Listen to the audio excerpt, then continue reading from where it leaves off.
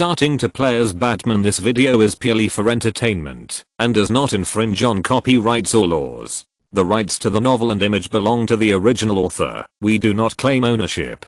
Don't like waiting and want to listen to this fanfic in full now? Subscribe to our Patreon, where you'll find the best fanfics. Chapter 151, 3-man team.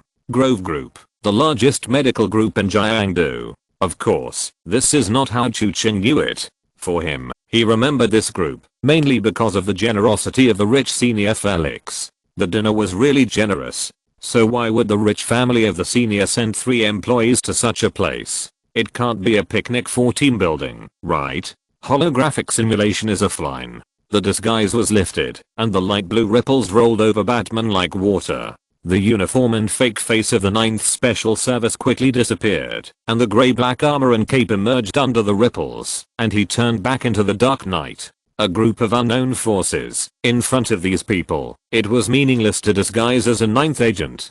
Before, he disguised himself as a 9th agent, mainly because there was only one entrance to the ruins, which was not easy to get in, and the internal environment was completely unknown. But now he is inside the ruins, and the whole space is pitch black, which happens to be Batman's home court. It's just that he can't fly over the eaves and walls like usual, or often uses 3-dimensional mobility to track.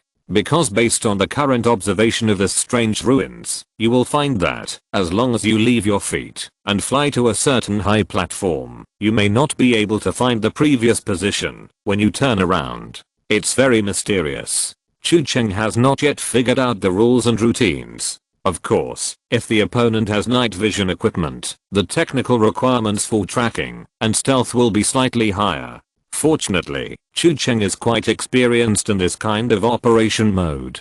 Batman hid in the darkness and quietly followed the 3 people in front. Chu Cheng made a simple observation. There were 2 men and 1 woman in the team wearing combat uniforms. Judging from their appearance and the information that can be retrieved, they are visually a bit brainless and unhappy, plus a classic triangle standing position of a peacemaker. Anyway, this combination reminds people of either Class 7 or the Hogwarts trio. The common point is that there is always someone in the team who wants to steal the house. It's a close call. Those things didn't catch up, right? The one who spoke was the young man named He Xiao. He sounded a little out of breath, as if he had just finished a 10,000-meter long distance run. No, we should have gotten rid of them. The speaker was Beijing, the only girl in the 3-person team. Then she looked at another person in the team with an admiring expression. Thanks to Brother Kang for being here today. Brother Kang's performance just now was really awesome. Qiu King Qiang leaned against the stone wall, panting and waving his hands. It was just luck. He paused, looking at the deep darkness behind him with some lingering fear. We can't be careless. They may still be nearby, he said. But, corpse ghosts are really scary. He Xiao let out a long breath and said, although the captain had warned us before that corpse ghosts might be more difficult to deal with than ordinary infected people, I didn't expect them to be so difficult. Fortunately, we got rid of them. Chu Cheng quickly guessed that corpse ghosts might refer to those deformed black monsters. From the words, it can also be guessed that they might have anticipated that they might encounter such creatures underground before taking action. Just based on this point, they seem to have more information than the asylum. Then from the words of the 3-man team, Chu Cheng quickly guessed that they might have just escaped the pursuit of a group of zombies, and now they are just catching their breath after surviving the disaster. So naturally, Chu Cheng thought of the 4 monsters that were instantly killed by Batman in just a few rounds. Chu Cheng fell into deep thought. You are not talking about those small fish, are you? Don't worry. He Xiao patted Beijing's shoulder and smiled. If they come again, I will teach them a lesson. Forget it. I don't know who ran the fastest just now, and I can't catch up. Ahem. I'm trying to attract firepower. He Xiao laughed dryly to ease the embarrassment. Okay, we have to keep going. Qiu King Qiang looked like the leader of the 3. He held the wall and barely stood firm and breathed a sigh of relief. I know everyone is in a bad state now, but we are not completely out of danger yet, and they may catch up at any time. Qiu King Qiang said, we have to move quickly. No, it doesn't matter if you rest for a while. I don't think they can catch up. Chu Cheng thought. But the three men obviously didn't know that they had been covered by the boss. They stood up with difficulty and continued to move forward. Qiu Yang took out a handheld device that was a bit like a mobile phone and unlocked the device screen. He fiddled with the touch screen of the device for a while, and from time to time he looked up to compare the surrounding environment, showing a very serious expression. Friday, can you intercept his screen? Chu Cheng was very interested in what he was looking at. Sorry, sir. It's an on-network device. I can't hack from here. Okay, then it looks like we have to do it manually. Chu Cheng stretched out his 10 fingers. I saw Batman in the shadows tiptoeing to the three people, close to a distance that he could reach with the pounds. He crouched in the shadows, and at this very arrogant distance, he took out the black technology universal decoder, and under Chu Cheng's operation, remotely locked the device in Qiu Yang's hand. Chu Cheng didn't understand the principle, but as long as he was close enough, there was basically nothing that the master's decoder couldn't hack into. Soon he also got the picture on Qiu Yang's screen. It looked like a map 3D marked map. Chu Cheng soon discovered that everything in the map seemed to be moving according to a certain law, and everything visible in the picture was constantly changing. Chu Cheng was surprised to guess what it was. He looked at Friday and found that Friday was also looking at him. Point, are you thinking about what I'm thinking about? Friday tilted his head. I don't think so, sir. She said politely, because I'm not thinking about anything right now. Chu Cheng coughed and said, don't you think that this map indicates something like this underground ruins that is constantly changing? Very creative idea, sir. There is indeed such a possibility. Soon Chu Cheng found that this possibility was getting bigger and bigger. Because Qiu Yang was obviously using the device in his hand as something like a compass. Every few steps he would stop and scroll on the screen for a while looking around, as if comparing the surrounding environment with the map on the screen to confirm the next direction of advance. In other words, these people, suspected to be agents sent by a world-renowned pharmaceutical group, actually mastered the operating rules of the entire underground facility and also drew the entire facility into some kind of huge dynamic map. This made Chu Cheng even more curious about the origins of this group of people. Logically speaking, the ruins clearly have only one entrance, and that entrance is at the camp established by the 9th Special Service. Even the Batman he operated sneaked in by pretending to be a member of the 9th Special Service. So how did this group of people get in? Moreover, even the 9th Special Service was not prepared for the moving relic, but this group of people actually prepared the tools. Suddenly, it felt that this group of people seemed to be quite important. Enemy detected, sir. Friday reminded. Chu Cheng moved Batman's perspective and soon found two creatures called zombies from the shadows not far away. Their sights were locked on the trio who were looking for a way ahead, and their empty eyes were completely filled with cruel light. We seem to be lucky, Beijing whispered as they walked. Those gals really didn't catch up with us. They must have seen how powerful we are and were scared away. He said nonsense, while subconsciously and carefully glancing around, with an expression like brother Gao, I'm just joking, please don't take it seriously. While they were talking, in a shadow behind them, two gals were struggling desperately under the ruthless iron hands of a bad transvestite lunatic gal, WDNM, sting enforcement, right? Chapter 152 Unknown Forces. Batman followed the three-man team all the way, sometimes far away, sometimes close, but always within the detective mode's detection range. During this time, he never stopped using the hearing enhancement mode to eavesdrop, trying to get more information. But most of the three young people talked back and forth about some meaningless things, and there was not much useful information. Chu Cheng summarized the information he had obtained. It was probably known that the three of them were originally led by someone, but they were suddenly attacked by a large number of zombies while following the main force. In the melee, they and the team were separated, and then the two members of the three-man team were road idiots, and they couldn't understand the map, so they pointed to Brother Kayang to lead the way. But this can't be completely blamed on them.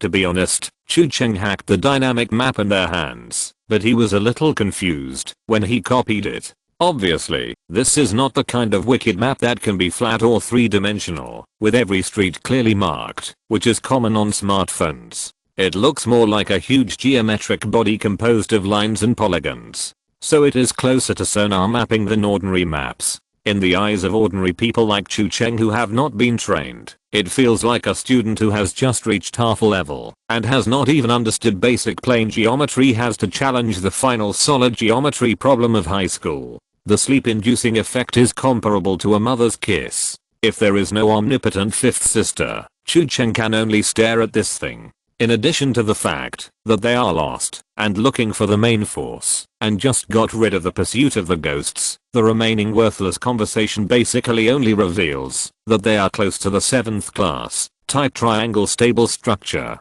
The leader Kyang Jen is the only designated C position of the team. Beijing, the only girl in the team, seems to have ideas about Kyang Jen, and He Xiao, who is at the bottom of the team, is suspected of wanting to steal the home. It's just that you don't know whether he wants to steal Kyang Jen or the girl. If it's the former, then this wave will complete the full set of tributes, and Naruto and Sasuke will win. Chu Cheng is not very interested in the three of them, but Chu Cheng does want to know where their main force is, and what the purpose of this unknown force sneaking in here is. As the saying goes, the mantis stalks the cicada, while the Oriole enters from behind. Considering that a team of 3 was needed to lead the way, Chu Cheng kindly helped them deal with all the corpse ghosts who tried to eat them as dinner, and of course he also got a lot of experience. So after walking for most of the day, the 3-person team found that they had no problem walking all the way, as if they had registered as VIPs in this dungeon. The 3 of them were secretly happy, thinking that this wave should be attributed to their good deeds in daily life, and their good luck broke out at the critical moment.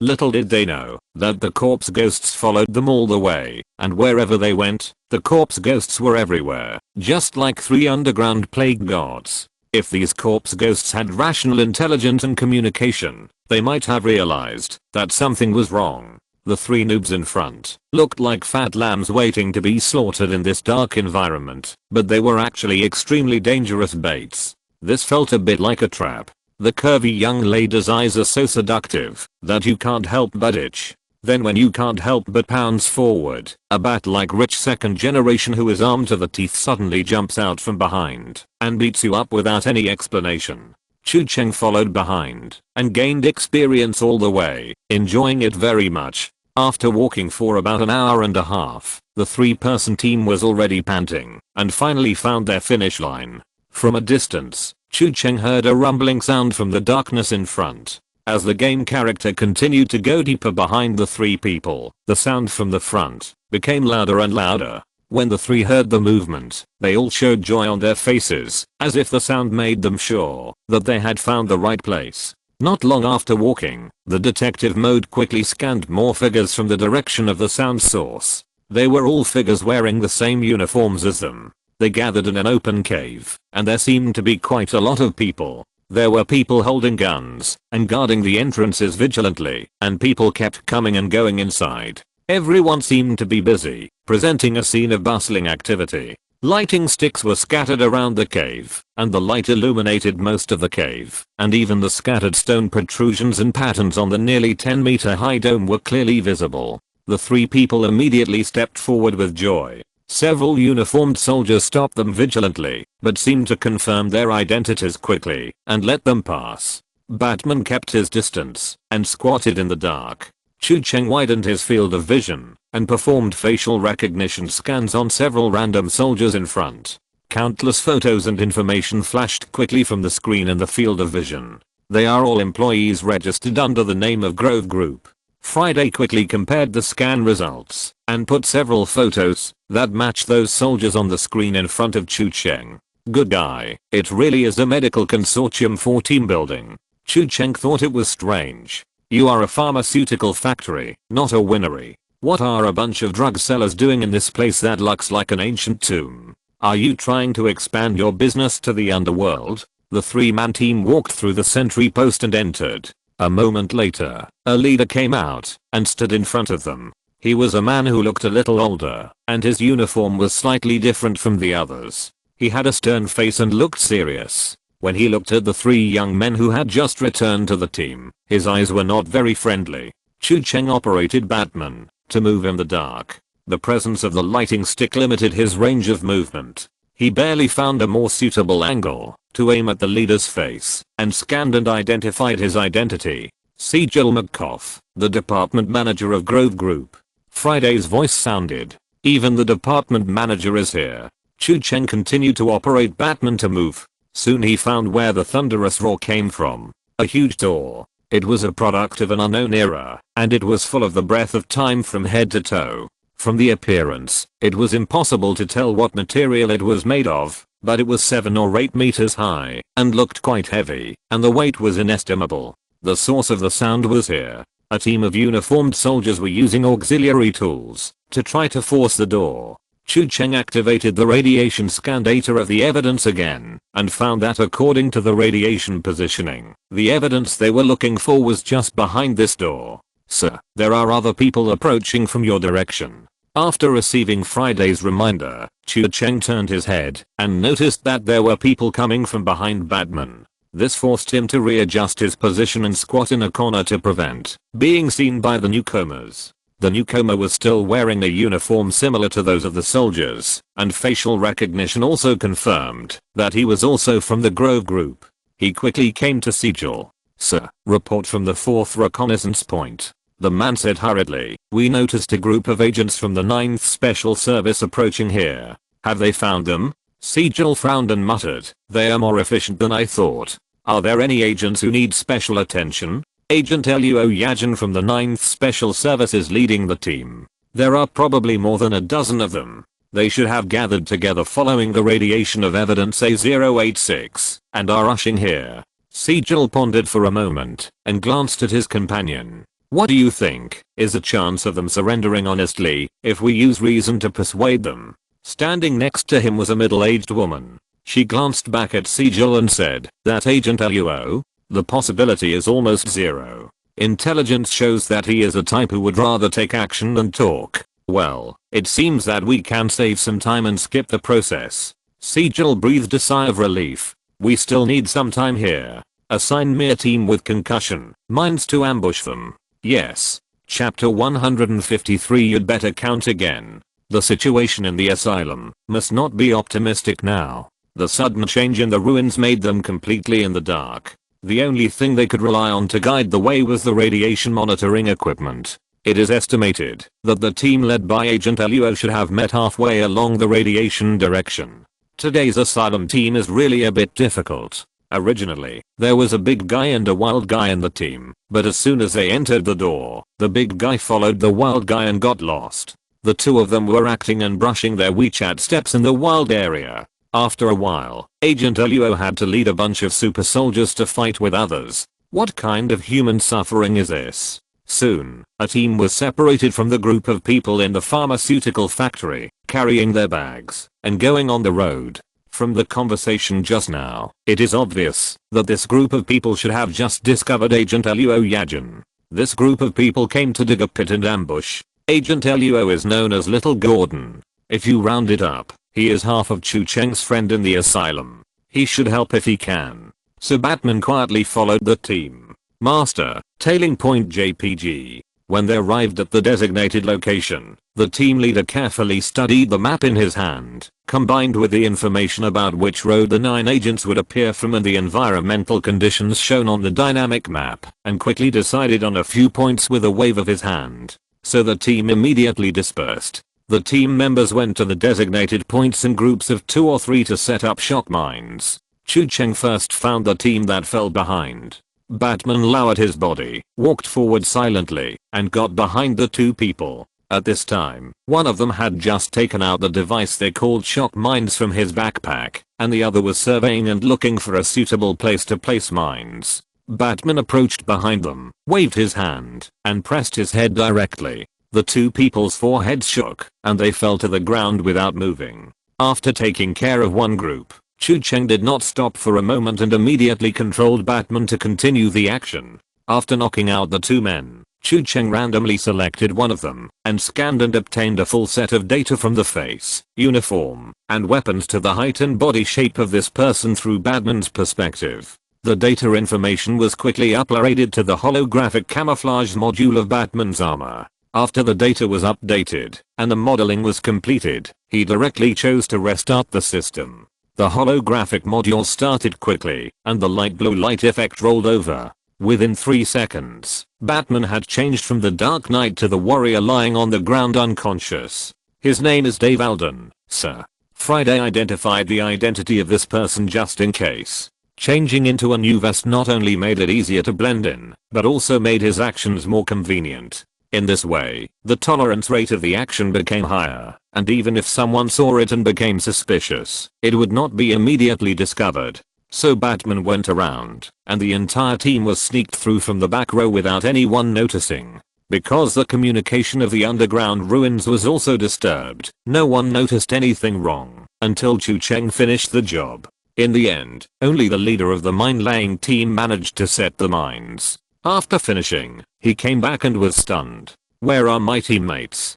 The leader, who realized something was wrong, turned around and saw a black bat stuck to his face. He was shocked and hurriedly exclaimed, "Wait a minute." Bang! He was knocked out with one punch. Finally, the mines set by the leader were also removed, and the job was done. A moment later, a soldier arranged at the front line sentry rushed back from the front. Chu Cheng guessed that he must have observed the whereabouts of the 9 teams again, and rushed back to report. After all, if modern communication equipment is broken, everyone can only return to the most primitive way, human communication. The scout ran halfway, and a figure suddenly flashed in front of him. He was punched before he could even see clearly, and he and other teammates went to see Zhao Gong together. Then Agent Luo Yajin arrived with a team of agents from the 9 departments as scheduled.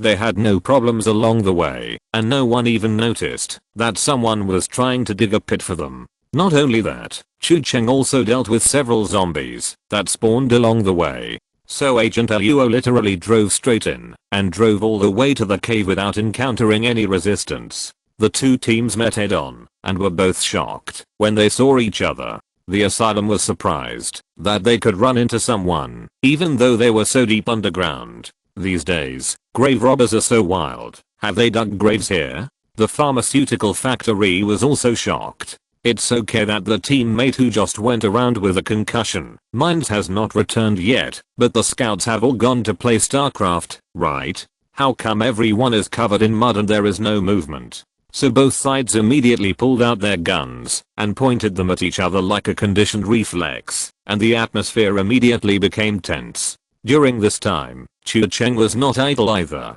Having just cleared the obstacles ahead, Batman has circled back to the direction of the cave. He approached from the dark, then activated the holographic simulation system, transformed himself into the appearance of Dave, and quietly blended in. The appearance of the Secret Service asylum caused a brief chaos. Everyone present stopped their work, picked up their weapons, and moved towards the direction of the 9 agents. Opportunity. In the chaos, Batman grabbed one by one, and the high voltage electricity on his gloves stunned one by one. He grabbed one by one. In a few seconds, he had knocked down 4 people. Calm down. Sigil, the leader of the pharmaceutical factory, walked out of the queue and gestured to his subordinates not to open fire. During this time, Batman stunned another person in the last row. Sigil looked at Luo Yajin and said calmly, "To be honest, you are starting to impress me, Agent Luo. I guess the mine squad and forward sentry sent to greet you have been discovered and eliminated by you?" Luo Yajin was stunned for a moment when he heard this, and then he came to his senses and became furious. "Damn, you actually dug mines for me, right?" As he spoke, his hand had already changed into a machine gun and pointed at the other party. Sigil. Wait, they didn't kill the advanced squad. Then where did they go? Batman was still attacking at this time. He covered his mouth and strangled one, knocked out another with a classic knife attack, and then approached the next target with small movements, facing Dave's face, as if nothing had happened. The smell of gunpowder between the asylum and the pharmaceutical factory became more and more intense, and the arrows were on the string, and could start fighting at any time. Few people have the spare time to pay attention to their backs when they are pointed at by a dozen black holes of guns, which creates space for Batman to act. Of course, the Master's completely silent ninja-like mobility is also an indispensable part. His footsteps are lighter than a cat's, without any sound. Batman is killing people. You have 30 seconds to explain who you are. Luo Yajin said bluntly. Everyone's breathing seemed to become heavy. Everyone's finger was on the trigger, waiting for the leader to say a word or a gunshot before they started. At this time, Batman knocked down another one. Batman has dominated the game. There were some accidents during the period. This time, the person Batman approached lightly and slowly suddenly turned around. Chu Cheng couldn't figure out how this person dared to turn around when the two sides were about to open fire. But anyway, the man turned his head, and when he saw that his teammates behind him had fallen in a mess, he instantly showed a look of surprise and confusion. But before he could make any sound, an electric bat dart had hit his body. Batman took a step forward and rolled forward, catching him before he fell, and put him on the ground silently. Batman has become a god. Don't get excited, Agent Luo, we shouldn't be enemies. Sigil said, and I know you must not be in good condition all the way here. We have more people than you, and more ammunition than you. If we really fight, you won't get the upper hand. More people than us? Luo Yajin's tense and serious expression seemed to finally freeze, and he couldn't help laughing. Sigil showed a puzzled expression. Seriously? Luo Yajin suppressed his smile. You'd better count again. What? Sigil turned his head and saw his teammates lying on the ground behind him. He was instantly petrified. His mouth opened uncontrollably, and his whole body split on the spot. Sigil. Chapter 154. Someone has done this job. Sigil's eyes widened, and he was full of questions when he looked at his teammates who had fallen to the ground behind him. No, where are my teammates? How come a large number of teammates have already fallen in the space of a few words? The remaining people on the pharmaceutical factory side also began to realize what was going on. Of course, no one among them noticed what was happening behind them during the whole process, because those who noticed were already lying on the ground. The pharmaceutical factory had already lost half of its staff before the two sides started fighting, and the most bizarre thing was that the remaining people were completely unaware. This bizarre situation that they had never heard of not only shocked them greatly, but also made them deeply worried about their ears and vigilance. Sigil turned his head stiffly and looked at the black muzzle of Luo Yajin's gun pointing at him. Did you plant a ghost among us? This thought instantly raised Luo Yajin's image in his eyes. Originally, he might have thought that this man was just a reckless man, but after refreshing his cognition a few minutes ago, he might have thought that this man was still rough but delicate. But now in his eyes, Luo Yajin has instantly upgraded and transformed into a wise general who can plan and strategize. Usually, the image of a reckless man is deliberately put on to confuse his opponents so as to win by surprise. For example, innocent opponents like himself. Me. Luo Yajin laughed. Brother, seriously, I don't know who you are. But if you want me to make a blind guess, that is completely irresponsible. He twitched his mouth. I guess you should have been attacked by bats. The lighting equipment in the cave has limited effect, and Luo Yajin actually didn't see clearly what happened in the back row of the opponent. He only vaguely saw that the opponent seemed to be losing people, as if there was a ghost floating in the back row. So although there is no evidence and no basis, although they are in a corner deep underground, although there is no basis, Luo Yajin just has this intuition Batman is here too. He is always there. You can't see him, you can't hear him, but he will always be there. Even in this dark corner, where you can't get any help from heaven or earth. But, Sigil's face changed. You mean the Bat? Batman has really made a name for himself in Jiangdu. No matter the underworld or the white world, everyone has a respectful and fearful attitude towards this crazy man in high-tech strange clothes. At this moment, Sigil has almost given up the intention of resistance, but he is still confused. But even if it is him, how did he do it? Quietly steal half of the team from the back row of a whole team of fully armed soldiers? Is this a ghost? I don't know. But I think it's probably because he is Batman. Luo Yajin raised his arm and pointed the muzzle of the gun at the other party's head to express a threat. Now, who are you? The soldiers next to him looked at Sigil from the corner of their eyes, waiting anxiously for the leader's instructions. Sigil was silent for a while, then raised his hand and made a gesture. It was a gesture of giving up resistance. The soldiers around him looked at each other. Some hesitated for a moment, but in the end they all put down their guns as he was told. Very sensible. I like that. Luo Yajin smiled. People should know how to judge the situation. Maybe the situation is not in our favor, but we have not lost our combat effectiveness. Sejal said calmly, I just hope this is enough to prove my sincerity. Because as I just said, we are not enemies. That's up to me to judge. Now, Luo Yajin said word by word, who are you? On the surface, we are from the Grove Group. You should be familiar with us. Well, indeed, the young master of the Grove Group is on our side. Before I came down, I was still curious why they were willing to put their heir into such a dangerous mission. Luo Yajin did not let down his vigilance, his eyes constantly scanning each of them. But this doesn't explain why a group of drug dealers would appear here fully armed. Because the truth is that the group is just part of our disguise. Sejal continued, we are affiliated with a top secret official agency that specializes in dealing with infection incidents and all related derivative supernatural phenomena. Sorry, in case you haven't heard of it, but someone is already doing this job. Luo Yajin interrupted him, you may have to make up a better lie. This is true. Sejal said solemnly, you are a good person, Agent Luo. If I wasn't absolutely sure of this, I wouldn't reveal this to you. But the organization you work for, Special Service Section 9, have you never doubted it? All the mistakes they made, every mistake, infiltration, and invasion, have you ever thought that maybe it's not a problem of ability? Or to be more precise, it may not be entirely a problem of ability? Luo Yajin. Even this time.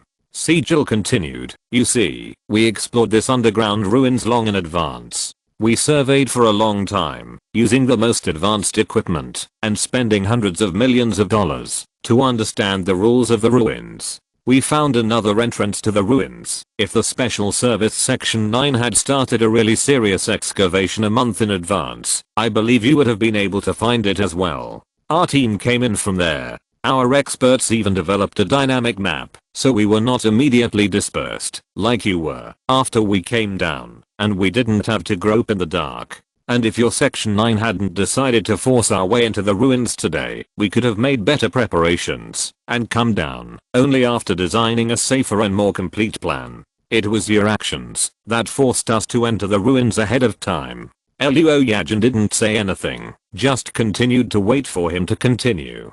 Sejal paused and organized his words. The point is, the 9th Special Service Division could have done better, done more surveys, designed better and safer plans before taking action, instead of throwing the best agents in like headless flies without any preparation. I know that they told you to retrieve the key evidence as soon as possible to prevent any trouble. But what if it's not? Maybe someone in the 9th Division wants us dead, or maybe it's someone in the decision-making level. Is that what you mean? Luo Yajin said in a deep voice. I just raised the existing doubts. Sejal said, his eyes swept over all the 9th Division agents present. Whether they believed it or not, these words obviously had different degrees of impact on them. As I said just now, I told you this, because I trust you. I just hope we can do something to each other. Many people present began to notice something strange. Eyes appeared in the darkness around them. Like will-o'-the-wisp, it was lit up from the darkness, like a hawk's sharp but cold eyes, looking at all of them. A figure appeared in the darkness, and it was there, since who knows when. He walked out of the darkness, and came to the glow of the flash stick. Everyone who recognized the figure held their breath almost at the same time. Leng Ji. Perhaps no one among all the people present knew the terrifying nature of this opponent better than Luo Yajin. He was the only one who had fought with this person in person, and that was why he realized the seriousness of the problem. But shouldn't this guy be dead? He died on the airborne carrier, and there were countless eyewitnesses who could prove it. It's not over yet. Will-o'-the-wisp lights lit up in the other two directions in the darkness, and two other shadows appeared from different directions. It was also Leng Ji. 3 Leng Ji, 3 directions, surrounded all of them in the middle. But if you're here, and you're still planning to make a grand appearance to save the world. Luo Yajin's hands each turned into different weapons.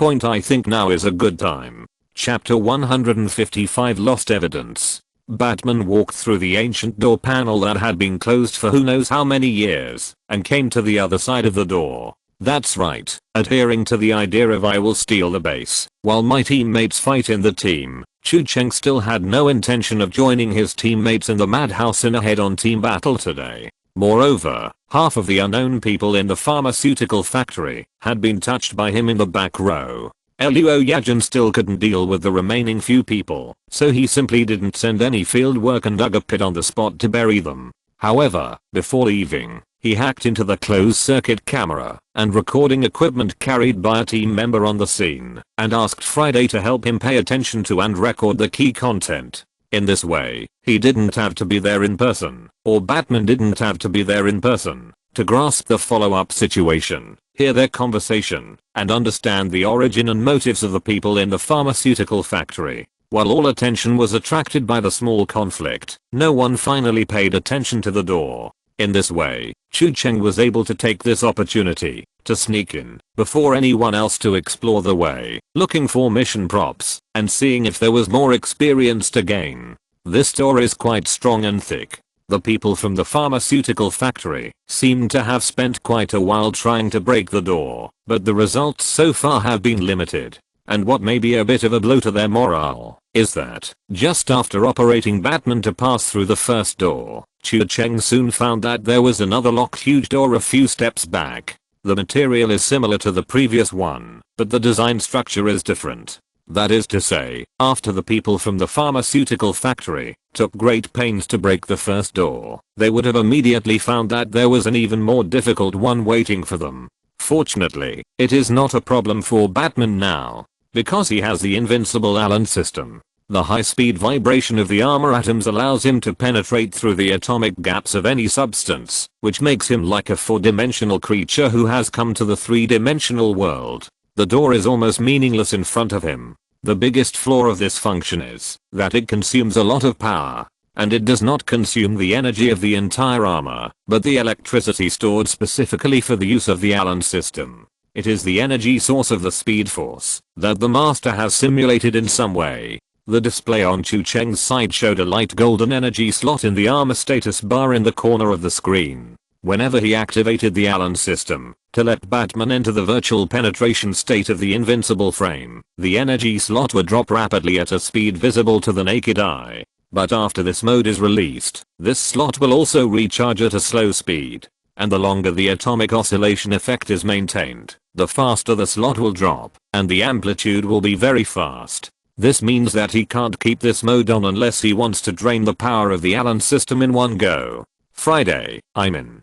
Chu Cheng said. The energy signal radiation of the evidence has reached its peak. I think we have found the right place, sir. Wait, I think I see it. Chu Cheng had just activated the detective mode when he spoke. The dark room was lit up in Batman's eyepiece, and Chu Cheng saw something at the end of the room at a glance. Something like a display table rose from the ground and stood abruptly in the middle of this space. The evidence they had been looking for, the object of unknown meaning marked as A086, was inserted right in the middle. Friday, did you see it? Yes, sir, clearly. Friday said, the radiation source has been locked, and the target object has been confirmed to be the lost evidence A086 of the Secret Service 9.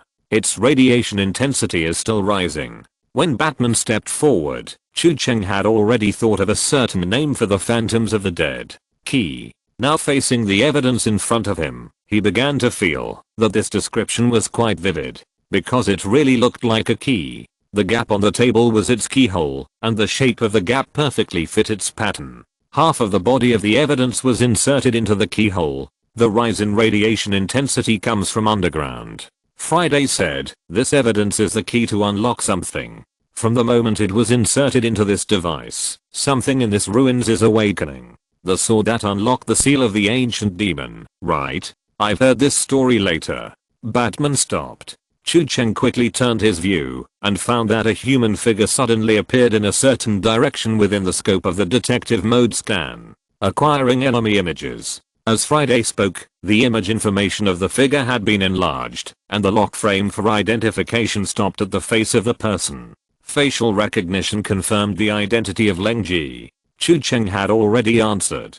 It was this guy again. This time Chu-Cheng was extremely sure that he had seen this guy die with his own eyes, and twice. Sir? Friday's tone was a little strange, it seems. It's more than that. Chu-Cheng also quickly realized what she meant. More shadows were appearing, one after another entering the night vision area of the detective mode. They appeared from front, back, left, and right, and their positions seemed to have woven a huge encirclement net from almost all angles and directions, including the direction they came in. The direction of the door had also been blocked. Friday. All of them? Yes, sir. Although there are slight differences between each individual, according to the facial recognition image, they are all Leng Ji. Excellent. Chu-Cheng flexed his fingers. It looks like we have poked the clone's nest. Batman. Leng Ji spoke, all of them. Every syllable of this fell at the same beat, and countless identical voices overlapped. It felt like the whole room was filled with surround sound, and someone was speaking into the microphone through all the speakers. Round 3. All the Leng Ji said in unison, this time, you have no chance. Goddamn no chance. Chu-Cheng thought to himself that this was the first time I saw a guy who could be so righteous in a group fight. Bah, so shameless. He did not hesitate, and had already controlled Batman to launch an attack. The number of enemies was astonishing, and the difficulty would increase significantly if he passively took the beating. Countless tentacles shot out, densely and quickly, leaving no room for dodge. But Batman did not need to dodge. Alan's system activated at the critical moment, and the brief atomic shock allowed him to penetrate all the tentacles directly. During this time, he raised his hand and threw a device. The two Leng Ji rolled on the spot to avoid it, but the Leng Ji in the middle was retracting his tentacles and dodged a little later, and the thing exploded on his face with a snap, exploding a group of gorgeous ice flowers. The freezing grenade. From the name, you can tell which enthusiastic fan in Gotham sponsored the equipment. Batman borrowed the technology of Mr. Freeze and modified it into a portable grenade, which can cause a small range of low temperature AoE damage and instantly freeze the target hit. Leng Ji, who was hit head on, froze his body instantly, like an exquisite ice sculpture. At this time, Batman had rushed between them. Their bodies affected the movement of the tentacles, and Batman in turn used their numerical advantage to limit the attack of the tentacles. The effect was similar to the tactics when Leng Ji was alone against the Special Service 9th Division. The punch force amplified by the power armor broke her chin, and the high voltage electricity temporarily repelled Leng Ji. At the same time, Batman kicked the man behind him in the heart with a dragon-like kick, kicking him back. But then a tentacle wrapped around his ankle before he could retract his leg, and his arm was also grabbed by someone. At the same time, Batman waved his palm and used his strength to deflect the fist of another Leng Ji to his teammate's face, but his wrist was also grabbed by someone. Alan's system activate. Atoms vibrated, and Batman's whole body blurred into a group of after images. The tentacles instantly rolled into nothingness, and the two Leng Ji who were holding his hands also grabbed nothingness. He rolled on the spot and quickly penetrated, and got out of the disadvantageous position. 3 bombs exploded in front of different Leng Ji's chests, and the impact flames tore their armored skin, blowing the huddled Leng Ji away in different directions, like literally frying fish, and hitting tons of output. The power tank of Alan's system dropped below half. More Leng Ji are entering the battle from all around. Friday said, also, I just scanned the structure of the room, sir. The underground where we are is empty, and there seems to be something hidden underneath. My suggestion is to go down and take a look. While figuring out the situation, we can restore the power. During this time, we can discuss the tactical plan. Good idea. Several Leng Ji nearby rushed towards Batman's position. But at the same second, the Alan system started again, and Batman was shaken again into a grey-black blur. His existence seemed to disappear from the material world in an instant. His figure was like a massless holographic projection, and the whole person fell directly through the ground. Several Leng Ji rushed into nothingness, and their sprinting bodies crashed into a ball. When they looked closely, there was only a light blue grenade with a bat logo on it left on the ground. Boom. Ice flowers exploded, and the low temperature instantly froze these people into ice sculptures. Batman penetrated the ground and fell freely. The moment the Allen system was released, the cloak behind him had already opened, helping him glide and land on the ground. Another open room. The dome was 7 or 8 meters above the ground, empty and nothing. The detective mode vision was activated again.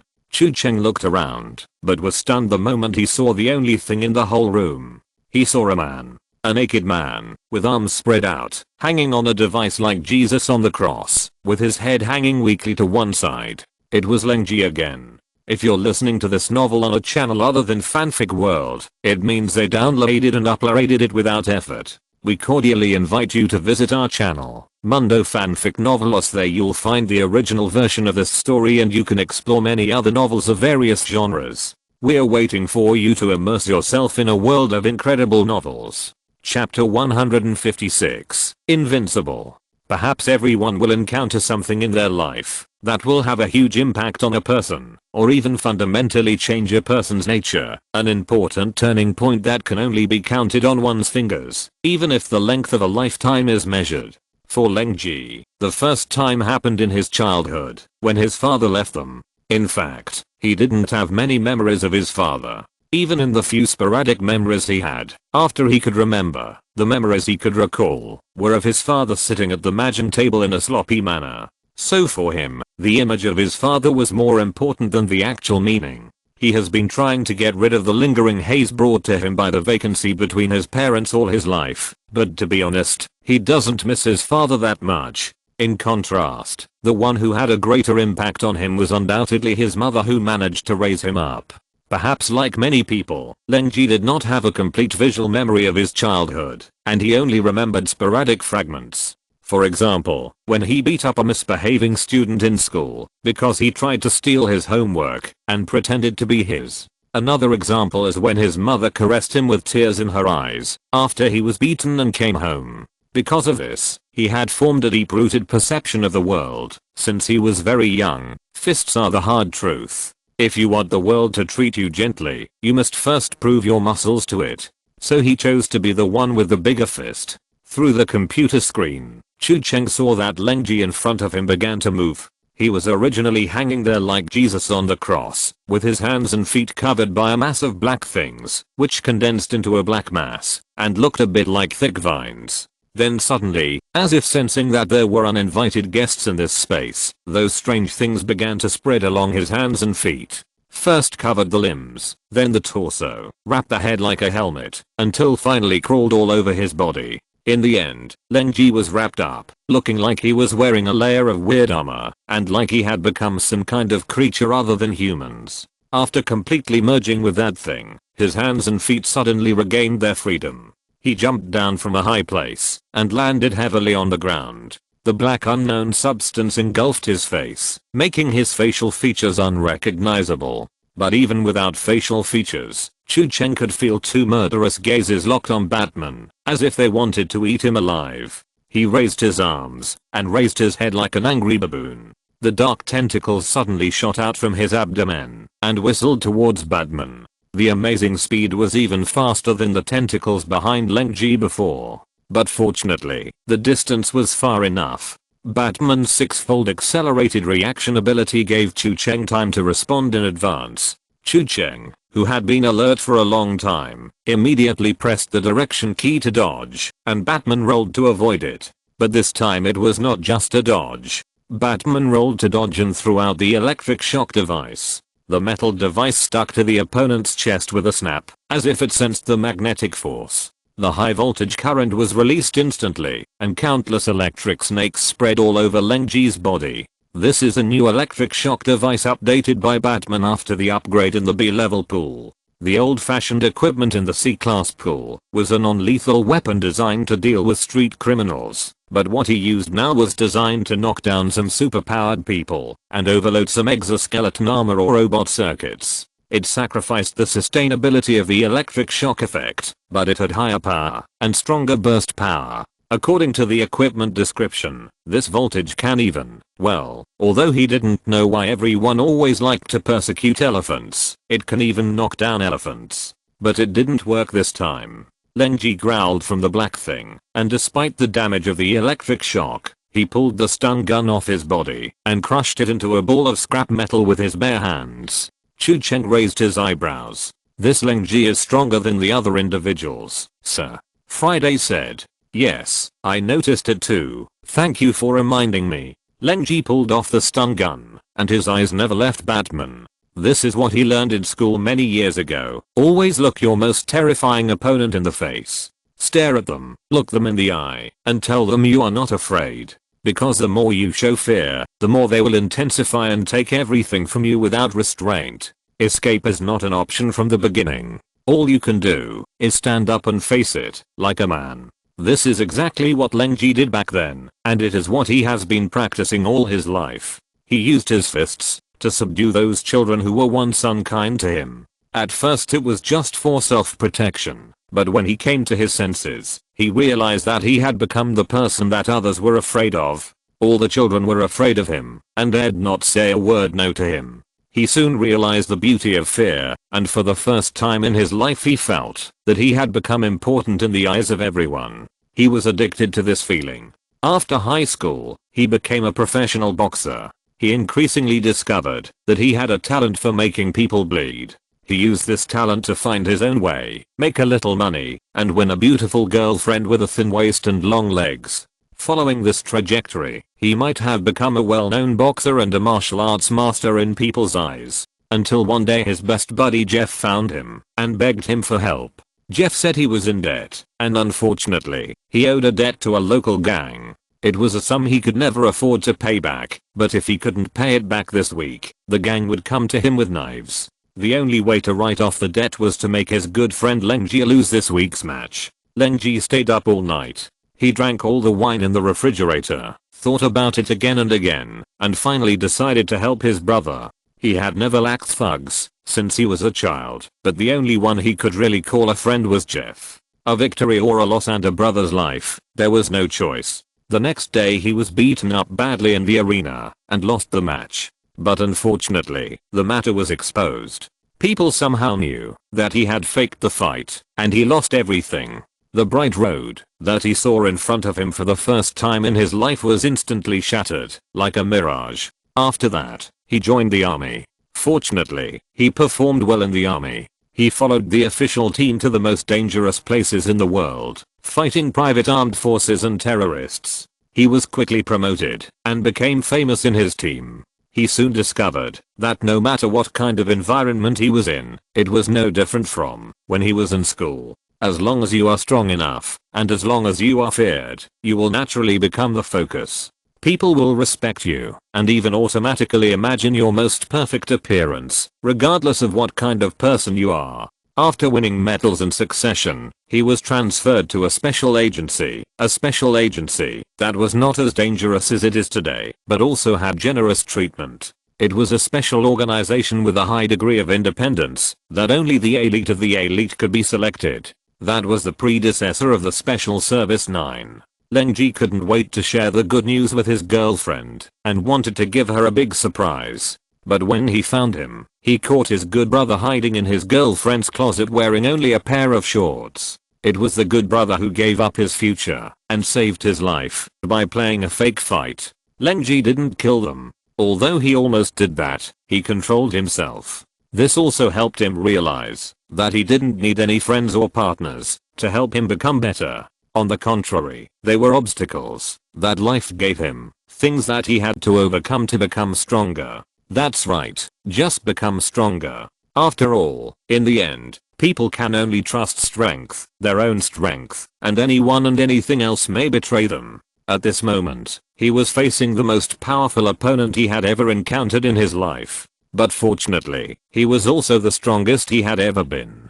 Zzzz. Batman's electric shock gloves hit Leng Ji's chest, and the current hit the unknown substance, but it obviously had no effect. Also ineffective was the amplified arm strength provided by the armor. This absolutely superhuman punch did not move the opponent at all, and had little effect. Batman dodged Leng Ji's counterattack, and then cleverly grabbed the opponent's arm with a joint technique. According to boxing theory, this should have been an absolutely advantageous position, but Leng Ji's entire arm suddenly exerted force, bursting out with amazing strange power. throwing Batman's entire body out. Batman rolled on the spot to relieve the force and immediately stood up again while Leng Ji's eyes were still fixed on him.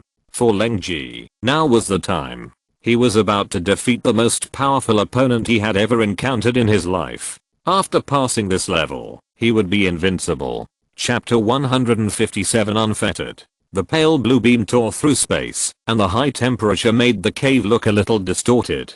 The hot laser beam hit Leng Ji's dark body, but only for a moment. He immediately avoided the light and flashed in front of Batman with extremely agile movements. The plasma cutter needs to hit continuously to have a chance to burn through its shell, sir. Friday reminded. At this time, Batman had put away the cutter, ducked and dodged Leng Ji's uppercut, and then dodged the next straight punch with thunderous force. Batman was extremely precise. While dodging the straight punch, he also grabbed Leng Ji's arm and turned around to follow up with a chest throw. But it didn't work. The power structure of the armored arm made a buzzing sound, as if it was on the verge of overload, and there was a sound, as if the mechanical parts were stuck together. It felt like the engine of a car stuck in a mud pit was idling desperately, but the power was not enough to push the car body out of the deep pit. Obviously, the power of this Leng Ji was much stronger than the previous ones, to the point that the power of the armor could not compete. There is a saying that one force can break all laws, which describes exactly what is happening right now. Leng Ji relied on pure brute force to break Batman's counterattack, and threw Batman out with one hand with his restrained arm. Batman rolled around to relieve the force, and when he turned around, Leng Ji had already rushed towards him. Without thinking, he raised his hand and threw out a bat bomb, which snapped and attached to the opponent's chest. Boom. Leng Ji was sprinting when the explosion occurred, and he was already quite close to Batman at the moment of detonation. The shockwave released between the two blew Leng Ji upside down, and Batman was also affected, rolling backwards to relieve the impact. The protective effect of the armor resisted most of the high temperature and impact, but Chu Cheng's screen still shook, and the special effect of the hero being injured appeared. Leng Ji rushed out of the black smoke again. Like an angry beast, it bit its prey and refused to let go until death. Chu Cheng raised his eyebrows again. You should know that this bomb is also a new equipment of B-level Batman, and its effect is more powerful than the conventional explosive Batarang. I didn't expect it to be completely useless. No, it shouldn't be completely useless. The night vision and the detective mode can see that the layer of defense material on Leng Ji's body seems to be damaged. But at this moment, it can be seen that it is self-repairing. There is a kind of self-healing protective structure attached to his skin, which makes physical attacks inevitably discounted. In other words, the power of the bomb is enough to break the defense, but the opponent will repair himself. If you want to peel off that layer of shell through impact damage, the speed of trauma may need to be faster than the opponent's recovery speed, sir. Friday said. Is that so? Does it mean that only one shot is not enough to break the defense, and it is best to have a fast-paced and continuous output? Chu Cheng narrowed his eyes slightly. But even if the physical attack is useless, what about this trick? Leng Ji, who rushed halfway, stepped on something. Bang! The freezing grenade detonated. The smoke screen of ice crystals was released, and the temperature in the area dropped sharply. Leng Ji's body was instantly frozen into an ice sculpture from head to toe when he was halfway through the charge. When he stopped moving in the ice crystal, he still maintained his sprinting posture. His hand was fixed, but still stubbornly stretched out in the direction of Batman. Frozen. His body was frozen, and his movements were temporarily stopped, but Leng Ji did not stop thinking. His eyeballs were still moving in the ice crystal, and his brain was still active. It was also the first time he encountered a freezing weapon, but this feeling was no longer new. The feeling of being frozen in life, unable to move forward, and unprecedentedly futile. He had experienced it, and had enough experience, and he knew how to deal with it. After getting rid of his girlfriend who betrayed him, and the person he once regarded as a brother, Leng Ji's life fell into such a stage. He continued to pursue power, and immersed himself in it, but found that he had encountered a bottleneck. He was the goal that everyone in the department looked up to, and the object of admiration for countless merits. But at the same time, this was already his limit, and he could not go any further. It was in this state that he ushered in his last mission.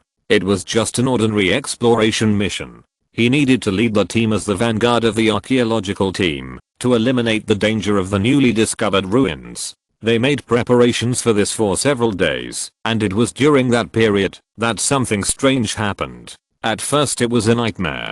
He dreamed of his father abandoning him, his mother dying of illness, and his girlfriend and brother betraying him. They were all laughing at him, laughing at his incompetence, and laughing at his life being a long joke. A day later, the problem began to become more and more serious. He even began to see hallucinations when he was awake, and even scolded a member of the action team as Jeff. Then he began to hear whispers. The voice lingered in his ears all day, whispering to him. It told him that its name was Lettuce. It could feel his desire for power beyond ordinary people, and it just happened to have what he wanted.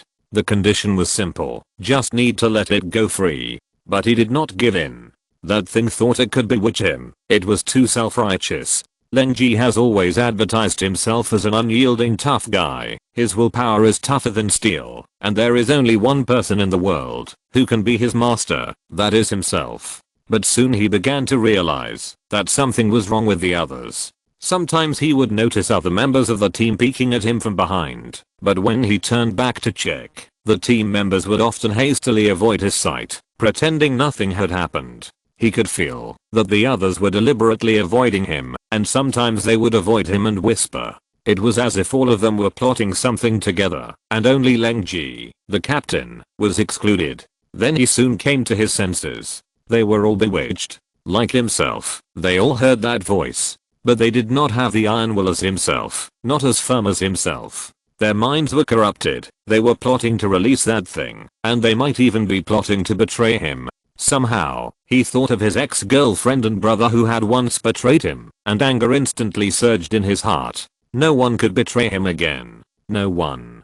If others did not have the firm will to do the right thing, then he would be the one to make the difficult decision. He sent all the team members to the entrance of the ruins, threw the bombs that had been prepared long ago inside, and retreated himself. The moment he pulled the trigger, he saw the shocked and puzzled expressions on some of the people's faces.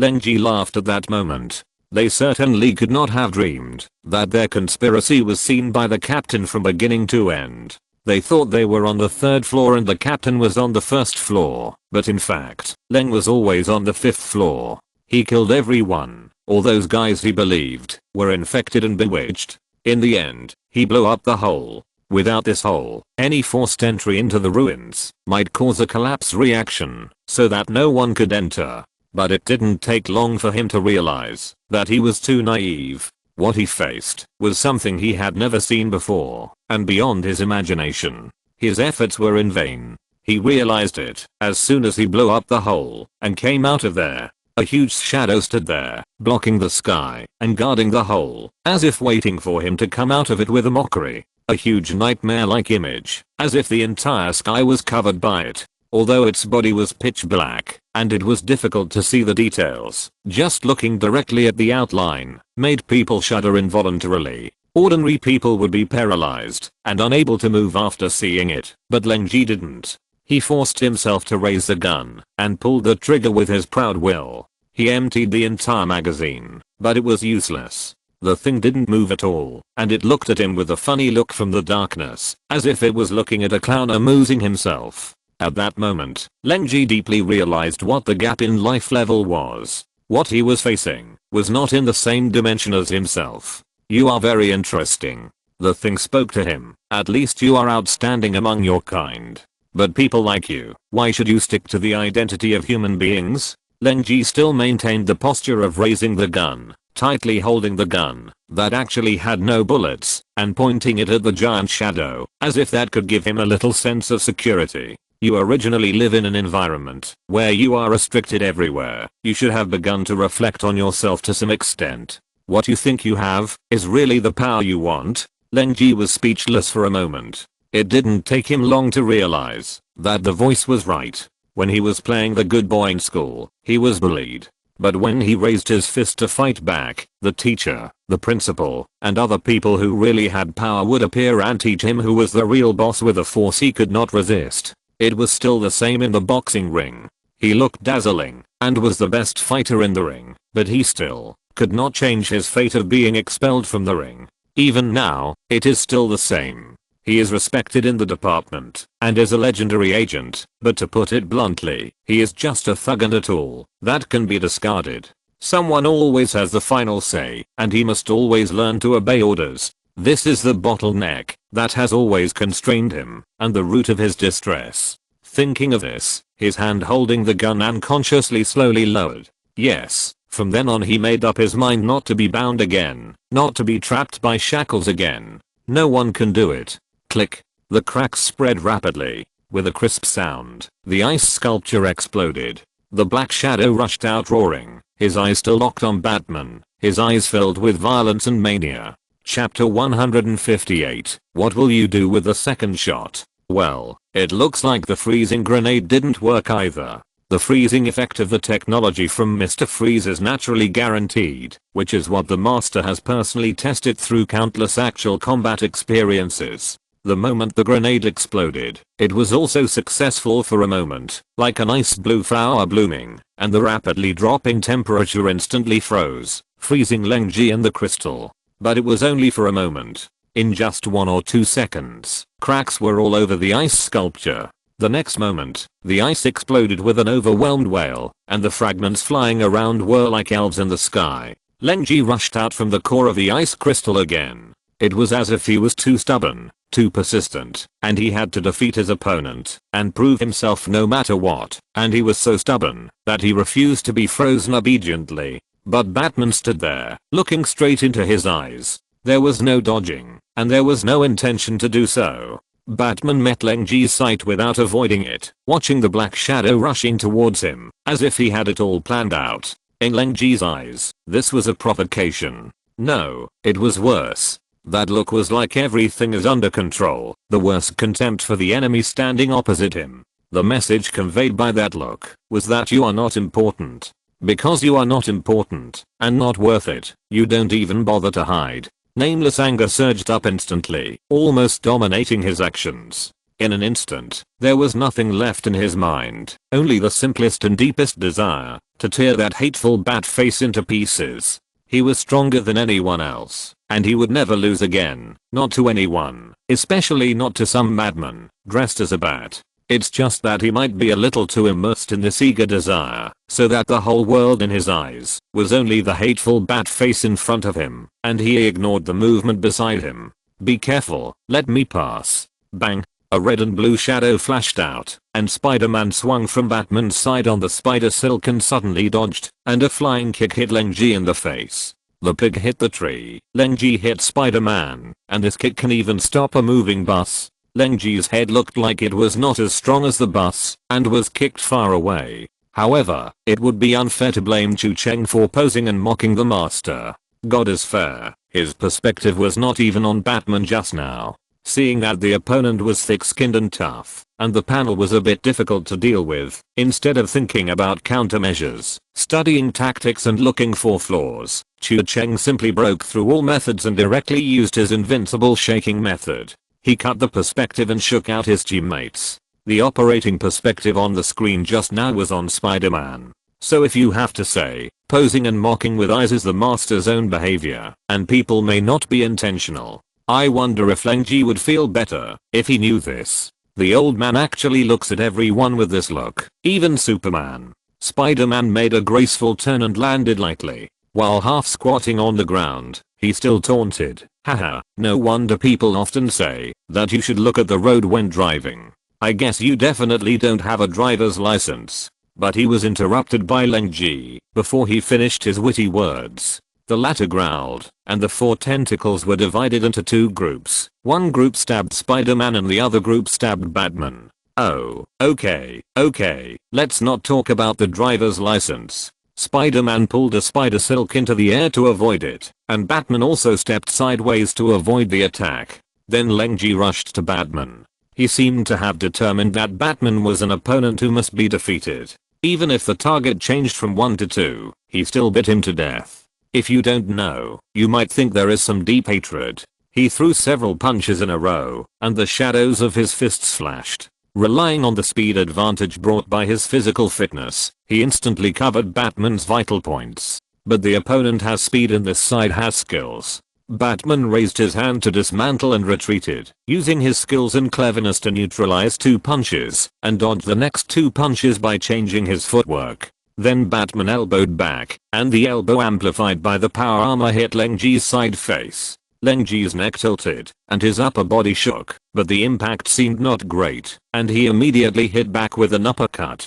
But Batman's armor is directly connected to the nervous system, and Batman, who has nerve amplification, reacts quickly. He leaned back and dodged the punch, and the tip of his fist almost brushed the tip of his nose on his mask. Leng Ji's punch was in the air, and before he could use his strength, Batman took the opportunity to return a swing punch. Leng Ji also raised his forearm at an amazing speed to intercept halfway. The armor of the battlesuit collided with his arm, making a metallic collision sound, and actually rubbed out a spark-like steel collision. Leng Ji lightly hit Batman's head with a punch and temporarily repelled him, and then followed up with a sweeping uppercut. But Leng Ji's punch was fast but lacked power. It just grazed Batman, and didn't hit him directly. Batman's helmet prevented the main damage, and he immediately stood firm, and blocked the opponent's forearm, and took the opportunity to grab the whole arm, and tried to do a heavy blow from under the armpit. In a flash, the 2 sides fought for several rounds, and it was obvious that Leng Ji was completely at a disadvantage in terms of moves. But he used brute force to stabilize his lower body, and resisted Batman's back throw. He pushed forward with his whole body, knocked Batman away with strange force, and forcibly broke the capture. The black tentacles popped out immediately, like some kind of living creature, and took the opportunity to lock Batman's throat. Allen system activated. The atomic vibration made Batman's body blurry again, and the whole body turned into a grey and black afterimage that penetrated the tentacles. Almost at the same second, a huge shadow covered the sky and the sound of wind enveloped the 2 people. Watch out for falling rocks. Spider-Man swung through the air on a spider web, and in his other hand, he held a heavy boulder in the spider web. The moment he swung through the air, he smashed the huge rock down on his head with his powerful arm strength. With a loud bang, a huge pit was smashed on the ground, and the boulder sank deeply into it, pressing his teammates and the opponent to the bottom. Of course, Batman in atomic oscillation mode was immune to physical attacks, and he immediately penetrated the rock and pulled out in the next second, without a single dust on his body. Spider-Bat team, 10 points. Ugly Villain, 0 points. Zio-chan made a gesture to his teammates, but the master ignored it as ugly as ever. With a dull bang, a gap was instantly blasted through the rock. The Dark Shadow walked out of the gap again, and the injuries on his body were still healing automatically. The big eyes on Spider-Man's mask widened. Wow, man, what are you made of? So hard.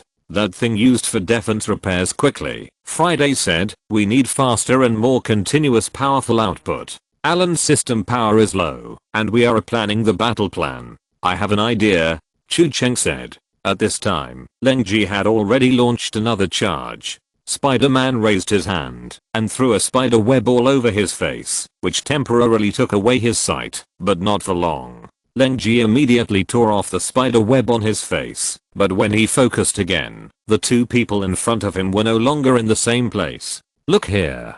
The voice came from the sky above the right. If he heard the shout and then hid, it would definitely be too late, but Leng Ji was sharp and alert, and he heard the approaching wind in advance. He had already suffered a sneak attack once and gained experience. He shrank his body to avoid Spider-Man's spider web flying kick.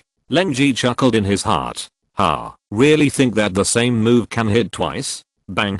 Leng Ji, who had just dodged Spider-Man's flying kick, was relaxing and was completely unprepared. A powerful flying kick hit his lower back exactly, and the powerful leg force kicked him into the air. His body flew off the ground and into the air. He turned his head with difficulty to look behind him, and saw a girl in a white hood holding a spider silk, kicking Leng Ji's waist with a spider web flying kick in the same swing style kicking pose as Spider-Man, and blasting him off the ground. Spider-Gwen. Leng Ji, %at. Hash. Chapter 159 Ace Air Combat.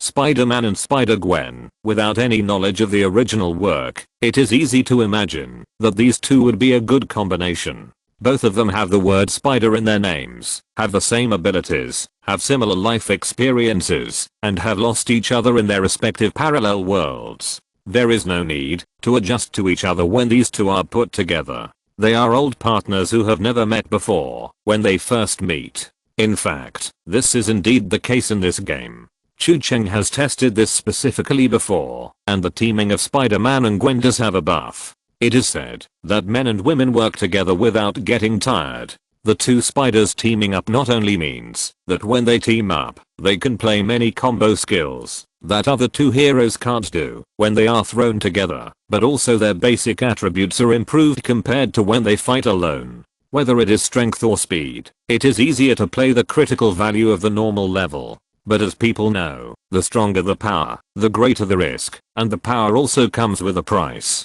Although it is not like the original American comic heroes whose abilities are either paid with Krypton Gold or Krypton Fate, or Krypton Luck in the weird ones, but in Chu Cheng's case, strong power often means that he has to pay Krypton Kidneys. Spider-Man is the strongest hero in his hand, and his basic quality is not on the same level as other heroes. Operating two at the same time, and two with buff, is okay occasionally, but Chu Cheng is afraid that his waist can't bear it if it is too frequent. But even he doesn't know what the effect will be when this combination is really used. After all, it is really hard to find a sandbag that can withstand two spiders.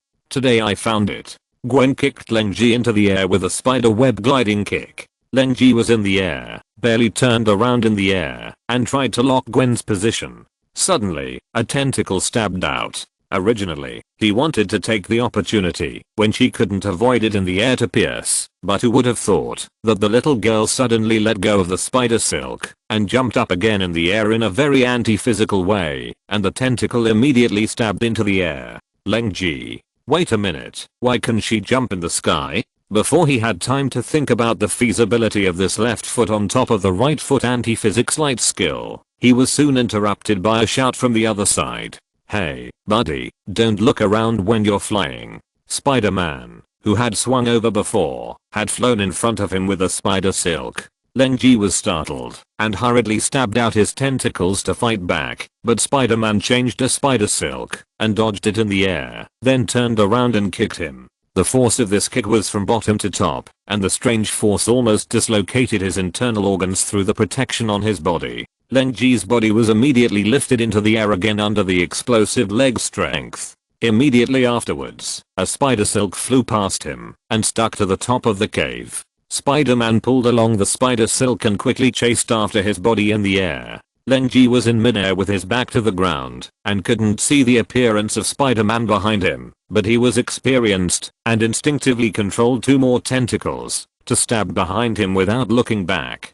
But Spider-Man seemed to have seen through it in advance and pulled a spider silk in the air to move sideways, then rolled to Leng Ji's side and kicked him in the face in the air. The kick made Leng Ji's head tilt, and the huge force caused his whole body to flip in the air. His mind was dizzy, but his thoughts were not interrupted. He still didn't give up trying to attack the annoying shadow beside him. But the tentacle stabbed again, but it only broke a red and blue after image. Spider-Man had already used the spider silk to flip to the opposite side and hit him on the other cheek with a hook. In an instant, the figure flashed, and the red and blue after images flashed in multiple directions around him with the help of spider silk in an almost unimaginable movement, and the after images hit him repeatedly. The impact of strange force came from almost every direction of Leng Ji's body. Whenever he felt a tendency to land, he would be kicked hard by someone and rise up again, and then there would be a series of fast-paced dull combos from all directions.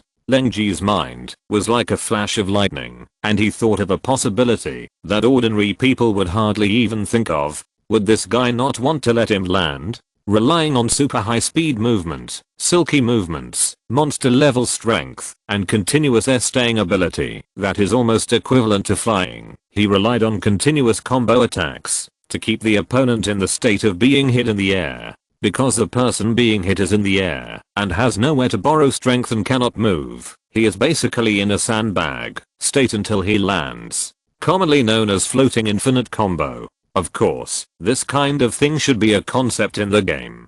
Even if it is proposed in reality, people will think it is nonsense. To be honest, Leng Ji used to think so. Until today, at this moment. Indescribable surprise filled his brain. How the hell is this possible? Question mark? But the fact is that this happened. He was continuously hit in almost all directions of his body, and his body rose up again and again. The red and blue figures kept flashing around him while chattering non-stop, and he even had the illusion that he was literally surrounded by the other person. Bullshit. Complete bullshit. It felt like both sides could not fly, but they were actually experiencing an acer combat in reality. If he hadn't experienced it himself, he would never have believed that such an operation was possible. But Leng Ji's dynamic vision was also not weak, and his reaction and awareness were not lacking. After being hit in a row, he found out some patterns in the opponent's movements. He saw the moment when Spider-Man flew past him with the spider silk and suddenly stabbed out his tentacles, cutting off his movement trajectory. Spider-Man still responded at an amazing speed, immediately letting go of the spider silk, and his body swung in the air like a bullet, with the black tentacles almost sticking to the spider mark on his chest and stabbing into the air. He immediately changed to spider silk and quickly changed his position. But this was within Leng Ji's expectations. He had just witnessed the incredible agility of this pajama baby, and he knew that it was impossible to hit him with such an attack. But Leng Ji precisely caught himself at the moment of falling, forcing Spider-Man to dodge, thus missing the opportunity to continue to launch a floating attack on him, and he could land smoothly. Leng Ji never dreamed that one day he would miss the feeling of being on the ground so much. However, just when he thought he had successfully broken through, and the nightmare of floating in the air was finally coming to an end, a fierce kick from the side made him fly up again, and also shattered his naive and ridiculous dream. Spider-Man was successfully forced back by him, but there was still Gwen. Gwen flashed forward in time when Spider-Man retreated, and just made up for the kick. Leng Ji vomited another mouthful of blood as he left the ground. WDNM, are you done yet? Question mark. So Acer Combat was upgraded from single player mode to double player mode, and Spider-Man singles became mixed doubles of men and women. Red, blue, and white after images flashed around Leng Ji, hitting him so hard that his armor collapsed. At the same time, he was rising and falling like a sandbag, completely unable to fight back. Leng Ji was already in a mess as he was being beaten. The confidence that he had gained from the power given by the ancient demon god was shattered by this series of Acer battles, and for the first time, he began to doubt the credibility of the demon god's words. This is different from the script given by the boss. I'm no longer a human being, but I'm being beaten into a pig's head. What's the situation? And it's not even an ordinary beating, but a complete beating. Really beating. This is a completely different experience from the kind of experience you encounter when you encounter an opponent who is more skilled than you or has stronger equipment. It is a feeling of powerlessness that makes people doubt life. It feels like a new player who is still studying which skill special effects are the most dazzling and the most damaging bumped into a boss who has 1,000 knives in the park field and was beaten by the boss with a series of floating combos and his hands left the keyboard. Afterwards, when he saw the empty health bar, the three questions that popped up in his mind were not the classic who am I, where am I, and who is hitting me, but this stupid game doesn't even let me press any skills. The only thing that allowed him to turn around and barely survive was that he had enough soldiers. Boom. The top floor of the cave was pierced from above, and the huge force from the outside opened a huge hole in the cave. The rubble fell down. A large amount of smoke rolled up, and figures jumped in from the upper floor one after another. It was the cold group that Batman had just left out. They all chased down. Chapter 160 Invincible Army. More and more Leng Ji jumped down from the huge pit, forcing the two spiders to temporarily stop their trump card aerial combat combos.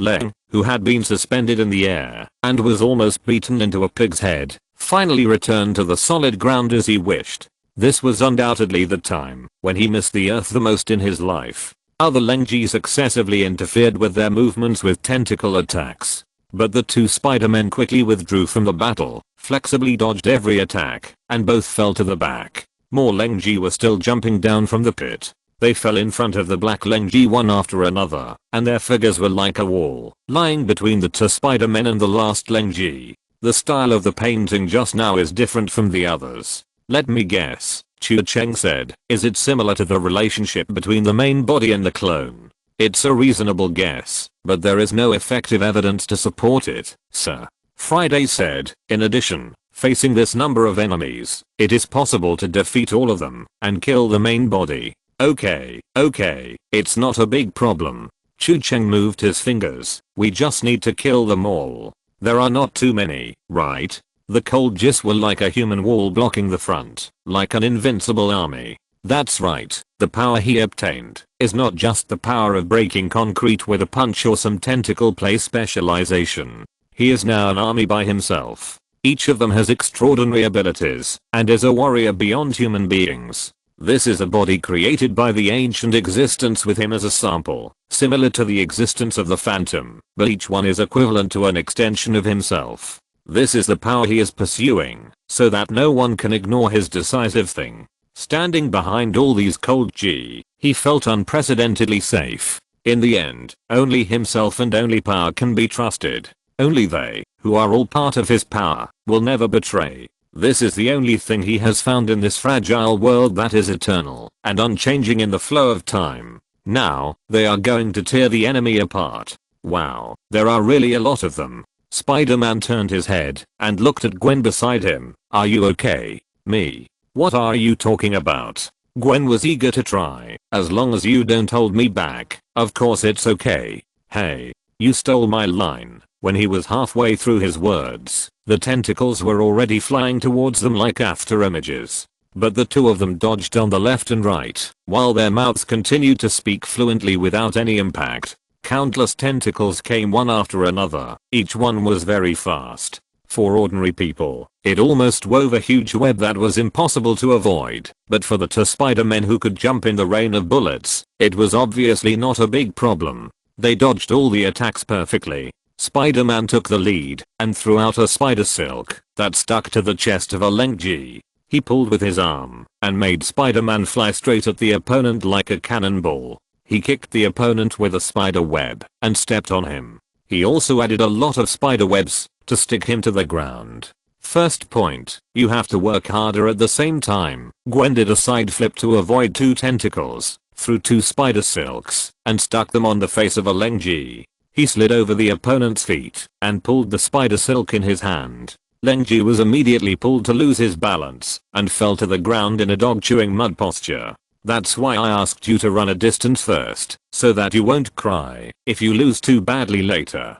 Gwen laughed. Spider-Man knocked one person down with one punch, and then he lowered his body, as if he had eyes behind him, crouched down and avoided the swing punch sneak attack from Leng-Ji behind him. Then he supported himself with his left palm, and without even looking, he kicked backwards, and kicked Leng-Ji on the chin with incredible accuracy. Leng-Ji had not adjusted his punch in the air. How could he withstand such a powerful kick from Spider-Man?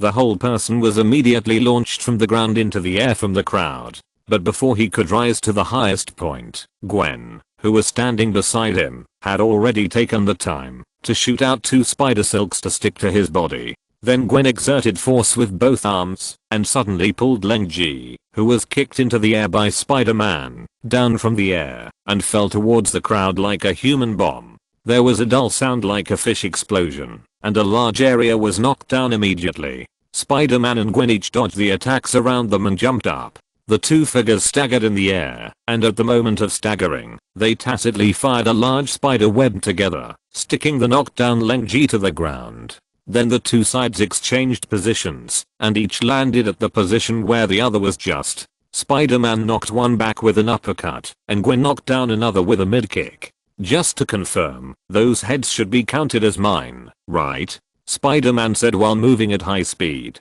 You? Ha, at most you can count as 2 assists, 3 at most, no more. Gwen kicked a man down with a flying kick. So stingy in the doubles mode, Chu Cheng's operating perspective switched back and forth between the two Spider-Men at high speed. The two of them shuttled freely among the crowd like ghosts. From time to time, Leng-Ji was beaten to the point that his armored skin cracked and his body flew around wherever his figure flashed by. The heavy sound of bang bang bang was endless, and it was continuous in the crowd, like a different kind of percussion music. What's even more terrifying is that while the two of them were killing people like butterflies in the crowd, they kept talking and laughing.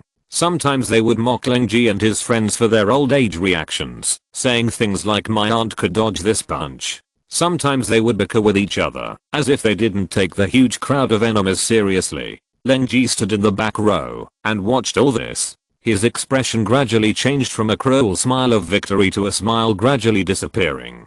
Now it has become doubting life in the process of reshaping 3 views. No, I know I'm not a human, but what are you two? The 2 spiders shuttled through his invincible army, as if they were in an empty space. Almost every second, several figures were blown out of the crowd with a muffled sound.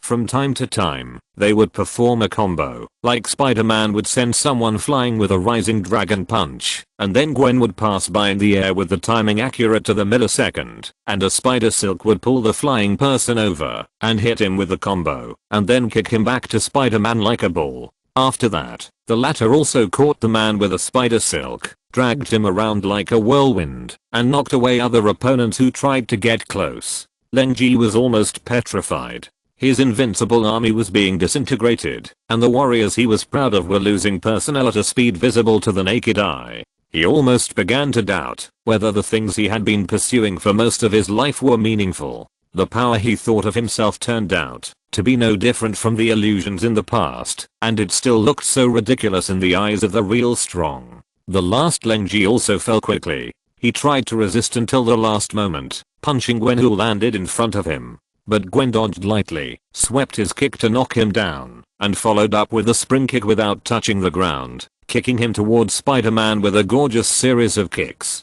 Spider-Man had just knocked down the second to last Lengji, who was still struggling to get up. But Spider-Man raised his hand and used a spiderweb to stick to Lengji who was flying in the air, dragging his body to draw a beautiful arc and smashing on the head of the Lengji in front. Lengji, who was struggling to get up, was knocked back by this blast and fell to the ground without moving. Spider-Man then slapped a lot of spiderwebs and stuck them to the ground. Now only the main body is left. Gwen jumped back to Spider-Man. The body was a bit too forward in the swing just now. Deduct 10 points. Hey, this is not fair. The two of them bickered while walking towards the last Lengji left on the field, the only remaining main body. This Lengji's defense is much stronger, and he can repair himself. Friday said, but as long as we can continue to give him strong and high speed attacks, the destruction speed will exceed his repair speed. Ace combat, right? It's not a big problem. Chu Cheng smiled. Lengji was not feeling well. His self-confidence, his fantasy of invincibility, were all shattered in the brief moment just now along with his self-righteous strength. At this moment, looking at these 2 devil-like spiders, there was only one last thought in his mind. Don't come over here. Chapter 161 Stay away from me. Chu Cheng was driving the Spider-Man duo in the room among a bunch of Lengji, enjoying the experience, while at the same time the battle outside was extremely tense. It is said that people's physiques cannot be generalized. Some people can kill 5 tigers with a sliding tackle when they are extremely angry, but some people can take a beating all day when they are extremely angry. Unfortunately, the agents in the lunatic asylum and the pharmaceutical factory seem to be in the latter situation. The 3 Lengji each has an invulnerable body and a powerful panel. These clones are just timid leaks in front of Spider-Man, but when they are in front of ordinary agents, they will hit hard and become the final boss. These 3 have the home advantage or sneak attack, while Luo Yajin's team didn't even understand the map and groped their way here in a semi-lost state, which made the situation even worse. 2 agents fell down one after another, and the next moment one of the Lengji came to Luo Yajin. Without even thinking, he used his arm to transform into a sword blade and stabbed at Lengji, but the opponent dodged lightly and wielded the combat saber snatched from the previous agent, piercing Luo Yajin's body with one blow. Luo Yajin's body was pierced from front to back, and the bloody blade broke out from his back, and the bright red blood flew out. He paused stiffly, but the next second his left hand changed from a sword blade to a mechanical claw, and grabbed Lengji's wrist, and the other hand changed into a shotgun, and pointed it at the opponent's face. "I got you, asshole." He grinned and pulled the trigger. Using his body as bait, relying on his thick skin and flesh to take a knife, He created a momentary gap in the opponent's movements and took this opportunity to output firepower. I don't know if it's an illusion. Anyway, Liu Yajin himself feels as if since he pressed his own phantom, he has unconsciously become a kind of meat shield, and he has to bear all kinds of damage every day. It's just that, after being persecuted so many times, he got numb. Now he's gradually getting used to it. Anyway, he's tougher than his teammates and can recover health, so the tactic of exchanging injuries for injuries is not out of the question. The shot hit his face at zero distance, and this shot almost blew up his own gun barrel. Leng Ji took the shot with his face and staggered back 2 steps. Opportunity is not to be missed. Liu Yajin ignored the injuries on his body, put his hands together to transform into a rocket launcher, and whizzed a shot and exploded on Leng Ji's body. This shot seemed to have an effect. Leng Ji was blown away, and he rolled several times and hit the corner of the wall, with skin fragments splattered all over the ground. Liu Yajin was a little exhausted. He half knelt on the ground with exhaustion, looking at the figure that was blown away not far away and smiled dryly. Ha, how is it now, bastard? But the next moment, the figure on the ground twitched. Liu Yajin's eyelids jumped. Then he saw Leng Ji climb up again. His dislocated joints were restored with a crisp sound, and his torn body was slowly healing. Although he could not be said to be uninjured, it did not seem to affect his movements. Liu Yajin gritted his teeth and tried to stand up, but the blood loss and exhaustion made him half kneel again. MD, what a monster. How did the damn bat make this look so easy? Now thinking back to the scene of Batman beating this guy twice, it was even more puzzling. How the hell can this thing be defeated? Leng Ji was bending his joints back to their original position, and it seemed that he would soon recover to his best condition and prepare to come up to harvest heads. While Liu Yajin tried to change to a new weapon, his brain was working rapidly to think of countermeasures. An explosion-like roar attracted everyone's attention. The dull roar echoed in the dark space, and the dazzling blue light illuminated the entire cave. Lightning crossed the space, as if it was hit by a thrown javelin, and hit Leng Ji in front of Liu Yajin. A large number of electric snakes screamed and flew around, and the lightning exploded on his chest. The impact force threw Leng Ji backwards. Leng Ji rolled several times and hit his head against the corner of the wall, with black smoke all over his body. Liu Yajin was startled and looked back in the direction of the lightning. He saw a man in the uniform of the Special Service 9th Division walking from somewhere in the darkness, with the aftermath of the electric current wrapped around his palm. He recognized this man. Liang Li, an agent of the Special Service 9th Division. In the past, he was one of the only people with special abilities in the Special Service 9th Division. Later, it was said that he had recently developed a phantom. Liu Yajin didn't know the details. He just heard that the power of this man's phantom was very strong. The other two Leng Ji also didn't have time to react. The lightning had already hit them. The two Leng Ji were both blown to the ground. Liang Li's whole body was emitting radiating electric light, and the electric current released from his body gathered in the air, as if it had turned into a thundercloud. Lightning bolts were released from it like falling thunder, with a terrifying momentum. Finally found the right place. Liang Yi waved his hand gently and released the thunderbolt, smiling at the same time. This damn place is really weird. It's so hard to find with so many twists and turns. But I should have found the right place this time. Just kill these guys, and it will be fine. He looked at Liu Yajin. But shouldn't he be dead? Why are there 3 more now? God knows. Anyway, they are all enemies. Liu Yajin said with a grin. He felt a little stomachache. When he entered the field, the 3 Leng Ji were indulging in the unparalleled harvest and couldn't extricate themselves. The 3 of them didn't notice the arrival of this foreign aid. When they came back, the god had already arranged the electrotherapy. A set of Thunder King set made their whole body and tentacles twitch together. While continuously outputting, it also had its own control, which directly numbed the 3 of them. Of course, all of these Leng Ji had thick HP, and they were also strong, and could recover HP. Although the power of the lightning seemed to be quite fierce, as long as the momentum of the electric shock was slightly weakened, they would try to struggle to get up again. So you can withstand the beating? Okay. So Liang Yi waved his hand, and Liu Lei continued to arrange. Boom. Boom. Boom. The lunatic asylum and the pharmaceutical factory were originally completely crushed and one-sided. Both sides were killed by the three Lengji like fried fish. Then with the appearance of Liang Yi, the situation suddenly reversed 180 degrees. At this moment, only thighs were seen bombarding the three people on the ground with lightning one after another. Each shot blew their skin and flesh, and a deep pit was blown under their bodies, and lightning flashed everywhere.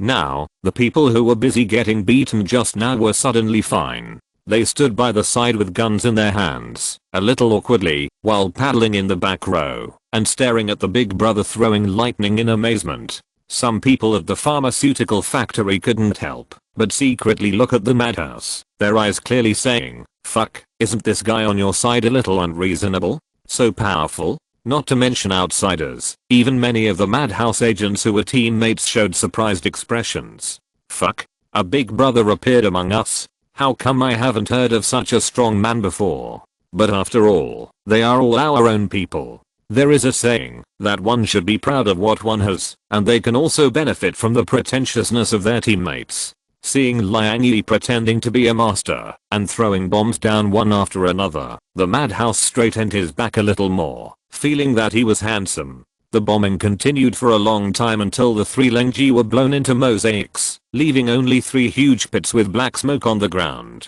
Only the three of them? After confirming that they were all dead, Liang Yi clapped his hands and glanced at his teammates. The teammates looked a little complicated.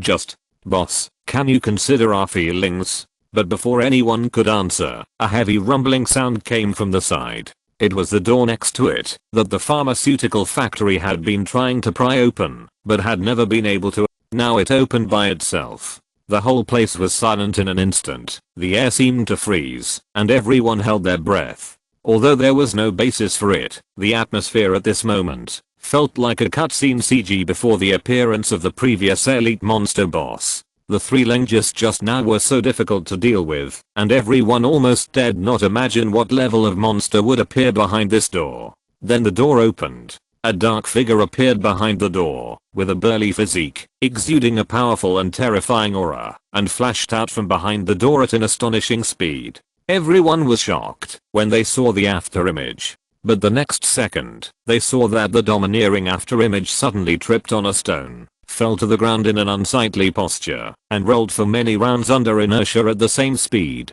Everyone. Then the black shadow rolled several times, and didn't even get up.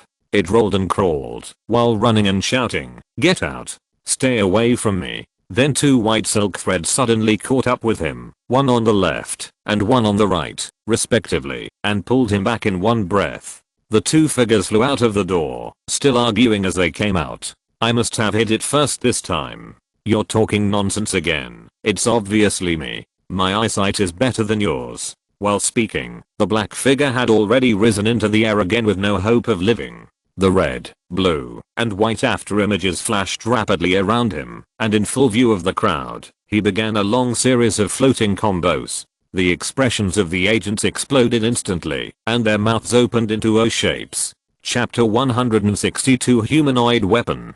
The agents who were all ready to face a tough battle were now in a mess. The previous second they were still feeling strange about the sudden change in the style of the black guy who was suspected to be the final boss, but in the blink of an eye they all saw why this guy was so cowardly, as if he had seen a ghost. No, or rather, now they couldn't figure out whether it was seeing a ghost or what they saw was more terrifying. A man and a woman, two skinny chatterboxes, kicked the poor guy all over the sky like a ball, and the white silk threads crisscrossed in the air one after another, and the dull sound of the blows was connected, which sounded quite rhythmic and even pleasant. These two people were like perpetual motion machines, fighting up and down for a long time, and seemed to have never fallen down. It felt as if they could keep comboing in the air forever, if they wanted to. Spider-Man duo, we can fight like this all day. JPG. Of course, that was obviously unnecessary. Although they have proved that they can theoretically continue to combo like this with their endless combos that make people silent. Doing so is not only a torture to a certain backstage player's waist, but also the opponent's health bar is obviously not able to hold up.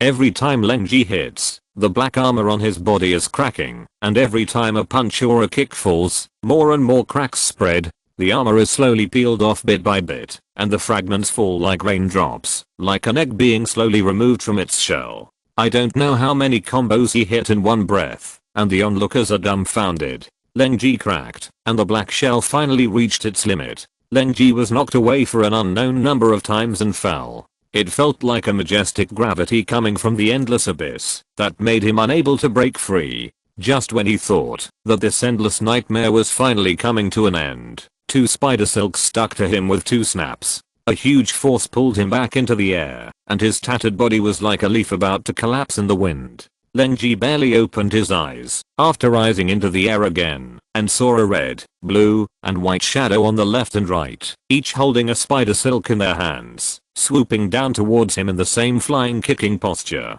Spider-Man and Gwen stood shoulder to shoulder, with the same posture and timing, and kicked Leng Ji's chest with both feet at the same millisecond. The explosion of the 2 Spider-Men superimposed on each other. All of their incomparable superpowers were poured into this side-by-side flying kick. The terrifying kick caused the only armor left on Leng Ji's body to fall apart, and the whole person was launched diagonally downward, shooting into the ground with a deafening roar. In an instant, the whole cave shook violently.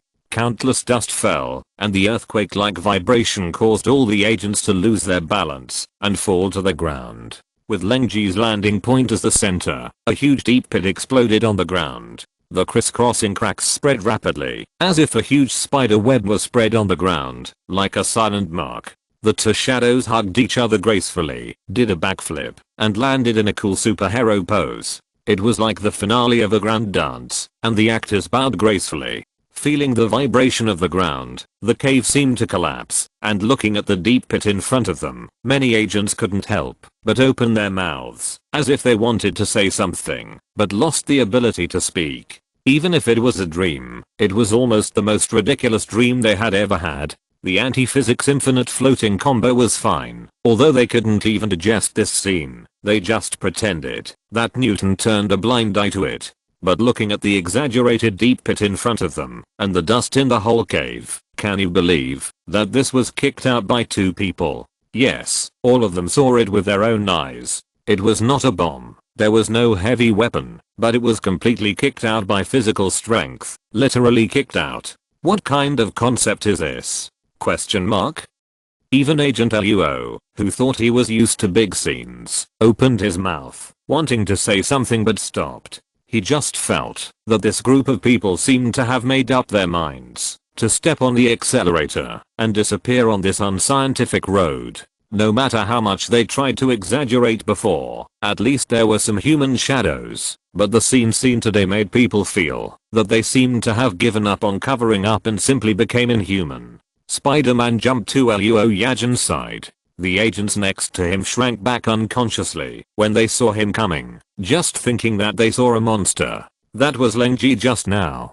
We guessed that it might be the real body, but that doesn't matter, because no matter whether it's the real body or not, everyone in it has been dealt with, so you don't have to worry. Spider-Man gestured to the open door. The people next to him caught a small detail when they heard this. Wait, everyone in it? Does that mean, are there other enemies in it? In short, all the enemies that should be beaten have been beaten and the experience that should be gained has been obtained. The large number of mass-produced Leng Ji made Chu Cheng earn a lot of money today, making him say that the trip was worthwhile. But there is no other experience to be gained from here. And operating 2 Spider-Mans at the same time looks very cool, but it is a bit exhausting for players. I just felt so happy when I played it, but now I feel so weak after playing Sage Time. I don't need Friday to remind me that I have to log off. So after a brief explanation to Agent Luo, the 2 Spider-Mans pulled 2 spider silks and flew away under the silent eyes of everyone. Leng Ji, who was beaten out of the black substance, was naked at this time, but the substance peeled off from his body, turned into fragments and splashed out and disappeared. Surprisingly, Leng Ji was still breathing after being kicked out by such a heavy blow, which is quite outrageous. Fortunately, after leaving the black substance, he seemed to have turned back into an ordinary person and was unconscious like a dead pig and no longer posed any threat. Then when everyone walked through the two open doors and walked into the room inside, they were shocked again, and their faces were full of surprise. After passing through the door and illuminating the dark space, what came into view was a whole room of Lengji. There were so many of them. Some were hung on the roof, some were stuck to the pillars, some were embedded in the wall and could not be pulled out, and there were many more lying on the ground like stacked arhats, stuck in a huge spider web, looking like garbage packed and ready to be thrown away. The agents quickly thought of the experience when they were almost killed by 3 Lengji outside the door just now, which was still extremely terrifying when they recalled it now. Then they looked at the Lengji scattered all over the room like garbage. Everyone was silent for a while. If you're listening to this novel on a channel other than Fanfic World, it means they downloaded and uploaded it without effort. We cordially invite you to visit our channel, Mundo Fanfic Novelos. There you'll find the original version of this story and you can explore many other novels of various genres. We're waiting for you to immerse yourself in a world of incredible novels. Chapter 163 Harvest. Chu Cheng, who had settled the matter, first had a good sleep.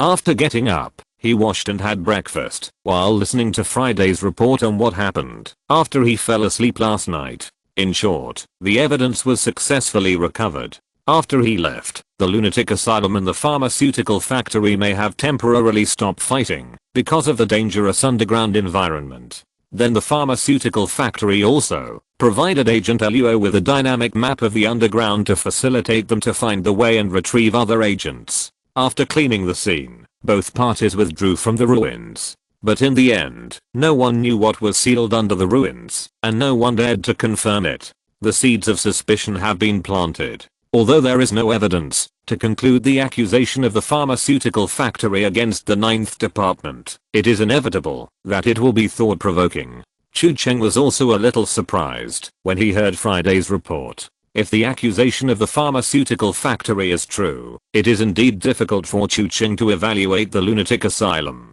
Anyway, since he learned that they even betrayed the organization's designated Jin, this organization has been considered by Chu Cheng to be a racing competition with the winnery next door. But it doesn't matter. He is a transparent person on the edge anyway, so even if the organization is leaking like a sieve, it doesn't matter to him. Or it's better to say that the worse these people are, the more trouble they cause, and the more tasks Chu Cheng has. For example, Leng Ji this time. If Leng hadn't prepared such a large set of experience packages for him in the underground, who knows how long it would take to get so many hero points by just picking up small fish on the street. So although Leng started with Jin and started against Batman, he was hit by a mixed flying kick from Xiana Chang and ended the long and tortuous road.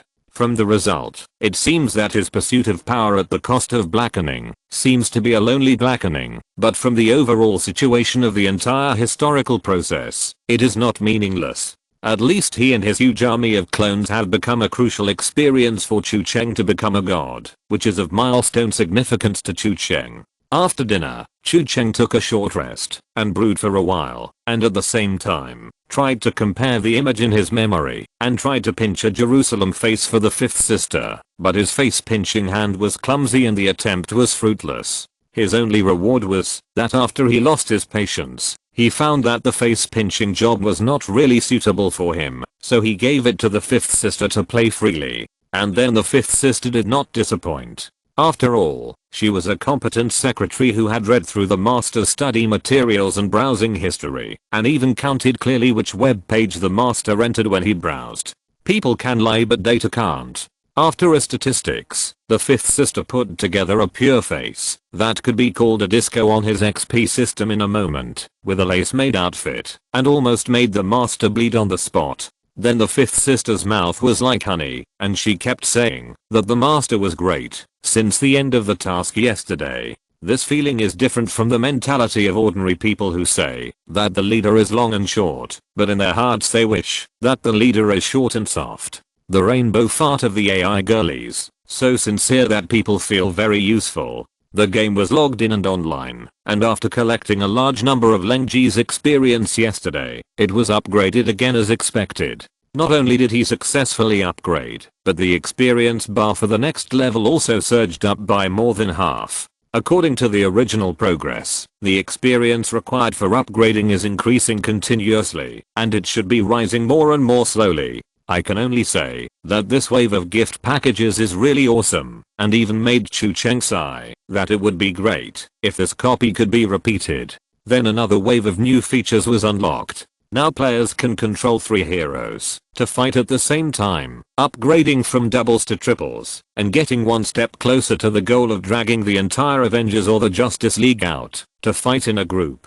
Then it was time for the most critical skill drawing on his way to becoming a god. It was still 5 consecutive draws, 1 locked hero directional draw, and 4 random draws. Chu Cheng rubbed his hands excitedly, only to feel that the Kirin arm, which was eager for new skills, was already thirsty. Of course, the first one to be locked was Spider-Man. After all, no matter how you look at it, the basic attributes of the superpowers of the little bug are still far superior to all other heroes in his entire hero pool. Although a spider sense has been released, even if he removes this and releases any of the remaining superpowers in his skill pool, it will not be a loss. A 5-shot combo hits directly, and a burst of golden special effects. 5 hot new skills are immediately released. The first guaranteed shot is wall climbing, one of Spider-Man's iconic skills. The official explanation is that the atomic interaction force of the molecular boundary is controlled by the mind, so that the hands and feet can be attached to the surface of the object. Therefore, Spider-Man can stick to almost any surface, even through clothes and even armor. This is also a very useful functional skill, and it is even more of magical skill for killers, ninjas, spies, etc., and even the cheap ones are crying with envy. Among the remaining 4 shots, the relatively unclear meaning is actually a Kryptonian language proficiency. The skill explanation is that it can enable the wearer to read and write Kryptonian proficiently, and can communicate with Kryptonians in their native language without obstacles. What's even more dramatic is that, although it's Superman's native language, the skill comes from Batman, because it's said that Batman also systematically learned Kryptonian language in Superman's Fortress of Solitude. Chu Cheng thought that it would be useful if I had a Kryptonian who didn't understand human language at home. For example, Superman's cousin Supergirl who just fell to Earth. However, at present, this skill seems to have no other use, except pretending to speak a foreign language to show off, or find a relic and leave a piece of Kryptonian text to scare the archaeologists in the mental hospital. Then a super soldier physique from the Winter Soldier appeared, with a metabolism capacity similar to Captain America's 4 times, endurance that can ignore ordinary gunshot wounds and extraordinary self-healing ability. It's not bad. Shooting expertise from Brother Sugar. Of course, it's not the kind of frivolous one, but his archery skills. As the most famous shooter in DC, Brother Sugar's archery skills are not inferior to Hawkeye next door. 100-step shooting is just basic operations. Finally, Lawyer Ma's fighting skills appeared.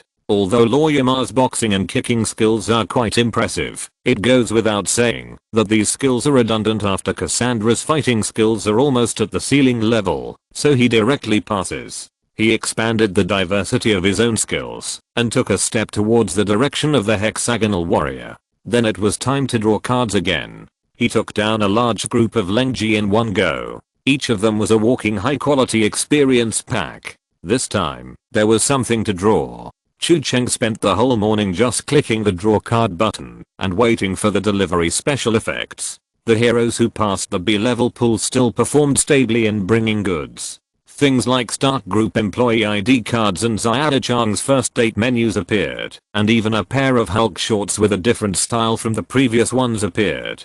Chu Cheng admitted that he was ashamed.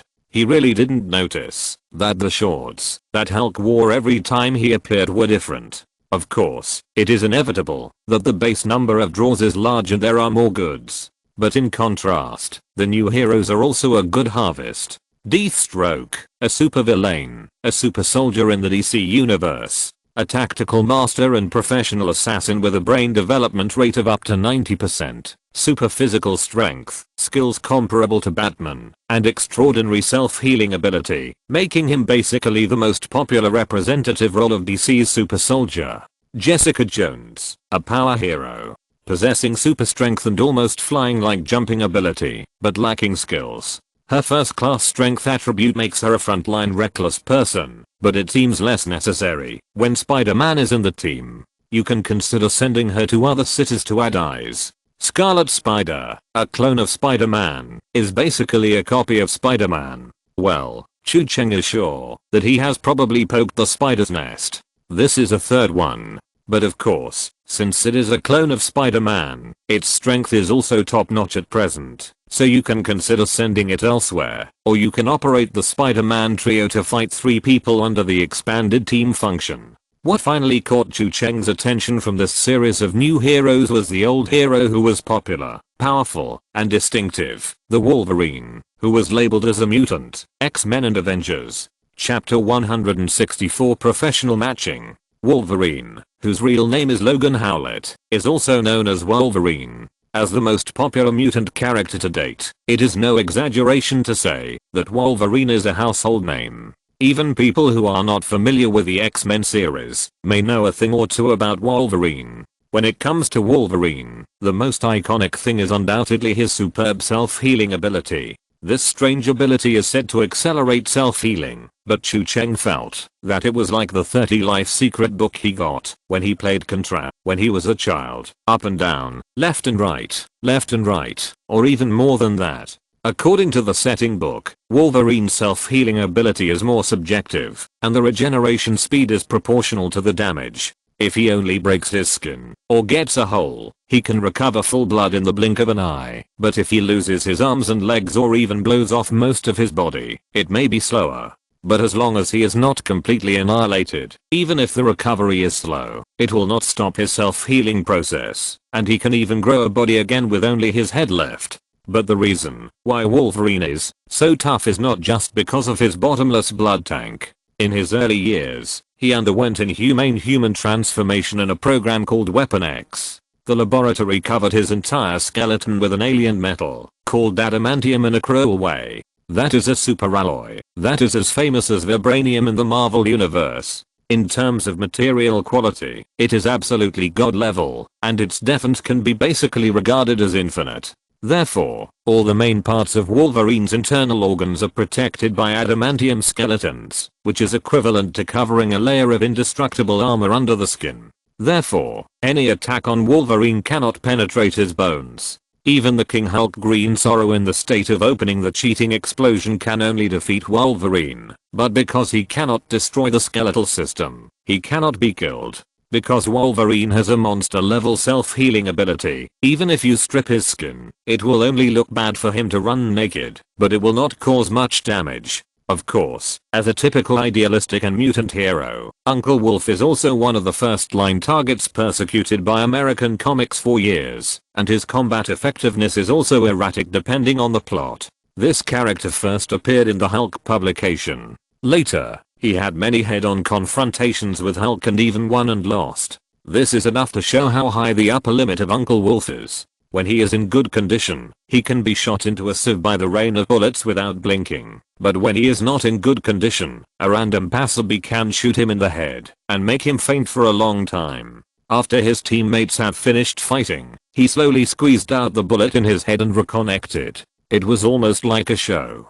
But anyway, since Uncle Wolf was drawn from the B-level pool, although he could not be in the peak state of fighting Hulk, he should not be too bad.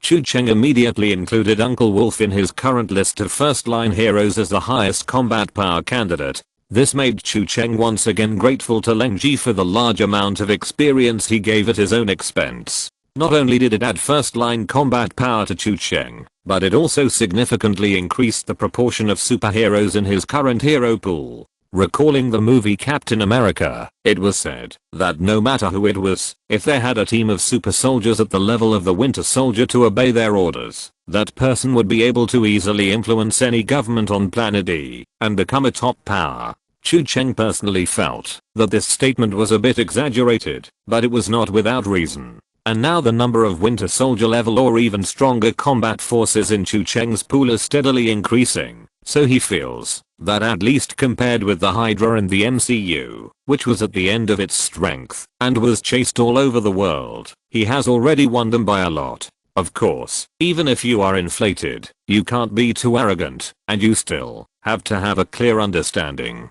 Compared with a Winter Soldier, his superhero character still has limitations, such as not being able to disperse actions, and not being able to perform tasks in multiple threads in different places at the same time. But the account will be upgraded, and the functions will be developed. For example, another new function brought by this upgrade. Chu Cheng has been thinking about the hang-up function for a long time. It is a bit like the automatic hang-up leveling of traditional online games or mobile games. In simple terms, it is hero hosting. When non-players go online and operate on their own, the hero will follow the designated commands in the designated area to act on his own, which helps to utilize the player's rest time to speed up the leveling efficiency. Of course, as of now, his entire game is essentially a cheat code, which is bound to himself. Its operation is linked to the player himself, and the hero's field operations also need to consume the player's own physical energy. So even if it is AFK hosting, it still consumes a certain amount of Chu Cheng himself. It's just that the hosting AI is simpler than the AI in the usual team battle, so the player's own physical energy is also less occupied. Friday helped to evaluate it. Chu Cheng's current physical fitness is completely different from when he first came into contact with the game. If only one non-superhero is selected, even if he is AFK 24 hours a day, it will not have much impact on him. This function currently only supports up to 2 heroes AFK at the same time, but if 2 people are checked at the same time, Chu Cheng may begin to feel a little burden. Therefore, according to Friday's suggestion, in most cases, a non-superhero should be selected to hang up. Unless in special circumstances, Chu Cheng himself has enough energy, but cannot play the game by himself for a long time. This situation is almost impossible to happen at present. It is recommended to hang up with multiple people. The hang up function is still relatively simple at present. The heroes who accept the hang up will move within the designated area, but the area of the activity area is okay. According to the map template of Jiangdu, the maximum range of activity can cover half of the city. During the hang-up period, the hero will automatically wander around, automatically stop the crime in progress, and automatically attack the target marked as the enemy, but that's all. They can't perform more complex tasks without player operation. But when a noteworthy task is found, such as listening to a suspicious phone call, discovering a suspicious person or object, and noticing clues, the information will be automatically marked and sent to the player. After discovering these messages, the player can go online and select the hero character to view the details, and then choose whether to intervene in the corresponding event. In layman's terms, it is like a hidden side quest. Various tasks may be triggered during the hero's hang-up, and the player can freely choose whether to accept them. The first test object is naturally the hero that Chu Cheng had sent to Hu Cheng to be stationed. The current stationed heroes in Hu Cheng are Daredevil and Batgirl. In terms of fighting, Cassandra is of course more powerful, but after a little thought, he still chose Daredevil for the choice of AFK hosting. After all, Lawyer Ma has a keen nose and a wide detection range, which makes it easier to detect abnormal events. Anyway, to stop street crime, whether it is a master or a grandmaster, it is essentially a matter of frying fish, just bullying the weak, and it doesn't make any difference who is on. It is better to choose Lawyer Ma with stronger perception, to increase the probability of side quests. Currently, the maximum support for AFK is 12 hours. If it exceeds this time, the player needs to go online and reset it. So Chu Cheng set it for 12 hours first, clicked start, and then saw Lawyer Ma flying over the rooftops of Hu Cheng on his own. Chu Cheng did not rush to log off immediately, but observed the effect from the side. I saw the Red Devil leaping and running on the rooftop, with the radar sense fully turned on. A few minutes later, a warning mark popped up on the screen, showing the crime in progress. Lawyer Ma turned around automatically and found the place quickly, but he did not go down directly. Instead, he flew to the high ground first and listened carefully to the situation below. Street fight. One side has more people. 6 people are beating up 2 people. The 2 people have basically lost their ability to move and are almost huddled on the ground to be beaten. One of them is in danger of life. There is no firearm. After the scan, Lawyer Ma jumped and landed in front of the people. The 6 people were surprised. Someone yelled something at him, but Lawyer Ma raised his hand and threw a short stick through the air, hitting the man's forehead. After the man was knocked unconscious with a sound, the stick bounced back, as if it had eyes, and flew back to Lawyer Ma's hand with an anti-physics spin similar to Captain America's horse guard cover. Then Lawyer Ma flipped and landed between the people, waving his two sticks, as if playing a brisk percussion music. In less than 30 seconds, a series of fast-paced short stick strikes, the 6 people who had just been so arrogant were immediately beaten to the ground by him, some holding their heads and some holding their legs, rolling on the ground and groaning. The battle was resolved at the speed of light. Lawyer Ma slowly walked to the side of a short stick he had thrown, raised his boots, and stepped on it, and the short stick immediately flipped twice in the same way as the vibranium shield, and bounced into his hand. He raised the short stick, shot out the rope, and quickly took off from the ground.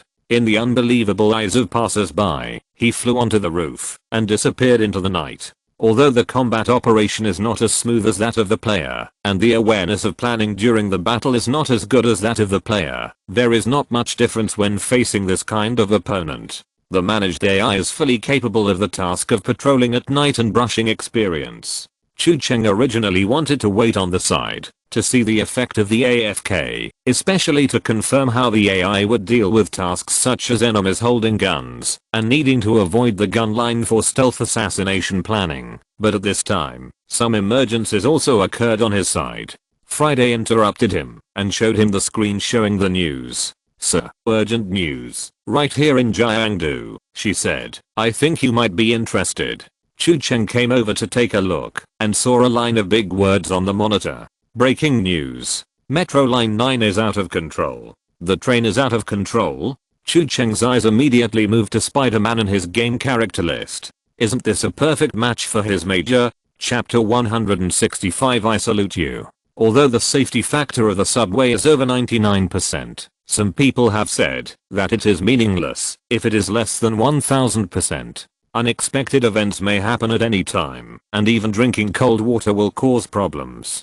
So today, a car of unlucky people really ran into this random event with a smaller probability than winning the lottery without any warning, and turned from a subway into a dump truck in a second. The final destination was either Hades or another world. The reporter in Jiangdu ran fast. The news was broadcast not long after the emergency occurred. The bombshell news flew all over the city in an instant with the help of optical fiber and signal wings. The whole city was in an uproar, and all eyes were focused on the out-of-control train through the media of television and the internet. But unfortunately for the people on the car, the corresponding professionals happened to be in the city, and they happened to be free now. Excuse me. Passers-by on the sidewalk and customers in the street cafe only heard a vibrant voice ringing in their ears, followed by a gust of wind passing by. The wind pressure caused by the high speed almost made people unable to open their eyes for a short time, and the airwave blew up the skirt of the little girl. The gust of wind came suddenly, and the attention of the people on the roadside was focused on the out-of-control train and the news. Even the people with the fastest reaction and the best eyesight only caught a burst of red and blue after images, and only heard the voice, but did not see the person. When they looked in the direction of the voice, the after image had already gone straight to the subway entrance and disappeared. Excuse me. Little spider is passing by. People in the subway station also only heard the voice floating above their heads, but when they looked up, they only saw her after image flying out. He flew over the gate, dived along the stairwell, and rushed into the platform in the blink of an eye, leaving only the white silk thread swaying all the way, and the pedestrians with confused faces all the way. It seems that something just passed by. Chu Cheng controlled Spider-Man to sprint into the platform with a web, and then switched to swing mode to maintain high speed along the subway tunnel. Of course, leaving spider silk and webs along the way may affect the city appearance and life, but it is not a big problem. In the original work, Jameson, the newspaper owner who is the most nitpicking in New York and Spider-Man's #1 hater, criticized this point. However, in fact, Spider-Man's web will automatically dissolve within 1 or 2 hours, leaving no harmful ingredients, and affecting the city appearance. Friday, how far is it from the out-of-control line 9? Chu Cheng asked, while controlling Spider-Man to move at high speed. 3 kilometers. It's very close. Friday said, I have sent the track route map to your screen now. AI that can be directly linked to the game system is easy to use. At the same time as Friday's map was sent, Chu-Ching had already seen the subway location mark from the 3D reel seen on the screen. The out-of-control carriage turned into a striking red in Spider-Man's field of vision, and the exclamation mark above its head could be seen from several kilometers away. 3 kilometers. It only took a moment for the two sides to collide with each other as they were sprinting head-on at full speed. Soon, the screen showed the train running rampant, like a bull covered in red cloth in the Colosseum, roaring dully with its mechanical structure. Spider-Man grabbed to spider silks and pulled them, and with a double jump in the air, he avoided the train and flipped over. Then he turned his head and a spider silk stuck to the roof of the car, and he pulled hard, and landed on the roof. When he jumped to the front of the car, the passengers and the conductor surrounding the cab were all shocked. Shit, buddy, we are on a train that is running out of control. Where did you get on from? The brakes don't work. Spider-Man asked when he landed on the front of the car. Life and death are at stake. The conductor obviously couldn't care about the details at this moment. He shouted anxiously, the main control command is wrong. The control unit can't receive our brake command. The electric brake system can't work. The air pressure in the brake cylinder is insufficient. It is estimated that the valve body or pipeline leaks, causing the air compressor to not work. In short, the air brake can't work either. With the help of Friday, Chu-Ching could barely understand a little bit, but it was too difficult to learn how to repair the brakes on the spot with this knowledge. What about the emergency brake? He knew that the subway was equipped with an emergency brake for safety reasons. Even if both the electric brake and the air brake failed, the emergency brake could become the last safety barrier. There is no response either. The conductor said this with an extremely annoyed tone. He felt that it was a great misfortune to encounter such a situation where all the brake units were broken at the same time. If a non-African saw it, he would say that his bloodline was inferior. Well, don't worry, brothers. I still have some experience in parking. Just leave it to the professionals. The conductor looked at the spider head with a weird look on his face, not quite understanding what he meant. Stop. How can you stop without brakes? Can you still stop the subway with your bare hands? At this moment, a QTE prompt has popped up on the screen in front of Chu-Ching. With the help of Friday, Spider-Man's perspective quickly marked all the strongest points on both sides of the tunnel structure, and a mouse lock prompt popped up at each point. Chu-Ching needed to swing the mouse to accurately point to the designated positions one by one at the moment before the train rushed over. Each time Spider-Man raised his hand and threw out a spider silk, which stuck to various places in the tunnel. Seeing this action in the front carriage, everyone first felt a little weird about the white silk-like object he shot out with his bare hands, and then from this posture, it seemed that they had guessed his intention a little, but it seemed a little bit incomprehensible. No, from this posture, this person would not want to stop the train with his bare hands, right? Crazy? Regardless of how much strength it would take to do so, and whether it would anger some big shots in the coffin board and make them resurrect, and seeing that the sticky white thing shot out of his hand was so thin, wouldn't it be ridiculous to think that he could stop the out-of-control train with this thing? In one breath, a large number of spider silks were stuck to the tunnels on both sides, and then it was time to press the buttons to exert force. It was also the classic mode of the game's QTE system.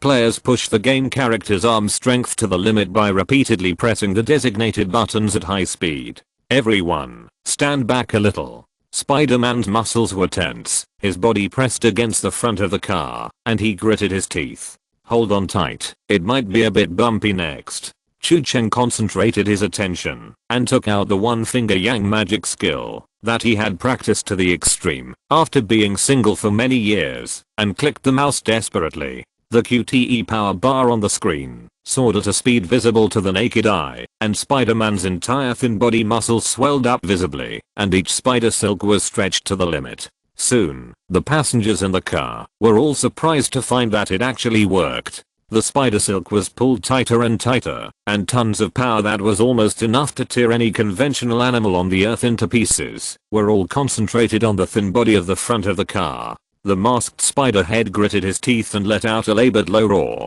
The carriage and his body behind him began to deform and twist, and the windows shattered into pieces under the heavy load. Countless eyes were focused on the thin boy in front of the car, their mouths slightly open, and their expressions were shocked beyond words. What the hell? What the hell did I see? Question mark? Many people took out their mobile phones with trembling hands to record and take photos, using the camera to record this extremely shocking scene. Even some people who had felt that they were doomed before began to worship, thinking that this was simply a deity who came to save their lives. But it was not enough. The spider silk on both sides began to break one after another. Some of them finally couldn't bear the huge force and reached their limit and were torn off, while others directly tore off the entire wall they were attached to in the tunnel. As more and more spider silk broke and the wall collapsed, each of the remaining spider silk had to withstand the double impact. So in a very short moment, the remaining spider silk was also torn off one after another. Spider-Man was like being hit by a heavy hammer. Chu Cheng's screen instantly showed a red special effect of a hero being injured, and Spider-Man was thrown out of the car. But the QTE prompt popped up again, and the F key prompt quickly popped up on the screen. Chu Cheng seized the fleeting opportunity and quickly hit the button. Spider-Man was in the air and raised his hand to pull a spider silk. He turned twice in the air and immediately jumped back to the front of the car. The sudden change almost made the people in the cockpit have a cardiac arrest. When they saw Spider-Man flying back with extreme operations, many people couldn't help but applaud and shout. Although the first attempt seemed to have failed, this set of operations not only made the image of this tights weirdo in their eyes rise to the point of being a savior from God, but also rekindled hope for those who were extremely frightened and even desperate before. The speed of the train dropped significantly. As long as it was repeated again like just now, there is a great chance that the train can stop. Chu Cheng also planned to do so, until Friday's voice sounded in his ears. The track is about to end. If you use the spider web to buffer, you will reach the end before the train speed drops to 0. What? Chu Cheng raised his eyebrows. What? So fast? This is not fair. The Spider-Man in the movie has a longer buffer distance than him. But fortunately, he has played enough games, and he has not missed any superhero comic games. His mind quickly flashed through the game levels of Marvel Spider-Man released 17 years before the time travel. One of the levels was also a subway out of control, paying tribute to the classic scene of Spider-Man stopping the train with his bare hands in 2004. Moreover, the situation Spider-Man encountered that time was more similar to the current one. There was not enough buffer distance to stop the train, so he came up with a new trick on the spot. As an old player who also passed the game of Marvel Spider-Man without any damage, Chu Cheng also remembered that level instantly. So I can't pay tribute to the 2004 version of the movie, so I might as well pay tribute to the game of 2017. I paid tribute to the game of the movie, and its name is Serial Tribute, which is a tribute. Friday, retrieve all the surveillance information on the road ahead to see if there is any uninhabited area. The construction section is within 1 kilometer. Friday said. Very good. Mark that section of the road on the screen. And mark the weak point of impact for me. Chu Cheng had already adjusted to the second plan while speaking. Everyone, retreat to the car as far back as possible. Hold on tight. Spider-Man ordered. Although he didn't know what the meaning was, after seeing his performance just now, everyone had already bowed down to this pajama baby, and naturally followed his words without hesitation. Everyone swarmed out of the cab, and retreated to the car as far back as possible.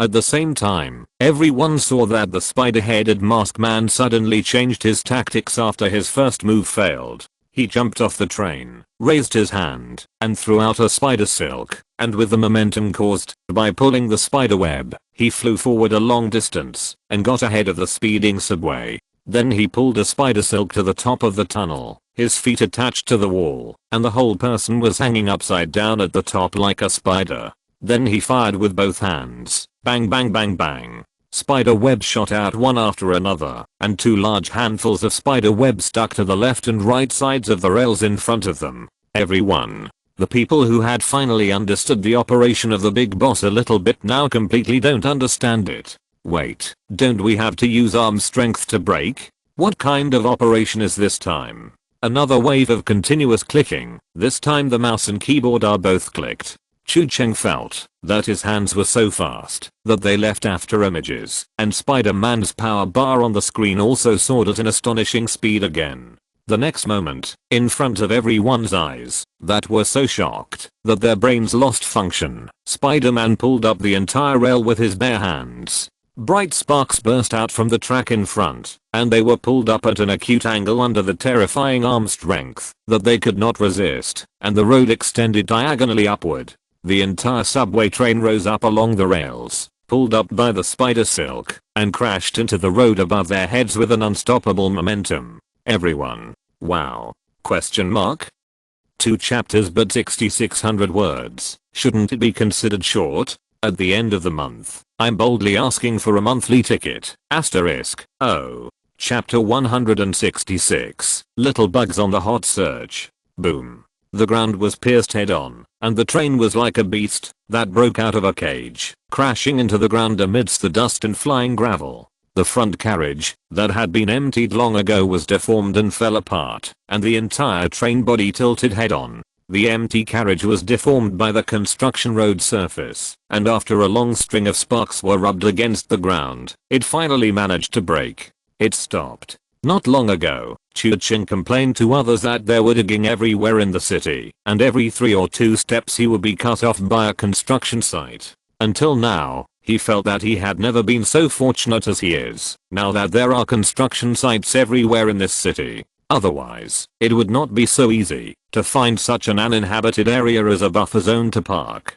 At this time, the front of the out-of-control subway pierced the ground like a sword and rushed to the surface, while most of the remaining body was still buried underground. A hole was pierced in the road, dust was flying all over the sky, and the scene of half of the subway leaning to one side outside looked particularly shocking. This is the limit of what Chu Cheng can do under limited conditions when operating Spider-Man. After all, the buffer distance is limited, and it is impossible to force the brakes by brute force like before, so this is a control measure to minimize losses and casualties. It is inevitable that some people will be injured in such violent braking, but statistics afterwards show that most people are only slightly injured, a few are seriously injured, but not in danger of life, and no one died. For such a tragic situation, that the original psychological expectation might be no survivors, such a result can be said to be a miracle. After the train stopped, the passengers took a long time to come back to their senses. They climbed up and looked around blankly. Many of them took a long time to realize that the train did not rush into the underworld or into another world. Then, when they saw the dust and cracked road surface and blocked streets outside, they took a few seconds to realize what happened. The man in tights who fell from the sky seemed to have pulled the rails with his bare hands to pull the train to the ground. Fuck brothers, there is a god. The people who escaped from death burst into shouts of surprise. These few minutes were definitely a roller coaster ride for each of them. Not long ago, they all thought they were doomed. This feeling was like being fished out of a half-buried body. The incident was already attracting attention from the whole city, and many media outlets were rushing to follow up on the report. Soon, a media helicopter flew over, focusing its camera on the half-unearthed train, and the image was transmitted to the TV and mobile phone screens of every household. Everyone's first reaction to seeing this scene was confusion. Wait, how did the subway get up there? Can this thing still take off? But even Spider-Man would have a hard time with this. He coughed and struggled to crawl out from under the masonry. Chu Cheng also showed that the hero seemed to have suffered some injuries. Of course, it was not a big problem. For ordinary people and even many other heroes in the pool, a series of events like the collapse of the tunnel and the cracking of the ground might leave them with a skinned body, but it didn't matter to Spider-Man. After all, in the movie, Xiao-Chan was so tough that he was not hurt even when hit by a train at full throttle. He seemed to be an agile hero, but his health bar was actually very weak. This level was just a drizzle for him. He looked dirty and embarrassed, but in fact, he probably just lost a layer of blood. But anyway, although there was a luck factor, the plan was successful, and another wave of experience and hero points were earned. It is well known that each hero is specialized in different vehicle killers. For example, airplanes tend to be afraid of heights when encountering Superman, Ships are always afraid of water when encountering Aquaman, and trains also like to be lame when encountering Spider-Man. Then, perhaps because of the tribute to the classics and the restoration of the hero's famous scenes, although this time it was a street mission, the points given this time were not bad. At this time, a relatively good passenger on the train came up boldly. "Who are you?" This question obviously hit the point, as if it triggered the switch of Xiao-Chang's automatic answer. Spider-Man stood firm and shook his head. His big eyes moved and he smiled. "Of course it's your friendly neighbor Spider-Man." After that, he raised his hand and shot out spider silk and flew up into the air, swinging away under the gaze of countless astonished eyes. The reporter on the helicopter was also stunned and turned to the photographer after a moment. "Tell me you took a picture." In a moment, reporters and rescue teams arrived one after another. After some inquiries, they soon understood the situation. It's true. The survivor who was interviewed was beaming with joy in front of the camera. "I dare to swear on my grandmother's grave that what you heard is true. The one who just flew away, he seemed to call himself Spider-Man. Anyway, he stopped the train. He shot out some kind of web-like thing and pulled the entire rail from the ground with his bare hands. Then he pulled the web and let the train rush to the ground along the rail." Reporter, audience, they seemed to understand every word this person said, but it seemed as if they could not understand what it meant when they put it together. Even the reporter who was asking questions was embarrassed for a moment. He smiled awkwardly and didn't know how to respond for a while. The expression on his face was like saying, "Brother, do you hear what you are saying?" But all the survivors had the same caliber, all of which indicated that a spider web-headed pajamas baby jumped up and stopped the subway with his bare hands. The results of the on-site investigation were also completely consistent with their testimonies. Although the spider web used by Spider-Man had dissolved and disappeared, the subway track was obviously pulled up by extremely strong brute force. This is quite weird. A stone stirs up 1,000 waves. This disaster that attracted the attention of the whole city caused an uproar in Jiangdu that day. The three-word Spider-Man jumped to the top of the hot search list in the same city, surpassing the popularity of the second hot search, 20th Teacher's new album, by 8 Main Roads, and became the absolute focus. Then someone on the forum also jumped out. "Fuck, I recognize him. He was the one who brought my cat down from a tree. Turtle, I don't know what god I met back then. Fuck, I recognize him too. He helped me catch the bike thief." Bicycle. The Jiangdu Underground organization, which was already half buried, was also shocked, especially the Jiangdu F4 and its minions who participated in the encirclement and suppression, but were killed by Spider-Man without any injury. When they opened the headlines on their mobile phones, they saw Spider-Man stop the subway with his bare hands to save the world, and there were pictures and the truth behind it. Then when they saw the red and blue back figure in the video, many people began to find something wrong, thinking that the back figure looked more and more familiar, and then the next second they were so scared that their hands trembled, screamed, and even threw their phones away. Damn, isn't this the chatterbox freak we encircled and suppressed back then? Stop the out of control train with bare hands? Did we shoot at this thing at that time? Question mark. Damn, were we so brave at that time? How dare I? Question mark. Soon everyone found out that, although not many people had encountered Spider-Man before, it was just that it had not become such a hot topic as it is now, and it had not attracted the attention of the whole city. As soon as this incident happened, the spider head with a pair of cute big eyes quickly entered everyone's field of vision. Someone specially summarized all the incidents where this Spider-Man had appeared, and soon found that he felt a little different from those heroes who were mainly active at night before. Not only because he was not active only at night, but also from the summary post, it can be seen that this Spider-Man seemed to be in charge of everything, from police and gangs to gunfights to cats climbing trees. The JC in the Pacific Ocean did not have as wide a range of affairs as him. No wonder he was called friendly neighbor. However, although this exposure brought a lot of heat, Spider-Man himself was also very tired. After the mission was over, Chu Cheng directly asked Xiao-Chang to log off and rest, and entered the recovery state. Then, unexpectedly, the news came from Lawyer Ma, who was hanging up in the next city. "Sir," Friday reminded, "Daredevil has been found in Hu Cheng." Chapter 167 Hero Director. Hu Cheng. Security guard Reed slowly opened his eyes. He instinctively wanted to touch his phone to see what time it was, but found that he couldn't move his hands. The next moment he was shocked to find that his hands were tied behind his back. This was a wooden chair. His hands were tied to the back of the chair, and his feet were tied to the chair legs. There was a white lamp hanging above his head, and the light stretched his shadow very long. Reed lost all sleep in a second. He woke up instantly, struggling desperately and trying to shout in horror, but found that even this was impossible. Something was stuffed in his mouth, and no matter how hard he tried, he could only make vague UMMR sounds from his throat. Stop yelling. An impatient voice came from the darkness. A person appeared in front of him. It was a very tall man, holding a cigarette arrogantly in his mouth, playing with a shiny knife in his hand, and the jagged blade reflected the cold light. Reed felt a chill on his back. He shrank back uneasily, and the chair creaked under him, until the man took the thing out of his mouth. Who are you? What do you want? Me. I'm here to collect a debt. The man smiled. Reed trembled. Debt collection? He was just a sheriff. What debt could he owe?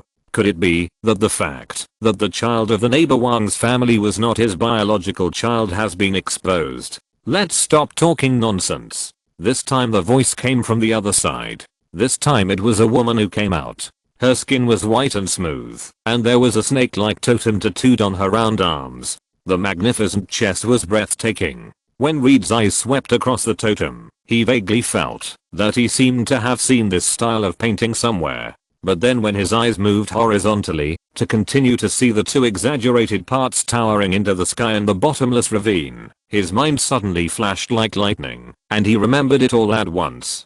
Green snake. Reed was shocked. You are the green snake of Black Sun. Hu Cheng Security Bureau was tortured by Black Sun a while ago. There was intelligence that President Gong, one of the largest chaebols in the city, had become a target on Black Sun's death list, which caused the Security Bureau to mobilize a large number of troops. During that time, the police officers of Hu Cheng Security Bureau were forced to learn the abilities and characteristics of several top killers in the Black Sun organization. Reed had forgotten the other top killers after seeing them, and he might not recognize them, even if he met them on the street. But he remembered this green snake very clearly. The reason was that she was too big. She was really too big. The man in front of him swung out a knife. Is my wife pretty? Pretty. Reed realized that something was wrong and quickly retracted his gaze. I mean, the tattoo is pretty. Although he and Koze were in the same boat in private, it was also based on the object and the occasion. For the safety of his little brother, he had to forcibly retract his gaze that was attracted by a magnet. Now he remembered that the man's code name was Black Hawk. The code name was easy to remember, but the man didn't look very special. Reed was shocked and broke out in a cold sweat. He vaguely remembered that the couple seemed to be the best of the best in Black Sun, and they were ranked high on the list of killers all over the world. Generally, they would not take any mission that would reduce their status, no matter how much money they were offered. Such a scary guy came to Hu Cheng. By the way, why would such a big guy mess with his mentality? Venom B. Black Hawk spoke. Does this name sound familiar? Reed suddenly realized something and came back to his senses. Good man. Is he here to seek revenge after capturing their brother? He nodded. This couldn't be a lie. The entire Public Security Bureau was on high alert for the killer from Black Sun a while ago. It was impossible for anyone not to have heard of this name. Are you friends? Reed asked tentatively. I guess so. Black Hawk said. Who caught him? I want a name. Reed gritted his teeth and said, do you think I will betray my colleagues like this? Don't underestimate the sheriff of Hu Cheng, you bastard. The sharp blade that had been played within Black Hawk's hand was nailed into the chair between Reed's legs. If it weren't for the fact that the killer brother's wife was too big, he would have used the dragon raising its head to escape the disaster. Otherwise the consequences might be disastrous. Reed was shocked and sweated. No, brother, we can talk it out. He was sweating profusely. It's Directly. The new Directly shower of the Public Security Bureau. Thinking carefully, he was not very familiar with the new director. Once he was late for work and was scolded. In comparison, the little brother will be of great use in the future. So after weighing the pros and cons, he decisively sold out his teammates. In fact, Reed didn't know the specific situation, or it should be said that the entire Public Security Bureau didn't know the details. They only knew that the poisonous bee was caught, and it was said that he seemed to be caught not long after arriving in Hucheng. In short, the result seems to be gratifying. The killer crisis was temporarily resolved, and President Gong was very happy. He donated a large sum of money to the Hucheng Public Security Bureau in his personal name. At the same time, this also made the newly appointed director instantly become a hero.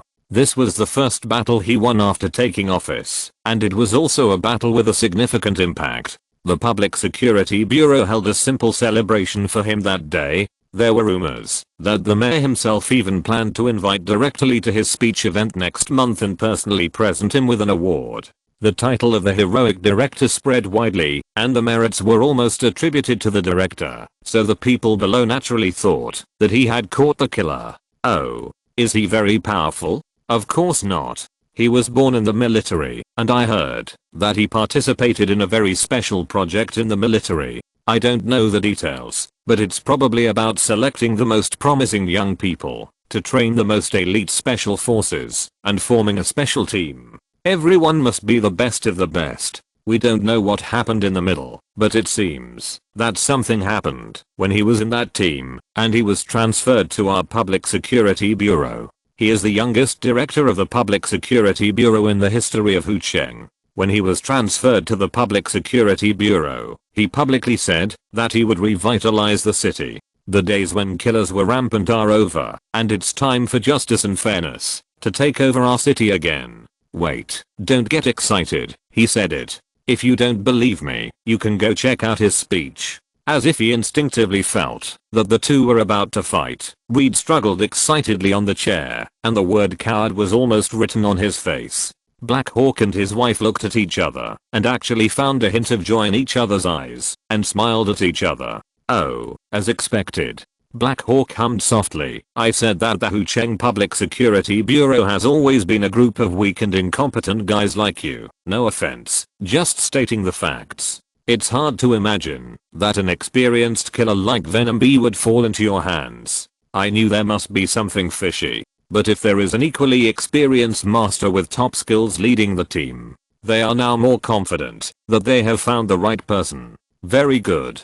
Black Hawk said with a smile. Then please tell your director that he is done. HU. Heroic Director Li Xiao was sitting at his desk in his Public Security Bureau and sneezed suddenly. He rubbed his nose, looked at the gradually darkening sky outside the window, and suddenly had an ominous premonition for no reason. Chapter 168 The Scapegoat. Hucheng, 9 o'clock in the evening. It's another day of overtime. Li Xiao, the young new director of the Hucheng Public Security Bureau, bought a bag of daily necessities from the convenience store on the corner and walked slowly home with the shopping bag. His limited savings cannot support him to buy a car for transportation for the time being, but he personally does not think it is necessary. It is only about 20 minutes from the Public Security Bureau to his residence, and the morning and evening commute is just a walk to exercise. But his habit has created opportunities for those who are interested. Since he left the convenience store, a shadow has been following him. The man was wrapped in a large coat, wearing a hat and sunglasses. He seemed to be walking carelessly, but in fact he was keeping a distance behind him. Although he was following all the way, the other party was actually quite experienced. The man naturally blended into the crowd throughout the whole process, and found cover on all the paths that might arouse suspicion. Li Xiao seemed to be completely unaware of anything wrong. He walked carelessly, and during this time he also received a phone call. He scolded the other end impatiently, and turned into an alley while mumbling vaguely. That was his shortcut home, one of the dirty corners that the light of the city could not reach. It only took less than 2 minutes to walk through it. The distance was actually quite short, but it was enough for a team of assassins with ill intentions. The figure behind him quickened his pace before Li Xiao approached the corner, and reached the corner about 20 seconds after he turned in.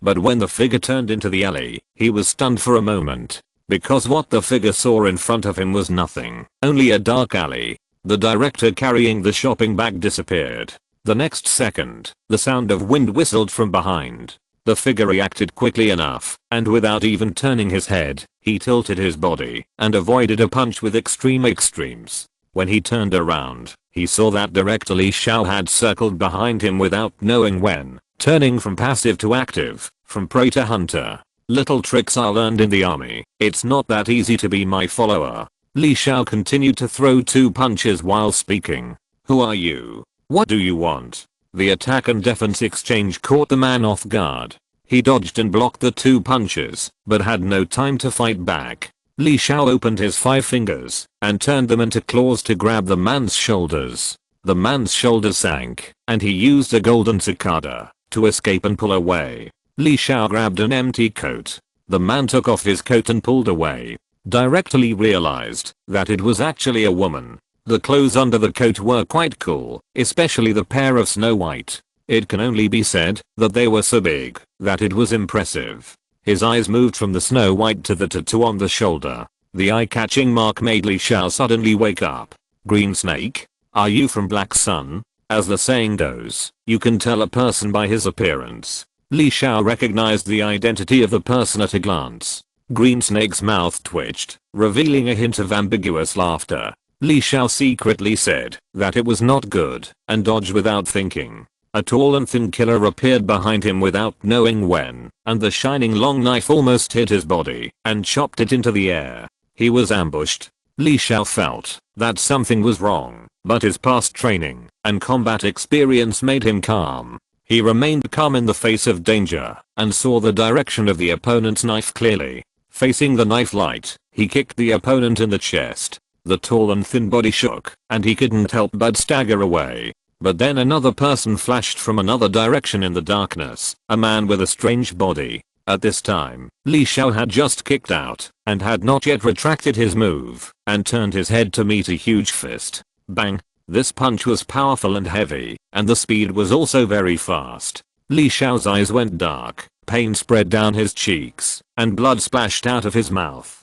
He was careless. Li Xiao was upset. He should have expected it. He should have noticed that there were others lying in ambush here, and he should have dealt with it better. But he didn't. His attention was attracted by the stalker behind him, and he walked into the trap head on. He was as amateur as a novice. King Shulso got close to him again, and took advantage of the situation to quickly kick him twice. Before he could stand firm, another person appeared behind him. This was the 4th person. The man had brass knuckles on his fists, and punched him so hard that his skin was torn. Li Xiao half knelt on the ground. The 4 people were not in a hurry to chase him, but just surrounded him in the corner, and looked at him with a sneer. This gave him a brief respite, and he quickly matched the 4 people in front of him with the killer code names in Heavy Re, Black Hawk, Green Snake, Red Falcon, Ghostface. Each of them is the leader of the killer world, a top master, and any one of them can become the nightmare of an entire city. And now the 4 of them appeared at the same time, right in his city, in front of him. He's quite capable. Ghostface, the tall and thin man holding the knife said, licking the blade of his knife with his tongue. I hope his knife is not coated with poison. It's indeed different from those rubbish in the previous Hucheng Public Security Bureau. Black Hawk snorted. No wonder Venom B fell into his hands. How could Li Xiao not understand the reason for this? These people thought that the killer named Venom B was caught by themselves. Considering the title of hero director recently attached to him, this is not unreasonable. But in all conscience, this is all the blame of the propaganda. The Venom Bee had not even seen the shadow before he was arrested. It is said that the man was knocked unconscious and hung on a certain tarmac when he was found. As for who caught him later, he refused to speak, even if he was beaten to death. So Li Xiao didn't even know who he was blamed for. Of course, he also knew that it was useless to say more. In this situation, it would be useless to complain to the 4 killers, especially when he couldn't say who caught him. Li Xiao took a deep breath. Do you know what you are doing? You are attacking the director of the Public Security Bureau. Yes. Normally this would cause us some trouble. To be honest, if our boss knew we were doing this, he might object. But if someone above us is already unhappy with you as the director, that's another matter. Believe me, Director Lee, you don't want to know how influential our organization is. Getting rid of a guy like you who is not popular, even if he is the director of the Public Security Bureau, it's no problem at all. Li Xiao felt that he had regained some strength and stood up and looked at them directly. "For top players in the industry, is this how you do things?" He glanced at the few people and said contemptuously, "4 people are lying in ambush here and attacking me, an unarmed person? What? Are you afraid of being beaten to death if you fight alone?" Yes, the old-fashioned provocation may not be the best idea he can think of at this juncture. But you know what? The more famous and reputable the killers are, the more effective this trick is. Sure enough, someone took the bait. Interesting. Black Hawk rubbed his fist and smiled. "It just so happens that I haven't met a decent opponent for a long time." Green Snake folded his arms. "You're here again. I'm worried, honey. I'll cut the Gordian knot. Don't make any moves." Black Hawk stepped forward, made a pleased gesture, and smiled. "Show your best moves." "Very good, just as planned." Li Xiao held his breath and stared at him intently. He tried his best to put aside distractions and stop thinking about other things, trying to solve the one in front of him first. But obviously, he underestimated his opponent. After just a few rounds, a heavy hook almost broke his jaw. He felt a tooth flying out in blood, and his head was dizzy because of it. So strong. He now personally experienced why Black Hawk was called the best of the best, and even in an organization like Black Sun, he was close to the ace. As a killer, he is not only good at using various weapons, infiltration, disguise, and assassination, but also strong in head-on combat, and can be called a hexagonal warrior in the killer world. Li Xiao almost relied on willpower to force himself to stand firm. He glimpsed the opponent's punch from the corner of his eye and almost instinctively dodged sideways, but he didn't expect that the punch was just a feint. The real heavy punch hit his face in the direction he dodged, and the burning pain came again. When you are wet in the rain, the worst thing is that your clothes are soaked. But after you are really wet, you won't feel anything, because it's already wet and can't get any wet. The same is true for being beaten. After being beaten to a certain extent, you won't feel anything.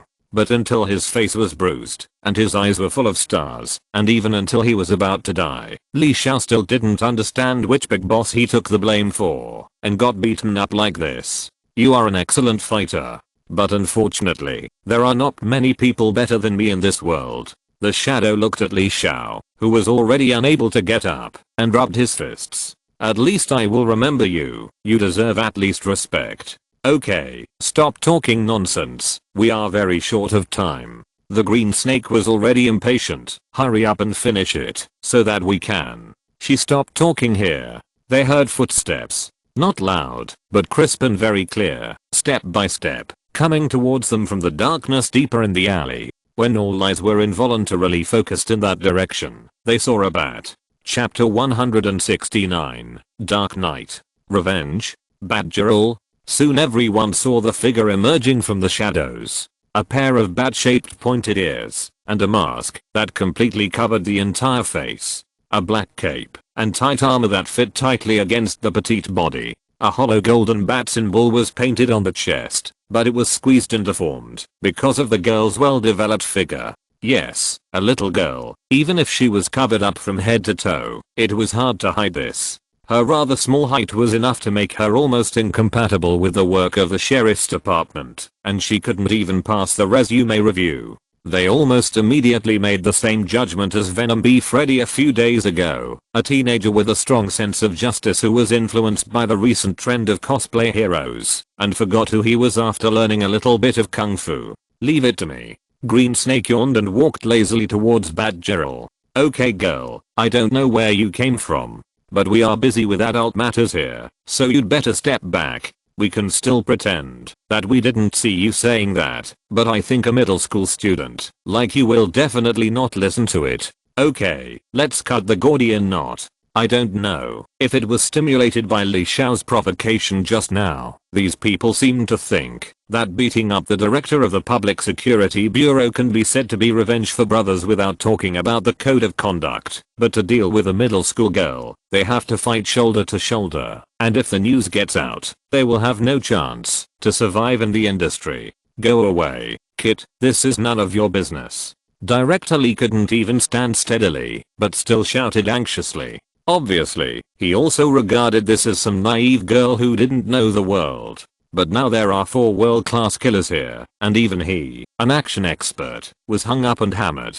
He almost dared not imagine the fate of this girl. Even Green Snake put on an air of superiority, not even bothering to put on a fighting stance, just standing there straight, smiling and saying, "You can attack as much as you want. If you move even half a step, I lose." So Batgirl didn't hesitate and attacked directly. Bang! A punch hit his face. Green Snake stood there, like he was disconnected due to high latency, and his face was hit by such a punch. His eyes went black, and he fell straight down, falling on his back. When he landed, the 2 exaggerated peaks caused a violent ups and downs, and it shook for several times, before it stopped moving. The killers? Li Xiao. The people present are all top masters, and the worst ones are at least proficient in 2 or 3 martial arts and no more. But even with such a group of practical masters, several pairs of eyes focused on that moment, but no one could see anything. It was a punch that showed no skills at all, and the awkward movements like those of a layman could not even be called boxing moves.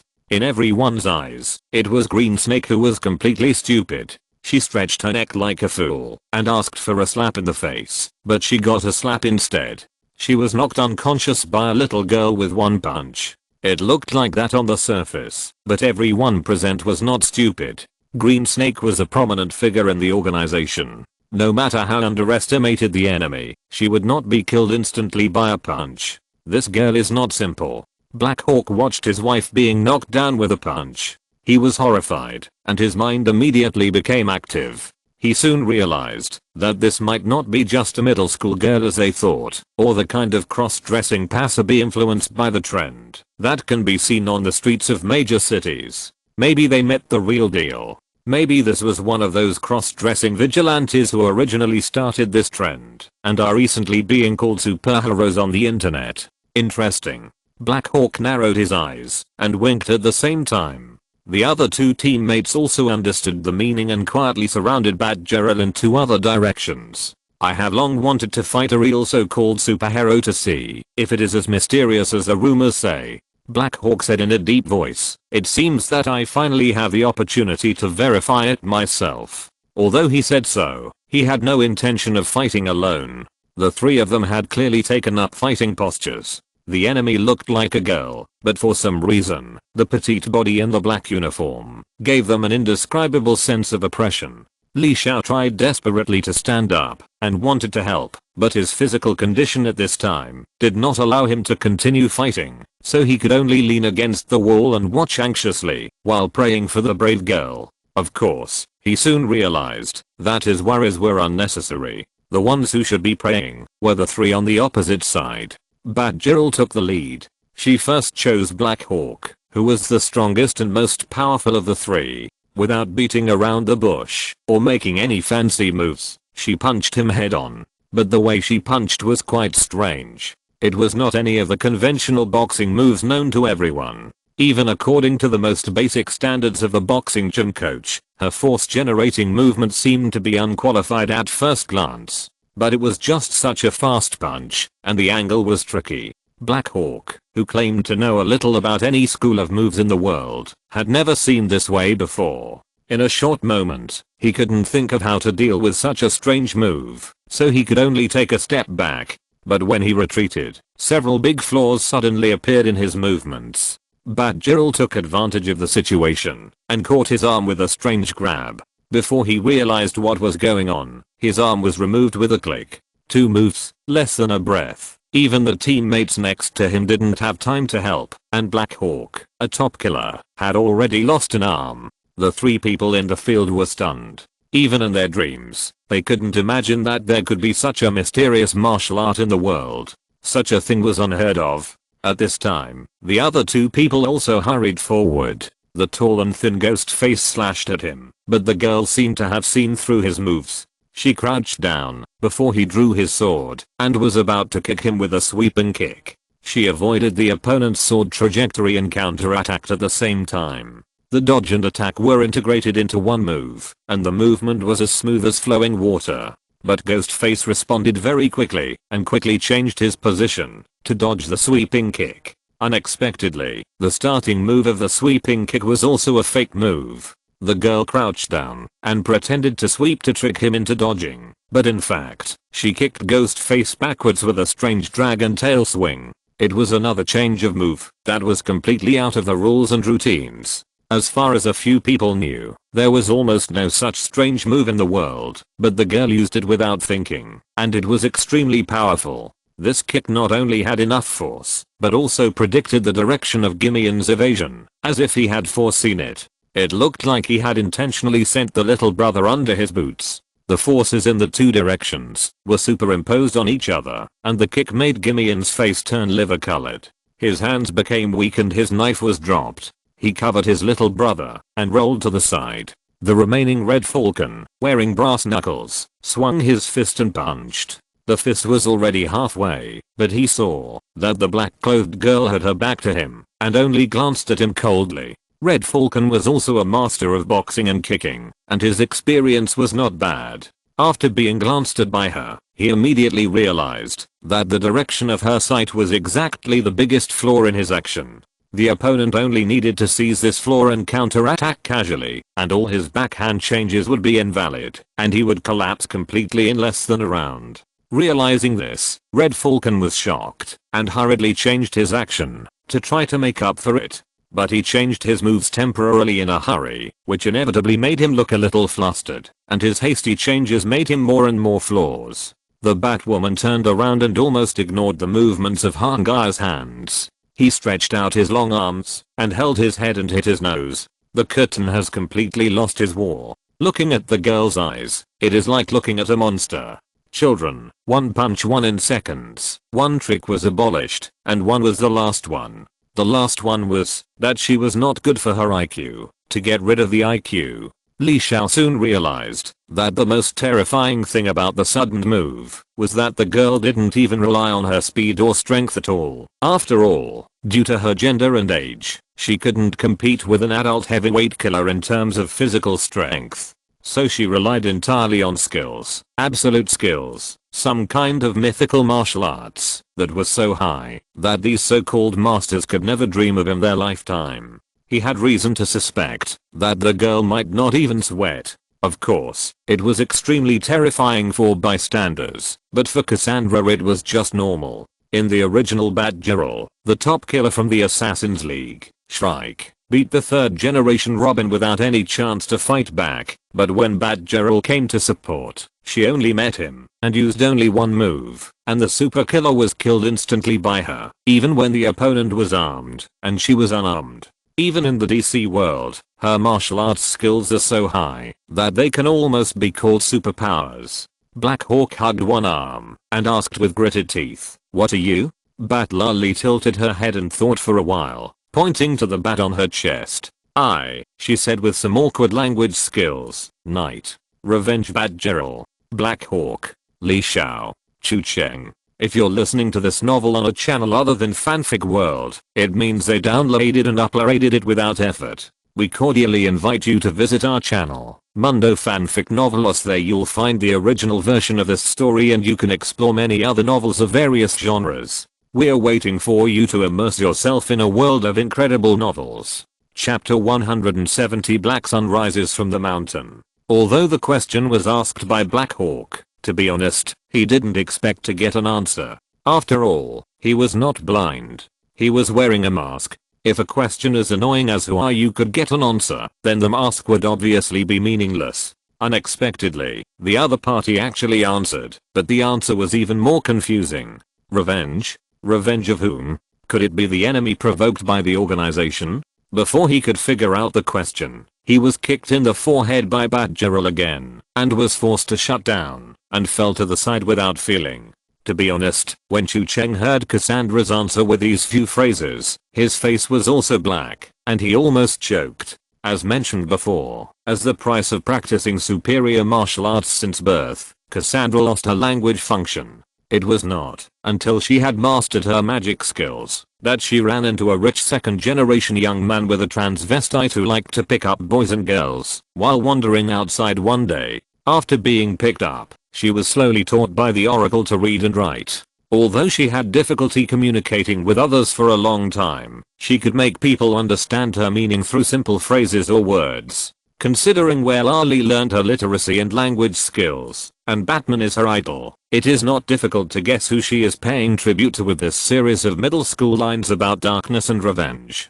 To be honest, Chu Cheng does not approve of this wave without the special effects of lightning and the rainy night. It's just that when the old master who just debuted in the middle school period said this line, it was quite handsome and stylish, but the girl's voice was originally soft, and she had a language barrier, so she could only simplify the line into a few phrases. It was inexplicably cute when she said it. Anyway, Batgirl got 4 kills without any damage. She stood up and seemed to learn from Batman to shrink her small body into the cloak and turned to walk towards Li Xiao. She stretched out her hand to Li Xiao from the cloak.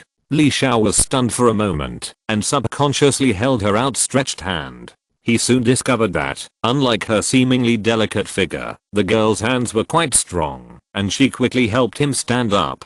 Li Xiao stood up and was about to say thank you, but he felt a sweetness in his throat, and he turned his head away and coughed up a few mouthfuls of blood. Ahem. Sorry, I was careless today, and I wasn't in my best condition.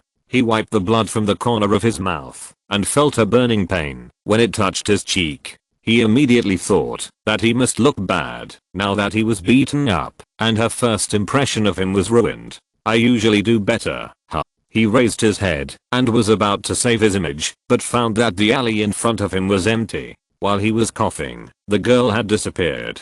This shocked Li Xiao again. Even though he was not in good condition now, there were not many people who could sneak up on him, not to mention that she disappeared from under his nose in the blink of an eye. This was obviously more difficult than the previous one. It was so outrageous that he even suspected that he was hallucinating because he was beaten too badly. But the killers who fell to the ground while groaning beside him clearly proved that this was not an illusion. Directly lowered his head in a daze, looked at the hand he had just held, and was distracted for a moment, and even felt a little unreal. So 4 more top killers were captured in Hucheng. Black Hawk, Green Snake, Red Falcon, Ghostface. The most elite of the Black Sun organization, and also the leaders of the killer world. The arrest of the 4 people not only became the focus of Hucheng, but also caused an earthquake in the entire killer world. Counting the previous Poison Bee and his partner, Black Sun has lost 5 generals in one breath. And more importantly, they were all in Hucheng. What kind of place is Hucheng? This place is a Feng Shui treasure land in the eyes of killers all over the world. It is a peak area for first-line killers to grab orders and business. From the government to the Public Security Bureau, this place is a model of being bad and famous, and it will not move, even if you poke him. The result is that 6 were sent to such a place in a row. Question mark? It is said that the robbers were arrested by the hero of Hucheng, Director Li, himself. The news media was all over the news, saying that the director was attacked by 4 assassins on his way home from get off work, but he remained calm, discovered the intentions of the assassins with his extraordinary insight, and fought with all his strength with his excellent skills. In the end, although he was injured, he defeated the enemy alone. Well, in fact, Li Xiao tried hard to say that this was not the case. He was not a match for the 4 men at all. There was someone else who could beat him. He was just a pendant who won by doing nothing. But no one was interested in this. Even his superiors advised him to shut up. You want us to announce to the media that the director of our Public Security Bureau was attacked by assassins on his way home from get off work, the superior official said earnestly in front of his hospital bed. When he came to visit him, he had no power to fight back at all, and was finally saved by a little girl dressed like a bat. The official pushed his glasses. The cross-dressing craze among some teenagers has been a headache for us, and the public's doubts about the public security system have always been one of the main problems in this city. You were able to take office because you compromised under this pressure, because the public believed that you could be different. So let's just assume that you are not talking nonsense and that the ridiculous story you said is true and there really is such a girl with peerless skills out there. The official paused, his eyes blocked by the reflection on the lens. What do you think will happen to the public security system when people hear this? Li Xiao was silent for a while. But that's not the truth. He said, that girl. I owe her. I owe her a life. Then let it be the truth. The official patted him on the shoulder. Become that hero. Director Li, the hero this city needs. This is exactly why you are still sitting in this position, even though so many people don't like you. Outside Hucheng, somewhere unknown, the Black Sun organization base. Losing 6 high-level killers in one go, they have never encountered such an outrageous thing since the organization was established. The entire organization exploded immediately, and all the senior executives were pulled together for an emergency meeting overnight. Li Xiao. Someone cursed. MD, this bastard is serious. When Li Xiao took office, he promised to change the status quo and Hucheng would no longer be a playground for assassins. Of course, everyone knows about speeches. This is the same as the promise made by the ugly president of the D planet when he cheated votes. It's just talk. The assassins just laughed at it at the time and no one took it seriously. But now everyone knows that this guy is serious. The entire assassin world naturally can't stand it, and the Black Sun side is even more restless. Sanctions must be sanctioned. Someone began to shout, otherwise this guy really thinks of himself as a role. But it is also true that he took down our best man. Someone suggested, it may not be that easy to deal with. Everyone was silent. Indeed, as assassins, their biggest reliance is not direct fighting, but shooting in secret. That's why so many people fear him. Even high-ranking politicians are just a bullet away in front of top killers. But since their best killers have failed, it means that the enemy is also proficient in this art. Such opponents are the most difficult for them. Okay. The voice did not come from the conference table, but from the screen at the end. There was a dark outline on the huge screen. He was the only person at the table who was not present in person, but attending the meeting online, which was enough to prove that this person was extraordinary. In fact, he did have the capital, and no one dared to question him. His code name is Black Sun, the same name as this organization, because this organization itself was founded by him. He is a living legend in the assassin world, the core of the organization's spirit, and a pillar of the entire industry. However, after completing the last deal many years ago, he had already retired and retreated behind the scenes, and has never appeared in person since then. But it is obvious that he will make an exception today. The entire conference room was silent in an instant, and everyone showed awe. A pair of sharp and cold eyes shot out from the shadows of the screen. I'll go meet him myself. Chapter 171 The Old Thief's Laboratory. After completing today's mission, Hucheng felt like he had gained a lot of new fans in all senses. First of all, there was the Spider-Man craze in Jiangdu. Xiao-Chang's heroic deeds were known to everyone within a day. Not only did Xiao-Chang gain a lot of fans, but Hucheng also guessed that stopping the train with bare hands might be another wave of torture for the lunatic asylum. Anyway, now their superhero team is continuing to sprint in the direction of inhumanity without limit. Every now and then, they do something new and fierce to refresh their worldviews and make the senior management and experts sleepless. After that, the pressure will be on the underworld and various killers in Hucheng. The combination of Batgirl and Daredevil has been active in Hucheng for only a few days, although they have left some legendary urban legends in their fight against street crimes. That's all. After finally doing something big, they have defeated the 6 major killers of Black Sun in succession, but in the end, the credit and the blame were all put on the head of the newly appointed Director Li Xiao. Therefore, it can be predicted that more top killers will focus their attention on this Mr. Director.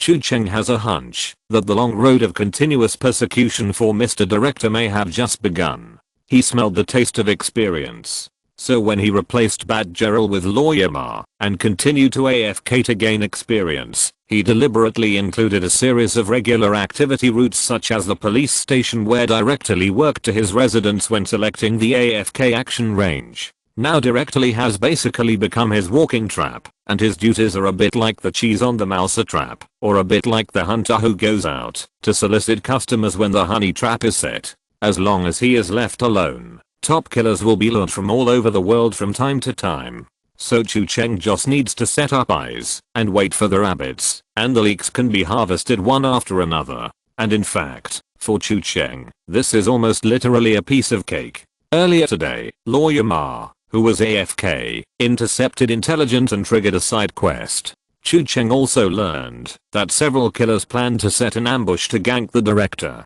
After hearing the general situation, Chu Cheng immediately understood that it seemed that the blame was put on Director Lee. He was in a dilemma and told his fifth sister to make a note on his schedule and to notify him to collect the heads at the time of the assassin's ambush in the evening. When the time came in the evening, Chu Cheng's main account went offline, changed his account to login, put on the vest of Badgerel, found the place, and solved the battle in a few encounters. After that, he changed to Lawyer Ma, continued to click on the hang up, and went offline. The whole process took no more than 5 minutes in total. He collected 4 relatively valuable heads in exchange for a wave of points and experience, which was just a change during his main mission. During this period, he did not fall behind in his work. After the forces of the pharmaceutical factory jumped out, they pointed at the lunatic asylum and said that there was a ghost inside. Although Chu Cheng had already believed half of this, after all, the impression of the lunatic asylum on him had dropped to the point where it was not surprising that anyone was a ghost. But after all, words were not enough, and there must be evidence to prove it. Chu Cheng has already applied for a bus card in the madhouse. Although he doesn't know everything about it, he at least has some knowledge of it. So the first thing to confirm is the purity of the pharmaceutical factory. He arranged to check it out on Friday and immediately found that this group of people didn't seem to lie. There was really an official agency hidden in this group of pharmaceutical manufacturers. After returning these 2 days, the Special Service 9 department has also been negotiating with that group of people. The result is not known yet. In short, it seems that there is a lot of water inside, and it may not be clear for a while. Moreover, the agency they belong to is actually an old acquaintance of the madhouse, that is, the Intelligence Investigation Bureau, where they always use fake certificates to cheat people. This made Chu Cheng even wonder for a while whether these people took the blame for the 9 department and took revenge. Of course, it is not entirely the Intelligence Bureau, but a special subordinate agency called the Special Intelligence Investigation Bureau. When it was established to investigate related relics, antiques, and other supernatural related events. The Grove Group was originally just one of their fronts. But I don't know if it's because there were too few supernatural phenomena in the world before the infection incident, and the department was too idle and immersed in the role, and they were really working hard to develop and do business all day long. They never expected that the group would really succeed, so there was the Grove Group today. But to be honest, Chu Cheng instinctively felt that the name of the industry of the rich senior's family was not auspicious. Grove read backwards, and it felt like a flag, which was basically the same as putting a flag on the signboard of his own company. If it was just a group of drug sellers before, it would be fine, but now it turns out that they are also a group of intelligence agents, and they may have something to do with the supernatural. Then Chu Cheng felt that he could boldly speculate that the degree of this group of people must be no less than that of the lunatic asylum, and since they are drug sellers, it is better to change it to IQ. After rounding it off, it can be considered a brother unit with the psychiatric department of the lunatic asylum. If the identity of this special emotional bureau is confirmed, people will have to re-evaluate the authenticity of their accusations. To be honest, there are indeed problems with the lunatic asylum so far, and this is indisputable. Since the Phantom began to appear, the Madhouse's response to this non-human race can be summarized as lying down and waiting for the Wildfather to come to rescue him. After that, his broken grave was still teetering on the edge of the hoeing field all day long, trying frantically. But when you meet such teammates, you can't just say that it is the crew hired by the other side, because there is still this possibility, that is, the people are really bad. Since the master left a back door on the grave, Chu Cheng thought that he had seen everything he should and shouldn't see, and he really couldn't find any evidence to directly determine that someone was acting. But considering that, if the insider is cautious enough, he may not leave clues in the headquarters server, so next he has to continue to dig clues from the high-level individuals of the Special Service 9 department. According to the pharmaceutical factory, the level of this insider is not low, and he must be a high-level person who can influence decision-making. And many high-level people in the madhouse have their own private servers. Directly sneaking into their respective servers may be able to find clues. Then the first target locked by Chu Cheng is naturally the old thief Miyazaki. There is no need for the pharmaceutical company to testify and suspect. If Chu Cheng must pick one of the existing senior executives to be the traitor, then Miyazaki is definitely the first choice. After all, this person did not seem very upright from the beginning. His passion for research seemed to be greater than his pursuit of justice. In addition, he was shot in the head by the previous traitor in the asylum, but only suffered a scratch. I always feel that there is a suspicious smell on this person. The private residences and personal facilities of the 9 senior executives are top secret, and they are not open even within the organization. But it is not a big problem. There is basically no such thing as top secret for the 5 sisters. They quickly locked onto the private laboratory in the hidden facility of the old thief. The outside of the laboratory has the most advanced security system, and it is buried underground. Ordinary people can't even find the entrance. Of course, for the Batman in Chu Cheng's hand now, there is no need for an entrance. The black shadow is like a real bat flying by in the moonlight. The position is locked under the visual effect of the detective mode. Batman glides to the designated location, marked on the screen. His cloak suddenly gathers, and he lands with a roll. Alan mode activated. The shock penetrated, and Batman, who turned into a group of afterimages, directly penetrated the strata and metal fillings. The instant he penetrated the thick strata, the shock mode was lifted, and the cape opened precisely at the same moment, helping him to buffer the speed of descent. Batman landed silently in the experimental facility, and his black combat boots landed on the metal-paved open space. In theory, the motion sensor will respond the moment he steps on it. The alarm will be triggered, and the information will be sent to Miyazaki, the old thief on the mothership, and the automatic interception system inside the laboratory will also be activated. The floor and walls will be connected to high voltage electricity before any creature has time to react, and a full circle of turrets will automatically carry out devastating attacks on all living things detected in the room. Of course, that didn't happen. Because before passing through the wall and landing, Batman used the detective mode to follow the line, to find the control center of the sensor, hacked into the center and gained control. Exploration before action is not only Batman's code of conduct, but also an important experience that Chu Cheng has increasingly summed up during the game. Unless there is no choice, try not to fight an unprepared battle. The next level is the elevator. There is only one elevator in the underground laboratory, which is also the only entrance to the laboratory control center, which goes directly to the bottom, but it must be unlocked by facial recognition, retinal scanning and voiceprint verification. It is not a problem either. Holographic camouflage system activated.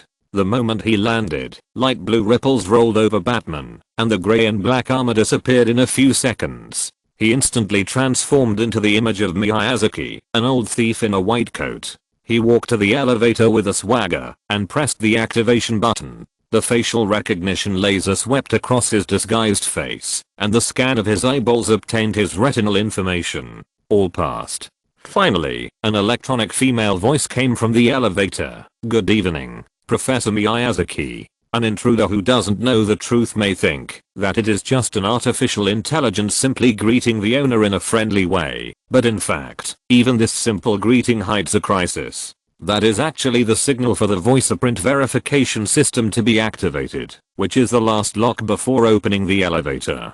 The computer is waiting for the visitor to respond. If there is no response, the system will be locked. A security alert will be sent directly to Professor Miyazaki's mobile device, and further authentication procedures will be initiated. The intruder will need to use more means to verify his identity, and this module is controlled by an independent system, which is unrelated to the control center of the sensor. Of course, thanks to the prior reconnaissance work, Chu Cheng is also prepared for this part. Batman took out the voice print simulation device that he had already held in his hand from his cloak, pressed the play button, and played Professor Miyazaki's voice in a clear voice.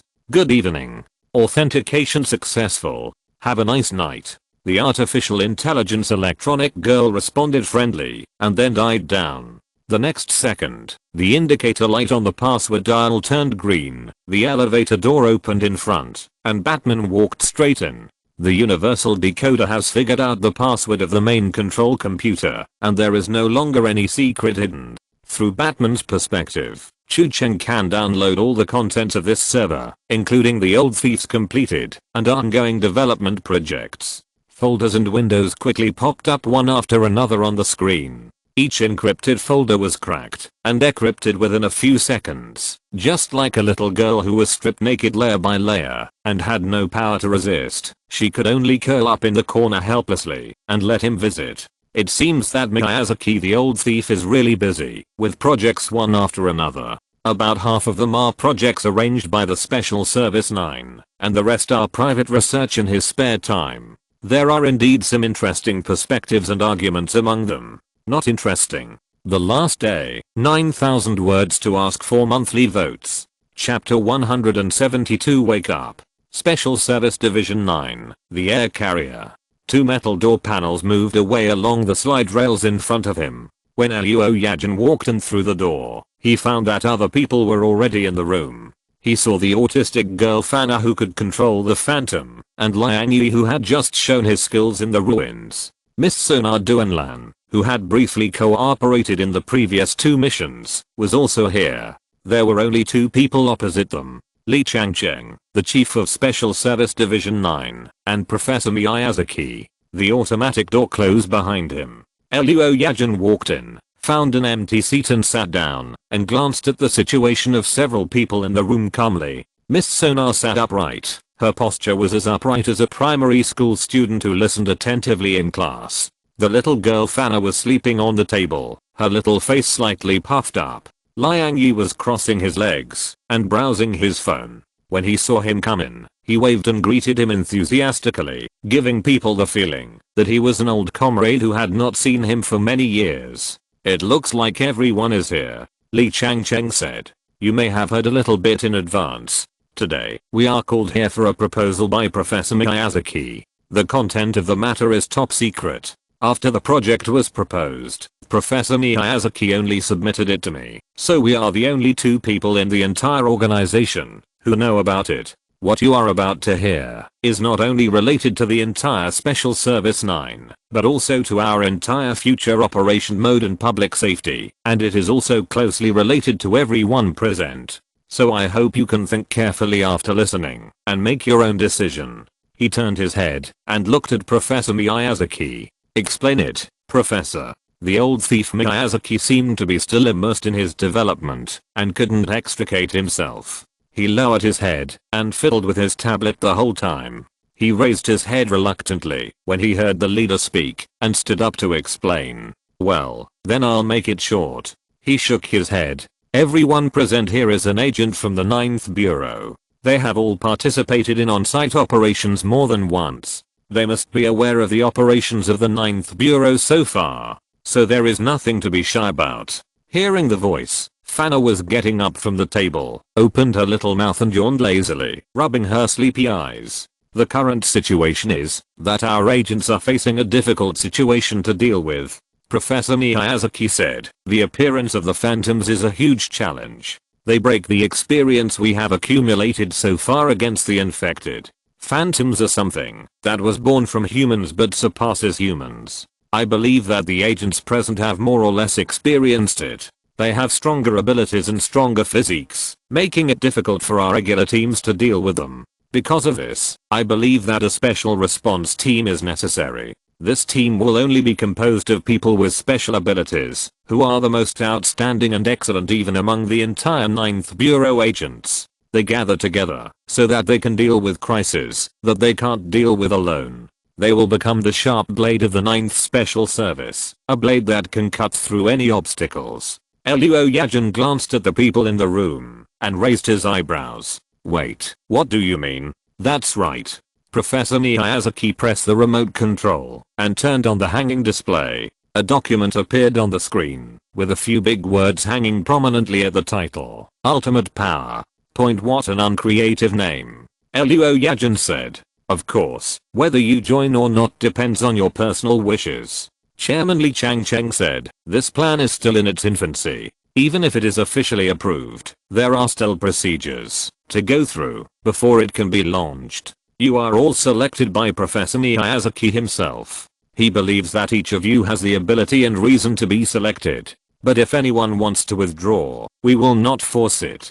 After he finished speaking, his eyes swept over several people, as if waiting for their reactions. But several people kept silent, and no one spoke for a while. After a short silence, Miss Sonar spoke first. I'm not sure if I have that ability. Agent Duanlan said, I have some special abilities, but I never think that this makes me any different from other colleagues. Such an elite team, it sounds. Your ability will be very important to the team in many cases. Professor Miyazaki interrupted him with a smile. And you have greater potential, but it has yet to be developed. You have that ability, I guarantee. You are fully capable of doing the work in this team. The only problem now is. He glanced at Miss Sonar with a smile. His eyes paused briefly on her, and then swept over everyone else. Point, are you willing? Obviously, this was not only a question to her, but also to everyone else. Miss Sonar hesitated for a moment, but still said, thank you,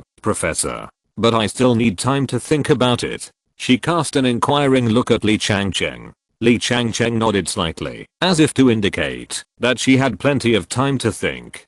Go back. Fana then spoke up. Discuss. Anyone who knew her a little would realize that she meant to go back and discuss it with her mother. She was a good child who listened to her mother. It sounds like a good idea. Liang Yi expressed his support without saying a word.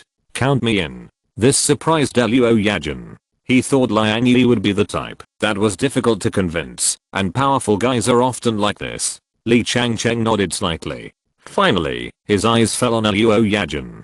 So Agent Luo, what do you think? Luo Yajin. When Luo Yajin returned to his residence after a routine inspection, the time was approaching. He took a simple hot shower and fell on the soft bed. He couldn't give an answer immediately. It's not because he doubts his own ability or needs to ask for the opinion of a fictitious family member, but after a series of experiences a while ago, he does have some trust crisis in the Special Service Mental Hospital. After returning, the 9th Division is also negotiating with the Intelligence Bureau. Anyway, the Intelligence Bureau thinks there is a problem in the 9th Division, and the 9th Division certainly does not admit it. The Superior Department has not yet expressed its position. Judging from the current trend, the 9th Division of the Special Service may be prepared to arrange an independent investigation to clear the suspicion of their senior management, but the Intelligence Bureau immediately said that you are fooling around. The meaning of an independent investigation is to ensure that no one will be found out. Do you think we don't know? Anyway, it seems that it will be difficult to get any results in the short term if it continues like this. Before they separated, Sigil from the Grove Group left Luo Yajin a disposable communication device. The other party said that it was because he trusted him. If one day he found something abnormal in the 9th Division that made him think that the Intelligence Bureau was right, then he could contact them through this. But to be honest, he didn't know what he could trust now. He was particularly sleepy tonight and fell asleep soon after his head touched the pillow. In his dream, he saw old friends. He saw old Brooke, who looked like a salted fish, even after going to heaven. He had a cigarette in his mouth and a coffee cup in his hand, and shook his head and said, I was right back then. You are really not good enough. He dreamed of Chen Miaoyu. When the beautiful boss Dabo tricked him into joining the pirate ship, she gave a passionate speech, saying that if you don't like this world, then join us, and change it yourself, together. In the end, the boss Dabo was gone, but he was still here. Sometimes he also felt that his life was quite funny, and he didn't know why he lived for most of his life. People around him always left one after another. Whenever he felt even a little bit of peace of mind, and had the idea of it's not bad like this, things would always get worse, and then he would always lose something else. Until he was alone, He looked around and found that there was no one around him. No, that's not entirely accurate. He hasn't become alone yet, not yet. The last person who appeared in his dream and brought him an inexplicable sense of security was a madman dressed as a bat. Only then did he find it a little funny that the last person he could truly trust in this world didn't even know what he looked like or what his name was. Wake up, Agent Luo. Whether in a dream or outside of it, someone seemed to speak to him. He woke up. His eyelids, which were as heavy as lead, barely opened, and the dazzling light made it impossible for him to open his eyes. Luo Yajin had to instinctively raise his hands to cover his face and squinted his eyes. Then he was stunned. He saw the black muzzles of guns. The muzzles of several guns were all pointing in his direction. Chapter 173 Like a Ghost. Special Service Division 9, the Airborne Carrier. In less than 24 hours, Luo Yajin was back on the carrier, but his status and treatment were completely different from before. At this time, he was sitting in a room similar to an interrogation room, with shackles on his hands. The chain on the shackles extended out, and the other end was locked across the table. He seemed to be unable to remember the reason why he was locked up. After thinking about it, the biggest problem was that his own fun person Phantom went berserk and caused trouble, and then his former boss Dabo defected and was shot by him. But that was already in the past. If there was any problem now, it might be that he had communicated with a group of Iku about the condition when he was in the ruins. Then the Iku might suspect that there was a traitor in the mental hospital. Could there really be a traitor because he knew too much and was going to deal with him?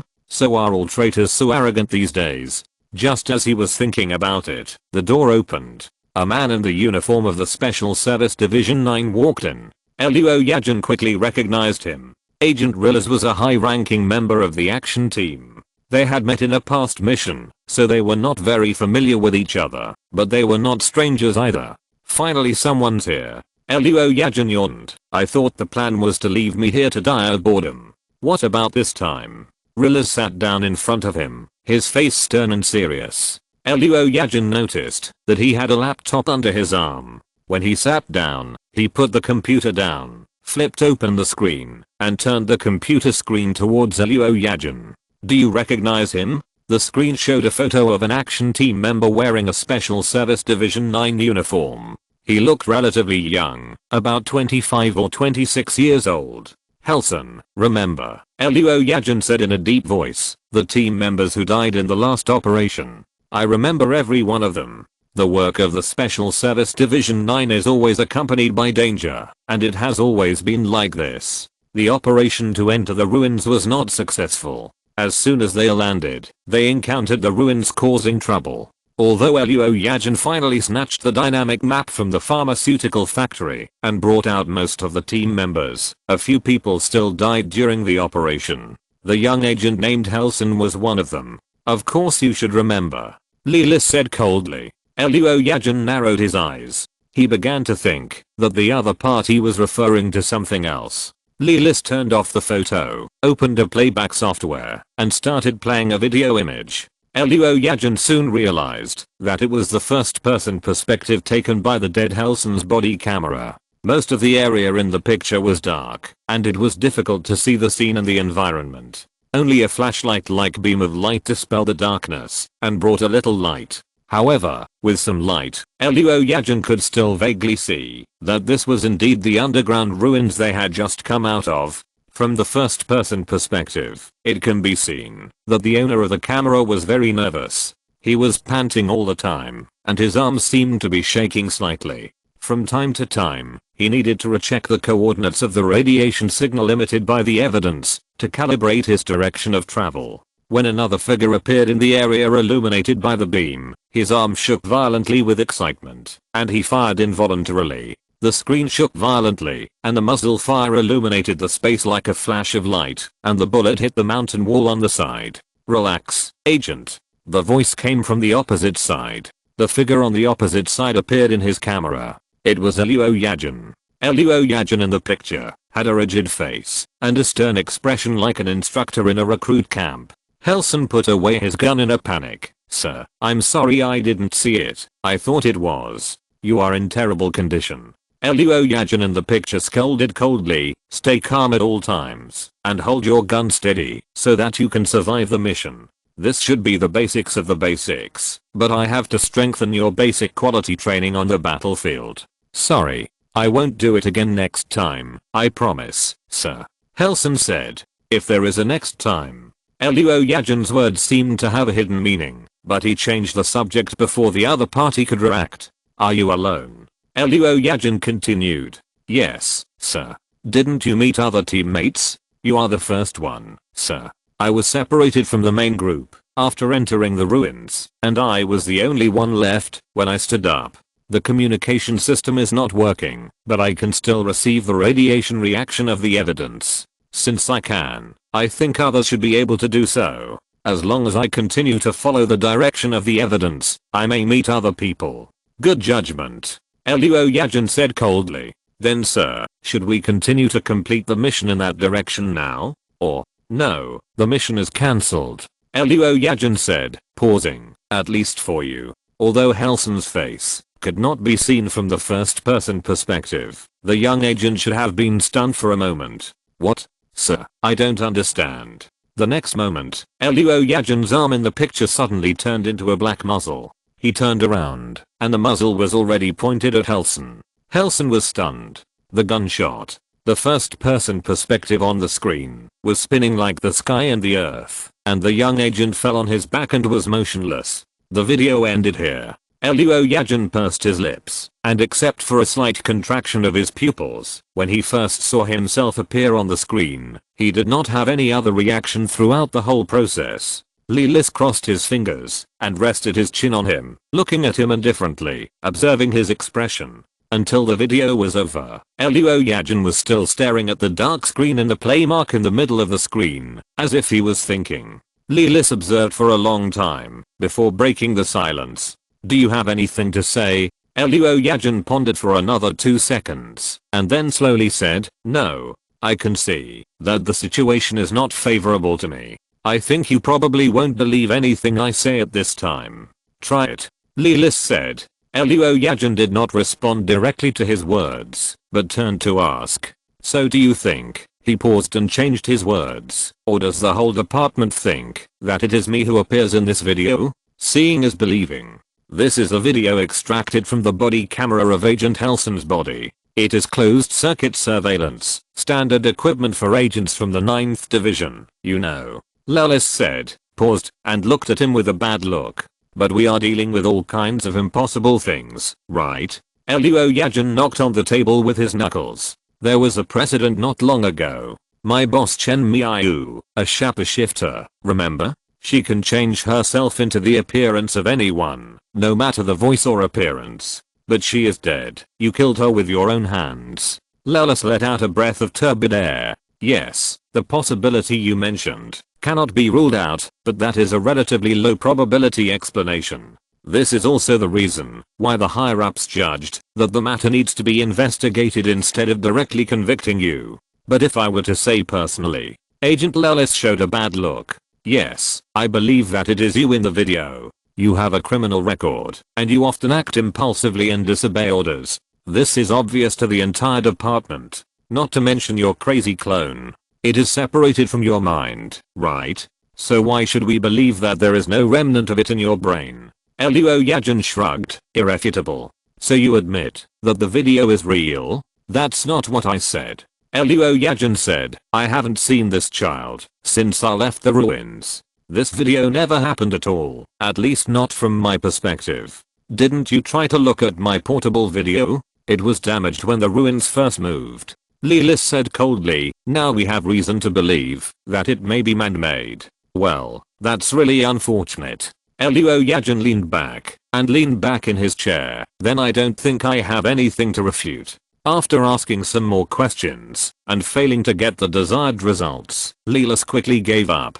He stood up and took a last look at Luo Yajin before leaving the interrogation room. That pair of handcuffs will inhibit your ability, Professor Miyazaki's new invention. Of course, you can still try to escape, and you are welcome to try. Really paused and said, I never believed you. I thought you were an unstable factor at the beginning, but no one would listen to me. Maybe you are right. Luo Yajin said lazily, as if he didn't care about his situation at all. Really went out. Luo Yajin leaned back in his chair alone, closed his eyes, and continued to think wildly. He thought of what Sigil from the Intelligence Bureau said to him again. The operation of the ruins itself was a trap, and someone wanted them dead. But obviously the plan failed, and they came out alive. So this is that person's backup plan. A backup plan, using a video that came from nowhere to try to deal with him as a dangerous factor. He immediately thought of the ultimate power plan that was explained to him earlier today. Maybe this is the enemy's purpose. Bringing together several agents with extraordinary powers to form the most elite team. This plan makes some people uneasy. So they plan to eliminate unstable factors, one by one. If this is true, Luo Yajin thought that he must not be the only one. The other people who were called in for talks today, Fenner, Duanlan and Liang Yi, must have their own troubles waiting for them. Someone tried to defeat them one by one and strangle this so-called ultimate force in the cradle. Luo Yajin narrowed his eyes. The identity of the enemy is a mystery, and the number is unknown. The only thing we know is that they may have a huge influence in the 9th department. In this situation, even if they have extraordinary abilities, they have no way to fight back. The situation is very bad. Unless Agent Luo. A strange and hoarse voice came from behind him in the interrogation room. Luo Yajin curled the corners of his mouth and smiled. MD, you really are like a ghost. Chapter 174 The Ghost. That night, on the other side, an unnamed bar, with a shabby appearance, just like any bar you can find in any area of the city where the poor gather. It has an old sign with neon lights embellished with the word bar, many of which have been extinguished due to poor contact, but no one is willing to repair it. The door of the bar opened. After get off work, Agent Liang Yi ended a night of revelry and walked out with a bottle of unfinished wine in his hand. His face was ruddy and his steps were shaky, but he seemed to be in a good mood. The bartender at the front desk today was a young girl wearing fishnet stockings, who was new and spoke with a sweet accent that almost melted people.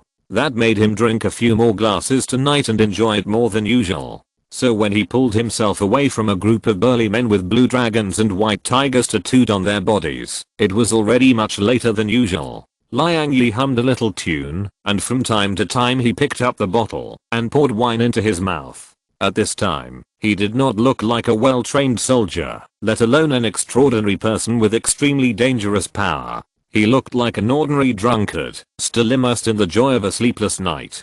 Perhaps it was this staggering pace that deceived others, making them think that he looked harmless, especially those who were watching him with ill intentions. Liang Yi staggered through the empty street, and when he passed a shadow, he drank all the remaining wine in the bottle in one breath, and then suddenly picked up the bottle and smashed it into the darkness on one side.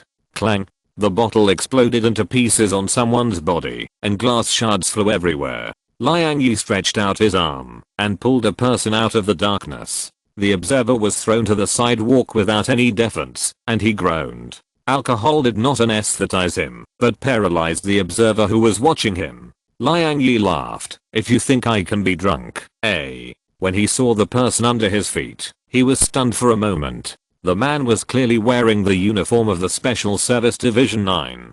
It's one of our own. You're from the 9th Division? Liang Yi frowned. Then why? Before he could finish his question, he felt a dense stinging pain behind him. Liang Yi immediately realized that there was more than one person ambushing him. Soldiers were ambushing everywhere in the darkness, corners, and high platforms. They fired tranquilizer bullets at Liang Yi, and a large number of anesthetic needles hit his back, and the anesthetic quickly flowed into his blood.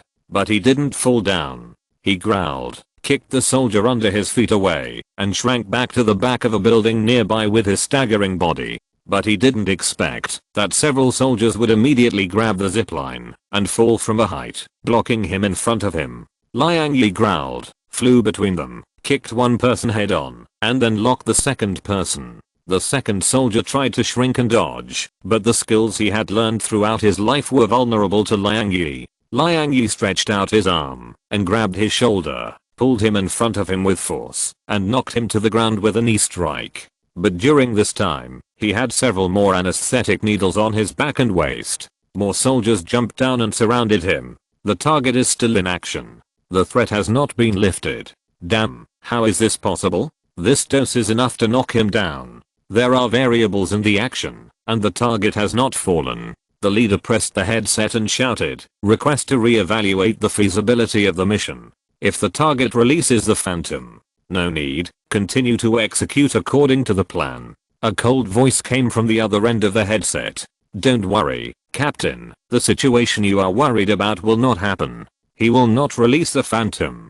After all." On the air carrier, Professor Miyazaki paused in front of the microphone on the other end and showed a confident smile. "No one knows the special people in the 9th department better than me. Any special person is no exception." As he said, Liang Yi did not release his destructive phantom that everyone feared until the end. But apart from that, he struggled with almost all his strength, and his whole body was almost pierced by anesthetic needles like a hedgehog, but he still stubbornly knocked down several agents in a row. The last 4 ropes tied up his limbs, and his limbs were stretched out in a big letter shape, and his veins were bulging from the force. He raised his head and roared like a trapped beast. At that moment, everyone's heart trembled violently, as if they had seen the thunder and electric current exploding in the next second, and all of them were instantly thrown to the ground like fish fry being fried.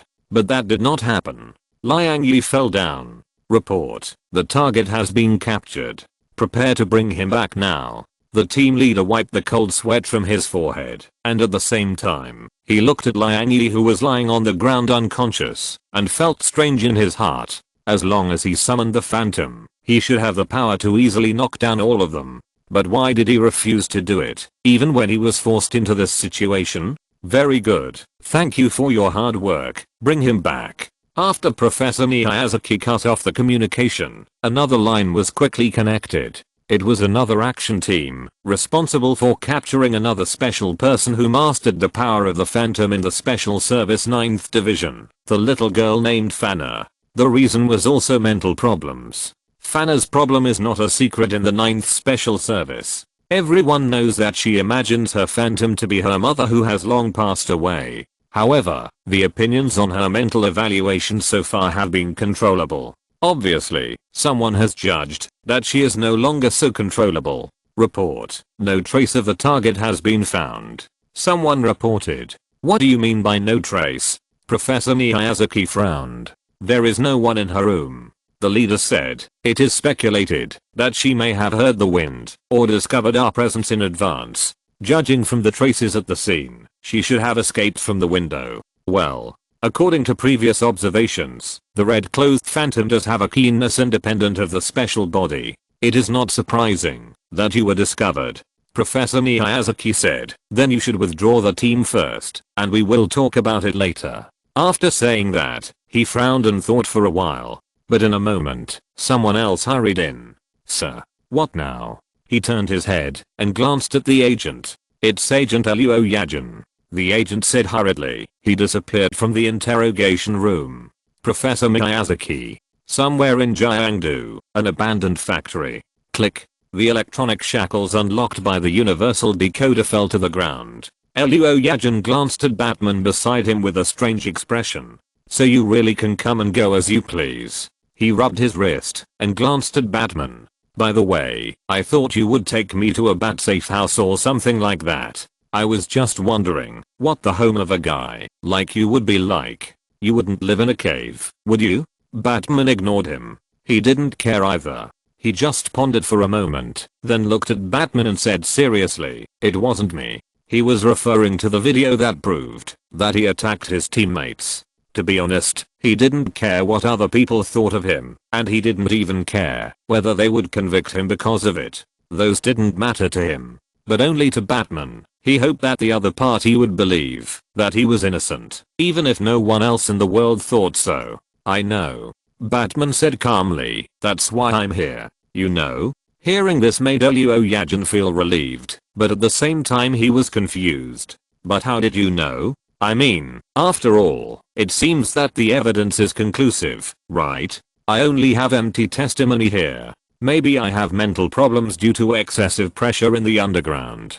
But the child who was killed was wearing a closed-circuit surveillance camera with real-time video, which is almost impossible to fake. Almost. Batman interrupted him and continued in a hoarse voice. Someone recorded the video in advance and manually covered one of the surveillance images of the camera. It was a video that was taken in advance and replaced with your appearance using AI face changing technology. The technology is mature and the ambient light is dim, so it is difficult to find flaws. Luo Yajin was stunned for a moment, but he reacted quickly. So they have to have someone who can manually override the surveillance content. Someone inside Special Service Section 9 and with high enough authority. Batman continued, this is not an isolated incident. You are being targeted. Yeah, it's obvious. Luo Yajin rubbed his temple. I didn't believe it before, but now I think what the pharmaceutical guy said might be true. It's hard to say about the others now, only that Liang Yi is probably a little stronger.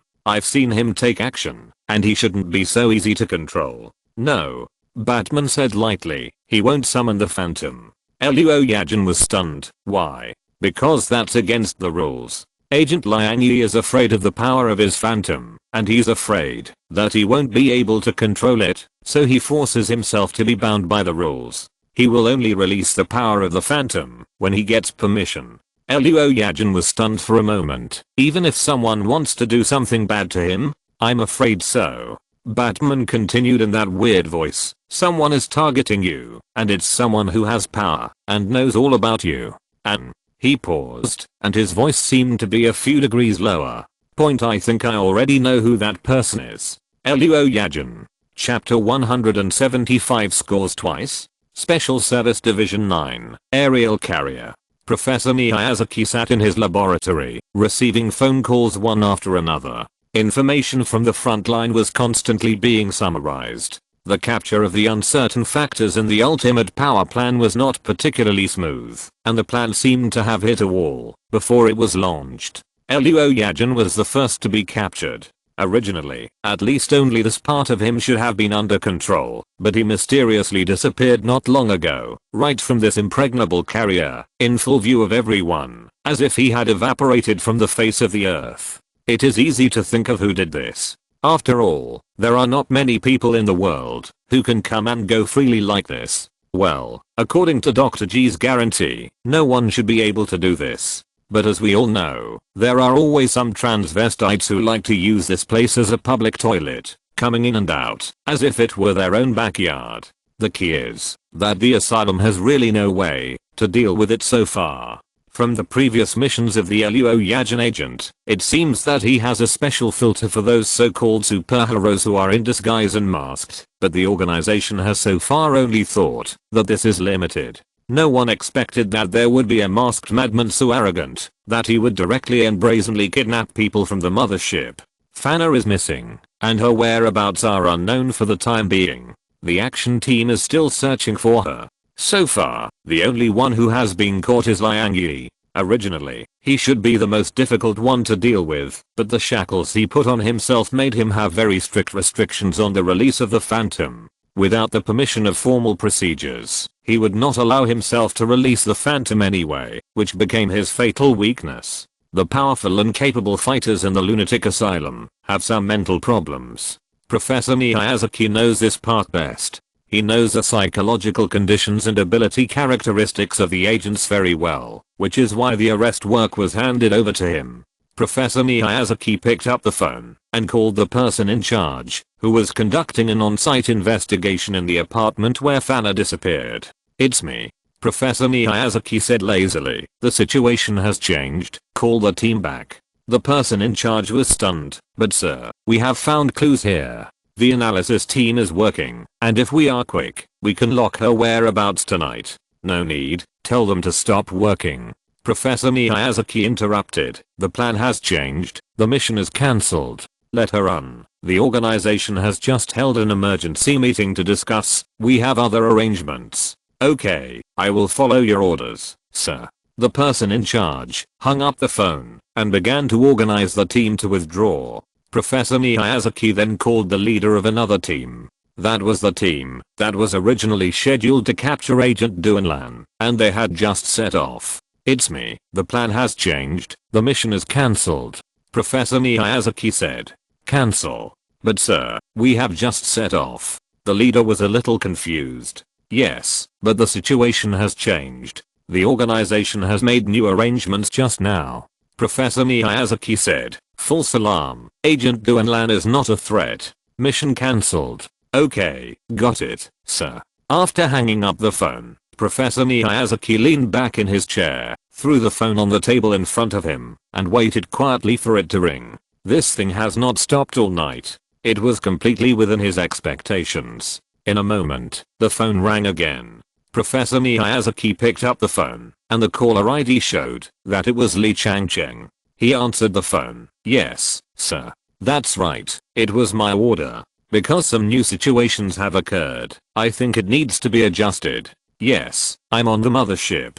Okay, I'll come now. After hanging up the phone, Professor Miyazaki easily put away the phone, stood up and started walking towards the captain's office. He walked through the corridor and came to the door of the captain's office. He clicked the retinal recognition option on the combination lock dial, and 2 light blue laser beams swept across his retina, confirming his identity within a second. Welcome, Professor Miyazaki. The door slid open, and he walked straight into the office. Li Changcheng turned with the chair under him, and looked at Professor Miyazaki at the door. Explain, he said. Apparently he had received the news that Professor Miyazaki had withdrawn his team and cancelled the operation.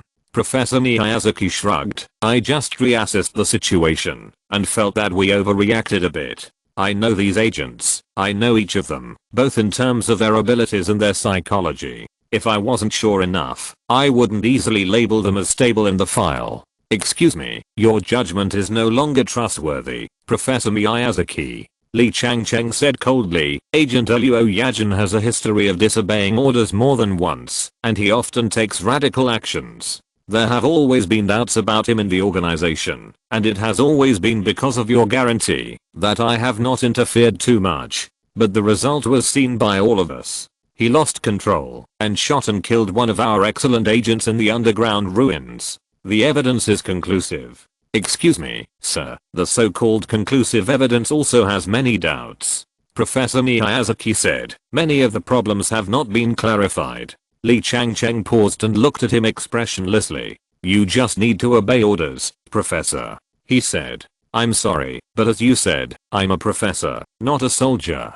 You should know that, sir. I care more about the truth than right or wrong, the truth of everything. And I can smell that something is wrong with this matter, and what we see is not the truth. Li Changcheng was silent for a moment, as if thinking. But soon he raised his head again. Okay, then I'm sorry, Professor Miyazaki. You know, I really think highly of you, your talent, your gift, and your persistence in the truth. So it's a pity that you ended up being an obstacle. But despite this, his right hand stretched out from under the table, and a black pistol was pointed at Professor Miyazaki. Point. I'm afraid you have to leave here. As soon as the voice fell, the trigger was pulled. Fire was released from the muzzle, and the bullet flew out of the barrel, faster than the speed of sound. That means that, when your ears received the signal of the gunshot, your body had been torn apart. For Professor Miyazaki, this should be a familiar development. The same suddenness, the same zero distance firing.